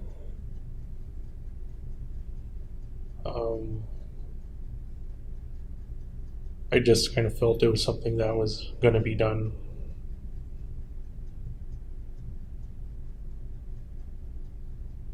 You're having trouble talking about the feelings of being arrested. I didn't have any feelings. As if either it didn't matter, it really at that time to you didn't make any more difference than being served a cup of coffee, or the feelings are somewhere and you're not able to get to them, or the feelings are there and you're not sharing them. It's not the last one. Okay. Is it the first one that it had no more effect on you at the time? It's not every day you get arrested. Right. Right. That's why I'm asking you, what does it feel like to get arrested? Oh, how long do you propose the arrested? Is it like before you get admitted to jail, or Go ahead. on You go up ahead. until the patrol car? You go ahead.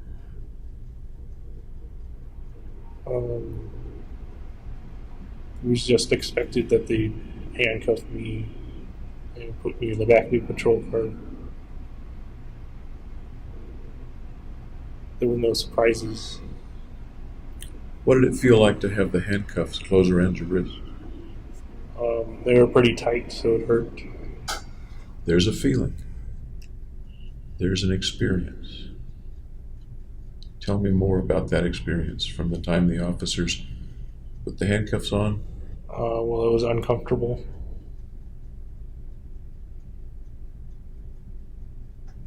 You kind of have to submit to their authority.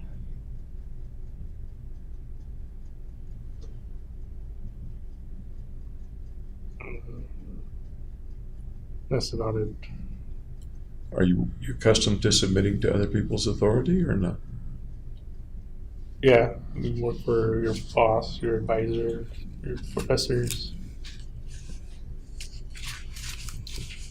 These were people who weren't the usual people that you, quote, submit to. Right, and it was physical submission instead of mental submission. Do you remember the trip to the lockup, to the Aurora Police Department? Yeah, they drove me over. There was only one guy in the car. There were flashing lights all around. One guy in the car, the driver. Yeah, You're in the back seat. so I guess there's two guys in the car. No, I'm sorry. I wasn't trying to trick you there. But there wasn't a partner. There wasn't an accompanying officer. Right, there was only the one. You're in the back seat, handcuffed behind. Yeah, behind the back. Okay. How about your feet? Are they shackled? No. You get to the Aurora Police Department, and they do some in-processing for you. What's that like? They take your fingerprints, they take your photo. How did that feel to you? That's a new experience for you. Well, before that was they take you to the interrogation room, and they left me there for hours and hours and hours. Really? Before they even fingerprinted you and Right. did the photo? Yeah. What was it like in the interrogation room? It's a windowless room with like a camera in the corner. There was not much to do. Nothing to do, really. And they just left you there? Was there anybody outside the door or anybody in the room? Yeah, with they you? had a guard sit inside the room and at the door, too. Okay. What'd you do while you were waiting? I was fidgety, and I, like, They put bags on my hands for GSR residue testing, I think. Did you expect those pieces of the process of being arrested? Yeah, just from watching like CSI. Okay. So sounds like you knew what the bags were in general intended for. I thought they looked like popcorn bags at the time. So, like they were going to microwave my hands or something. What's it like to have your hands inside bags? I assume taped at the wrist or something like that. Well, you can't scratch an itch or anything. You mentioned that there was nothing to do. I'm not sure you used the word boring, but you, even though there was a guard there, what are you doing with the bags on your hands? I was doing like sock puppets or something. Then what happened?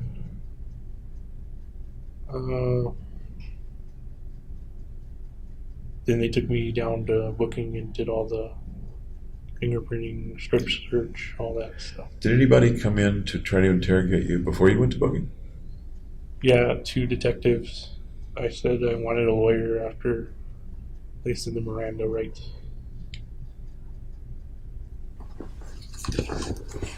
This may sound like a silly question, but it's really not. Why did you want a lawyer? To be protected. In what way protected? From incriminating myself, anyway. It sounds like you had, within the plan, 2 possible outs: dying and going to prison. Right. Slim chance of getting away. That's now gone. Right. In what way did you need to be protected from incriminating yourself if that was the path that was now there? Well, you're supposed to ask for a lawyer Okay. instead of letting them interrogate you. That's what I garnered from. As you're sitting there, what did you think the possible outcomes were then? A lawyer would come and legally help you, I suppose. What would be the difference between a well protected or defended by lawyer defense and one that was not well protected? They make me talk, and I don't like talking.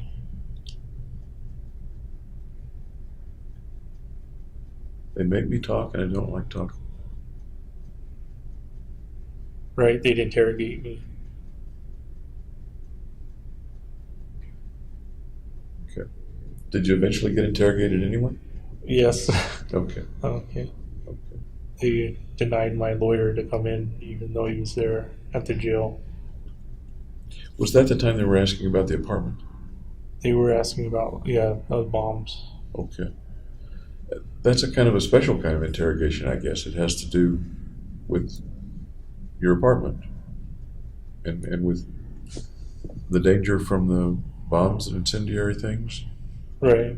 So I told them all about it. How did it go? How did it happen that you told them all about it? What was the benefit to telling them all about it? Well, they originally said children would probably get hurt.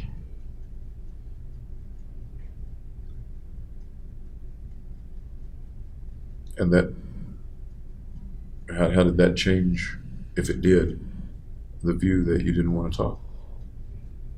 Well, I didn't want children to get hurt, so I talked to them.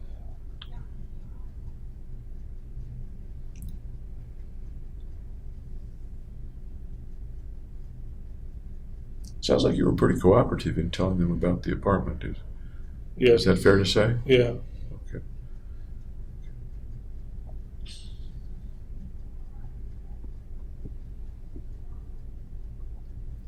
As you're at the station and it's done, not only is it done, but you're now contained. What's the feeling that you have? what's going to happen next, kind of a thing. Okay, what's going to happen next? Any other feelings come to mind?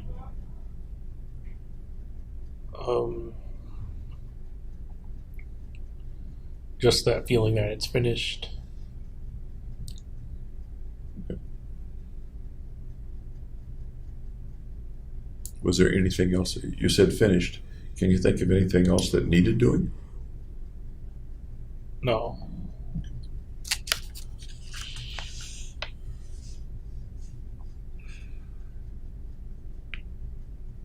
Eventually, they took you to the Arapahoe County Jail. Right. How long afterward? Was that the same day that they took you to the Arapahoe County Jail? What's the question? Did they take you to the Arapahoe County Jail on the same day? On that Friday, yeah. So you didn't have to spend the night in a lockup at Aurora PD. I was in the interrogation almost all night, and they took me in the morning. Did they offer you any food or water or things In like the that? jail, yeah. Chance to use the restroom? I was in a cell with a John. Okay. Once you left the Aurora County Jail, did they tell you where they were taking you? Or the Aurora lockup? Did they tell you where they were taking you? No, they didn't tell me. They just took me there. Okay.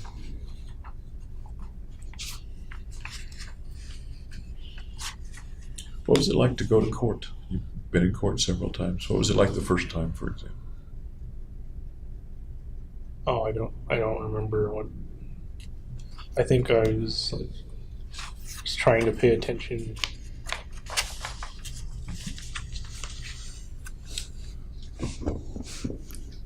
The first time you went to court, they would have had to bring you from the Arapahoe County Jail to court, right? Yeah, there's a tunnel underground that goes. Yeah. And you're sitting in court for some procedure hearing. I'm not sure I know the name of it. There's a judge. You're sitting there. Your lawyer.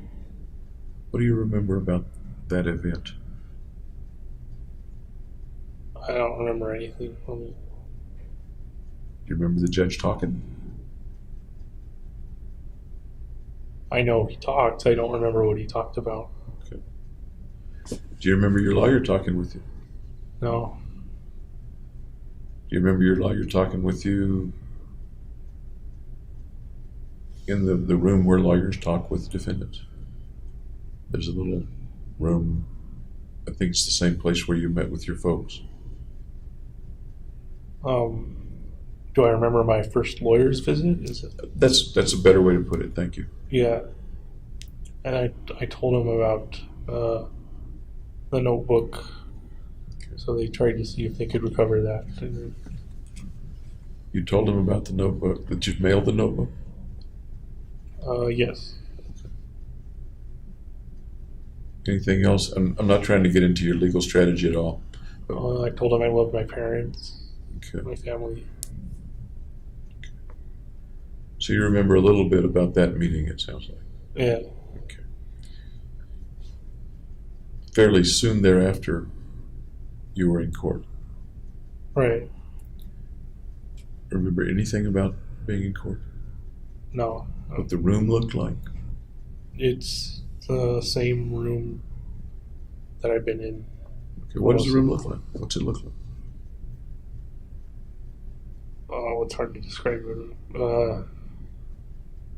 Well, the jury seat, the jury box, a table. I sat at the table. Okay. The prosecutor sat at a different table.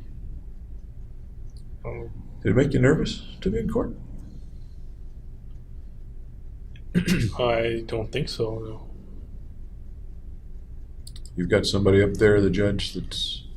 I don't have to do anything. I just sit there. But the judge has got his fate in your hands, and it's out of your hands. Yeah. He's got your fate in his hands, and it's out of your hands. Right. So there's nothing I really need to do. Do you like it when your fate's in other people's hands? No. But it didn't bother you in the court, as far as you remember. Right, yes. How about other times in courts, hearings and things like that? Do you remember those times? They all started to blend together. But yeah, I remember seeing specific witnesses and stuff. What was the last time you were in court? Or roughly when?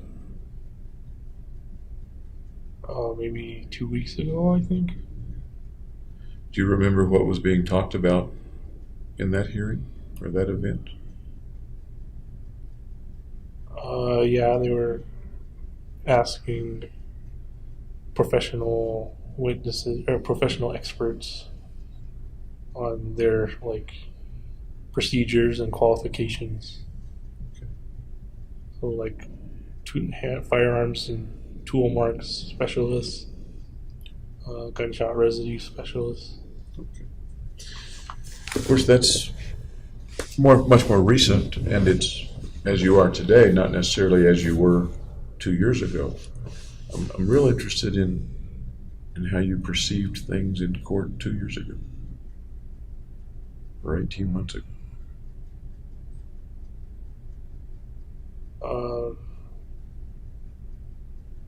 Just that I wished it would go faster than it was going. Take it long.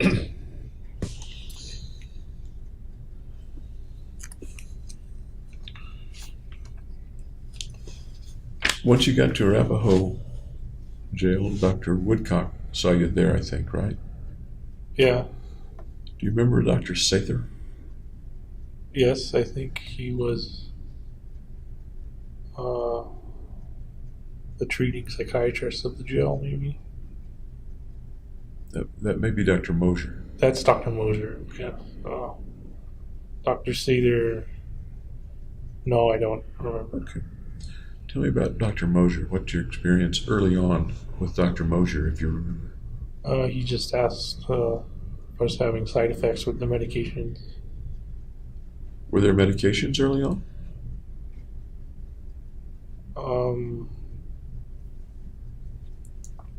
No, they came at the bedfall incident. Okay. At some point, you pled through your lawyers, not guilty by reason of insanity. Right. Okay. What do you think about that plea for you?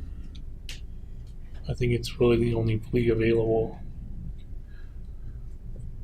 What do you think about it as a descriptor of you? That's the most accurate one. The most accurate one? The most fair one?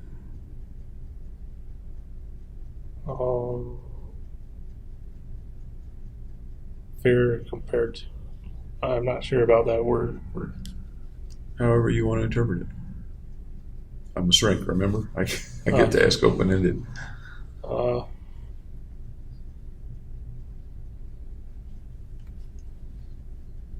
I guess it's fair, yeah.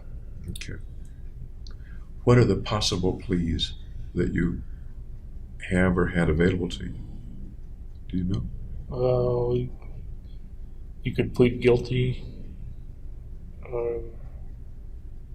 Plead not guilty by reason of insanity. And then you could plead not guilty, which is probably very, very unlikely that would have been a. We may have touched on this a little bit. Any thoughts or feelings about the various possible outcomes of your trial eventually? What might happen? Well, they might kill me, or they might lock me up in prison, or they might lock me up here at CMHIP. You said a couple of hours ago, I guess now, that between being in prison and being executed, Roughly equal. roughly equal. Any other thoughts or feelings about the possible outcomes of a trial? No. What about the possible outcome of going to a hospital? Such as this, I suppose. I'm not sure in Colorado. What's the possible outcome? You mentioned two outcomes.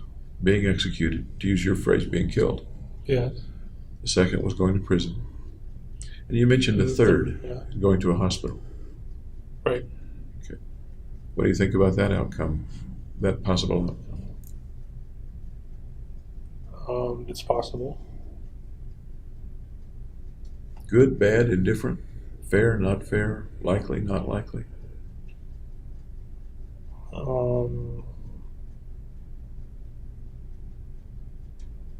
Low chance, I would say.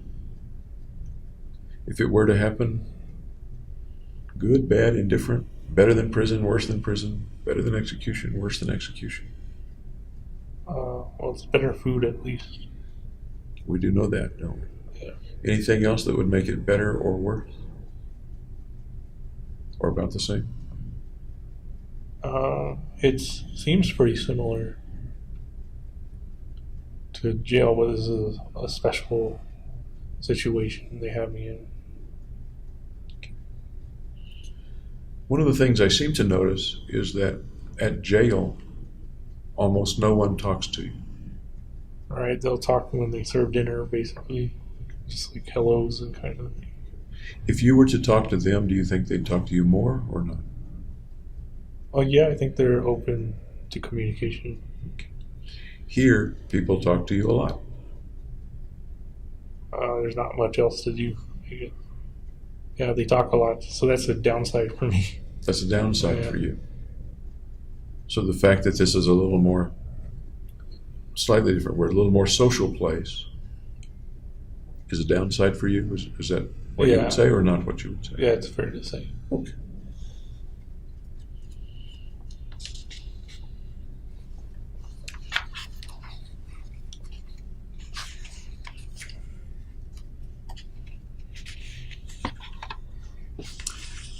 With the notebook, you sent some other things. You remember what else you sent with the notebook? Can you give me some sort of context? What else? You remember what else was in the package besides the notebook? Burned currency. Tell me about the burned currency. Well, I figured I wouldn't have any use for money afterwards, so I destroyed the currency. Was that all your money? No, it was about as much as I could take out from the ATM machine. Tell me what that process was. What did you do in terms of getting the money? I rode my bike over to the ATM machine and tried to pull out as much money as I could with my debit card and my credit card. How much did you get? I think 400 or 600. Okay. What day was this? I don't know. Was it the day that you mailed it, or No, close to that it day? was close to that date. Okay. Early July. So you took the money out. What were your thoughts as you decided to go get the money, as you got the money? One thought you mentioned, that I won't have much need for money. Right. What else? Any other thoughts? Or? No, not really. That was the main one. What did you think Dr. Fenton would think or infer from finding the money in the package? Well, one of the reasons I didn't stay with Benton was because my insurance was going to get canceled because I dropped out graduate school. And she charged like $80 an hour, so it would have been unreasonable to have sessions without the insurance. What does that have to do with sending money with the notebook? That money didn't matter anymore. But I asked you what Fenton would think, and your answer was something having to do with what she charged for sessions. I don't understand the connection between that and the money that's in the package. the money was a factor in me not continuing on the therapy with Minton. Yeah, we know that. But why put money in the package? You weren't going to have any more sessions. Right. Why send her money? Wasn't there burnt money? Why send her burnt money? To show that that was a reason why I didn't come back to her.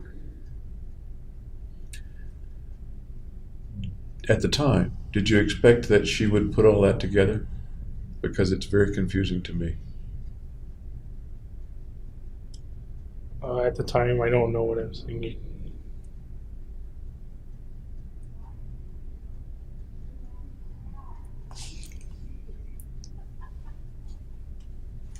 Any other reason you think that you included the money, and particularly that it was burnt? And it was burnt in a certain way, wasn't it? On the corners. Yeah, that didn't mean anything special. Okay. Why was it burnt on the corners and not elsewhere? So it could still be identifiable as money. Okay. And once again, what she would think when she opens it up and sees burnt currency, what do you think she was likely to think about that, or to think that you were communicating to her? That money was an issue. An issue for?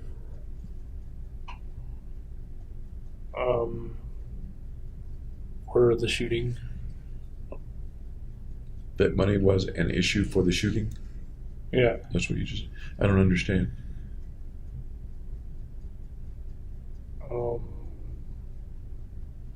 Well, if I'd stayed and got further treatment from her, I might have not done the shooting. Okay. That also kind of tells me that you had money that you could have paid her to stay. You could have covered the sessions. Yeah, I could have paid for it.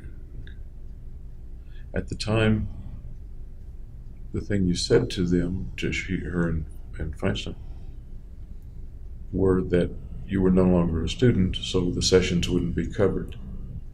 My understanding is they said, we can find a way to deal with that. Did you ever, as far as you remember, think or mention that you could cover some sessions yourself? That's true. They offered more sessions in the summer, but there would still be the problem of having therapy ended and then having no renewals for the drugs. You really think that that would have interfered with your getting prescriptions? Is that really what you think was Yeah, I think it reason would that have you couldn't stopped continue? the prescriptions. Yeah.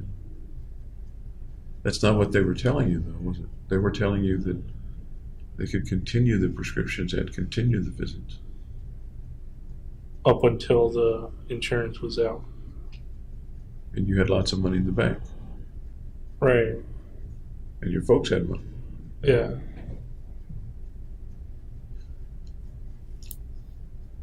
You stopped. You decided to stop seeing them. And left at that point and said goodbye, right? Yeah. Okay.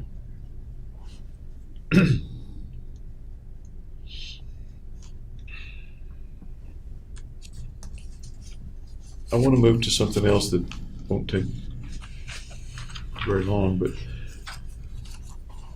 is there anything that, I guess particularly the attorneys have said that you really should let me know that I haven't asked about or you haven't thought to mention? No, they just said, be yourself. Okay.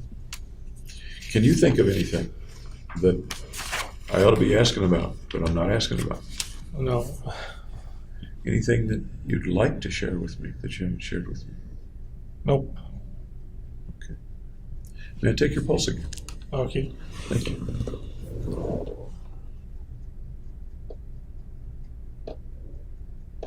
Thank you. Now let me go to another area here. I promise it won't interfere with dinner. Okay. Okay, good. You talked about how depressed you'd been. You talked about the possibility that you had a mania of some sort. Yeah, You called it dysphoric mania. right. I think we asked if you'd had other symptoms that you thought were associated with mania. Some of those that we might not have talked about was times when you didn't need sleep. You mentioned that you had difficulty sleeping. Yeah. Were there times when you didn't need to sleep more than 2 or 3 hours a night, 4 hours a night? Not that I can remember.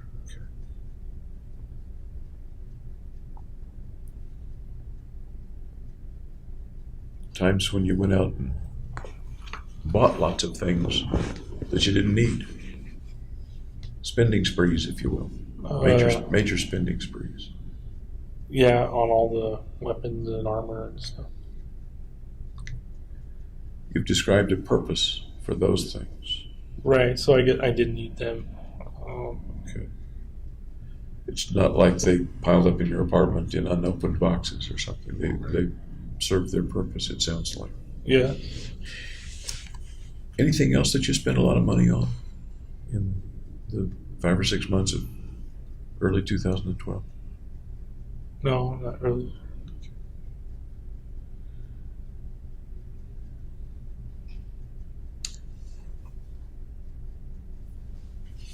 A lot of this we've already covered in the course of our chats, talks. You mentioned PTSD, and then you mentioned that you couldn't think of an event. Which caused it? I think it's more chronic stress. Okay. You've now had a very stressful event. I don't think I have PTSD. Okay, then that was my question. Okay. Are there times that you think a lot about the shootings? Well, Even in court, they bring it up court. all. How about when you're not in court? Sitting in jail, sitting here? Well, the jail reminds me of the shootings as well. Are there times when it comes back to you and vividly? Kind of intrusive and vividly, yeah. You said kind of intrusive, is that what you said? Yeah, intrusively. Okay. In those times when it comes back vividly, do you recall or experience things differently from what you just talked with me about? No, I don't go through the whole shooting like that. I just kind of think about there was the shooting. You think about it. And your thoughts when you think about it, in what way do you think about it? What is it? What's the effect of your thinking about it?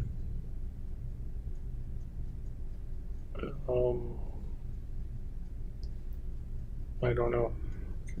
What effect does it have on you to think about it? It has a kind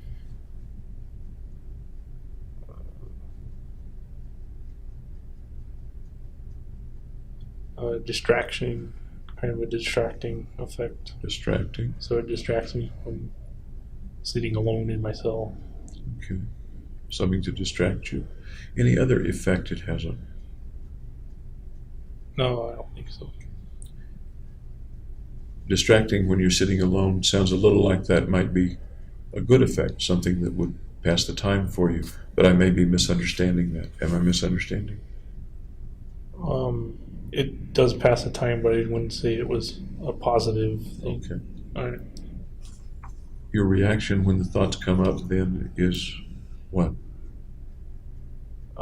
That I don't want them to come up. Okay. What do they make you feel?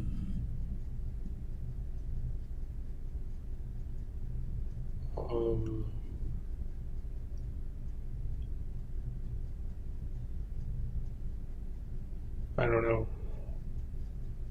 Sad, angry, disappointed, depressed, nervous, happy?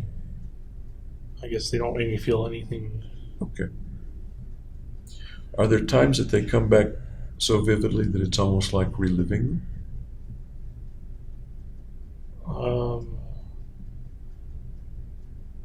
Well, reliving them with those kind of chunks missing in the video.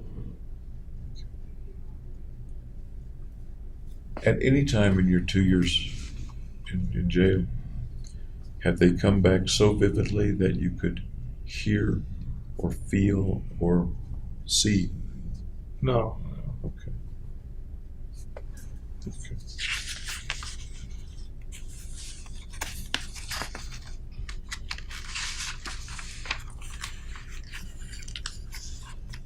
I've seen a lot of your medical history and medical records from the past, but let me go through just a couple of things with that. Have you ever had a serious illness before? No. I'm aware that at one point you had mononucleosis. I wouldn't consider that serious. Okay. Lots of people get it. And we talked a little bit about that, I think, day before yesterday. You weren't in the hospital for it. You didn't even see a doctor for it after you came back to Colorado, right? Right. Okay. Ever have an illness that put you in the hospital? Like ear infections when I was like a baby, I think. But that, I don't know if that counts. Okay. Any other illnesses that put you in the hospital? No. When you were a baby, ear infections or something else, do you know how long the longest time you were ever in the hospital was? Just a normal visit's worth 3-4 hours. Okay. As far as you know, not overnight or spending 2 weeks away from home in the hospital? No. Okay. Any surgeries at all? Or wisdom teeth removal. When did you have the wisdom tooth removed? In high school, I believe. Was that in office or in the hospital or where? In the dentist's office. Did they give you anesthesia or Yeah, anesthesia and then painkillers for you. put you to sleep? Yep. Any other surgeries you had? No. Tonsils, appendix? Nope. Okay. Anybody ever say that you had seizures or convulsions? No. Ever seen a neurologist before? No, I don't think so.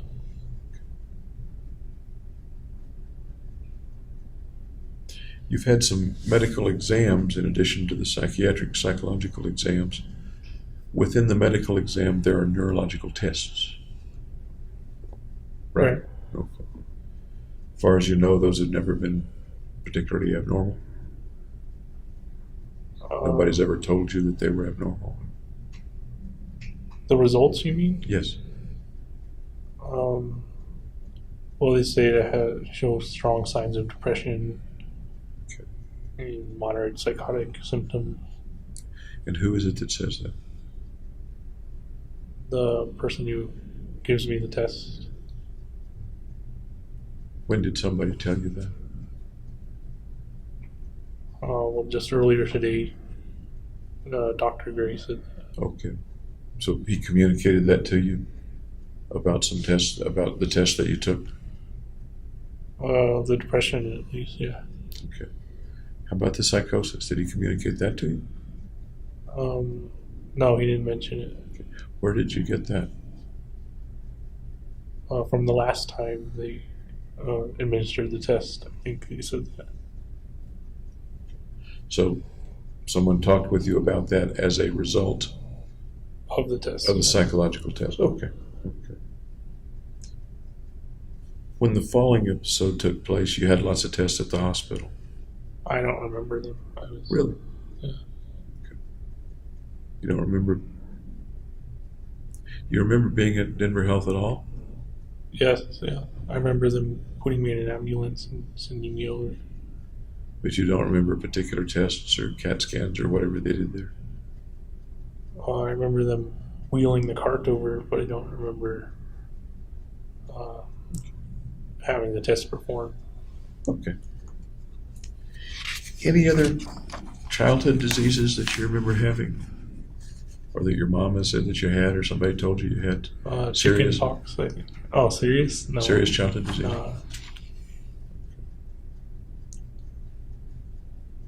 Your diet while you were planning the mission, May, June, July 2012. What was your diet like at that time? Frozen pizzas, spaghetti, rice, chuck roast, chicken. Were those usually things that you cooked, or Yeah, things I cooked. some were pre-prepared? Frozen. Frozen. Yeah. Did you actually cook some of them, like cook or roast? I just baked and boiled some of them. Okay. Any vegetables? Mixed vegetables, soybeans, green beans, carrots, corn. You're describing a fairly balanced diet. Is that That's reasonable? what my diet was. Yeah. Reasonable to say? A lot of sweets? No, not really. I don't remember buying candy. Lots of desserts, cake, donuts? Donuts, yes. I would buy donuts. How many donuts a day did James Holmes eat? I was probably at one a day. Okay. Did you smoke? I tried it at the end.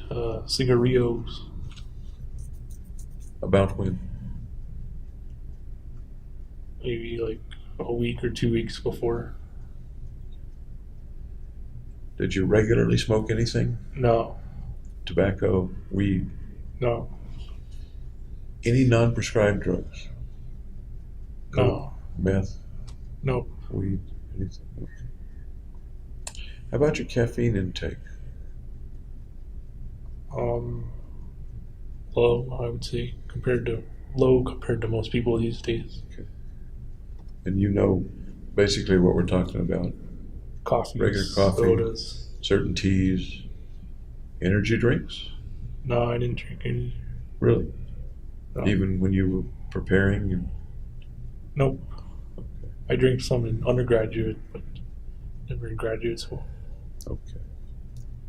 Coke, Mountain Dew? Yeah. How many Cokes or Mountain Dews, Dr. Peppers, the ones with caffeine in them, how many per day would you drink of those, roughly? Well, I drink it out of the 2 liters, so maybe like a couple glasses. Any homeopathic medications, over-the-counter stuff at the nutrition store, supplements kinds of things? Just a daily vitamin. Okay, daily vitamin. Anything else? No. You mentioned the depression and being concerned about that. St. John's wort, for example, is over-the-counter. Did you ever? Never tried it. Okay.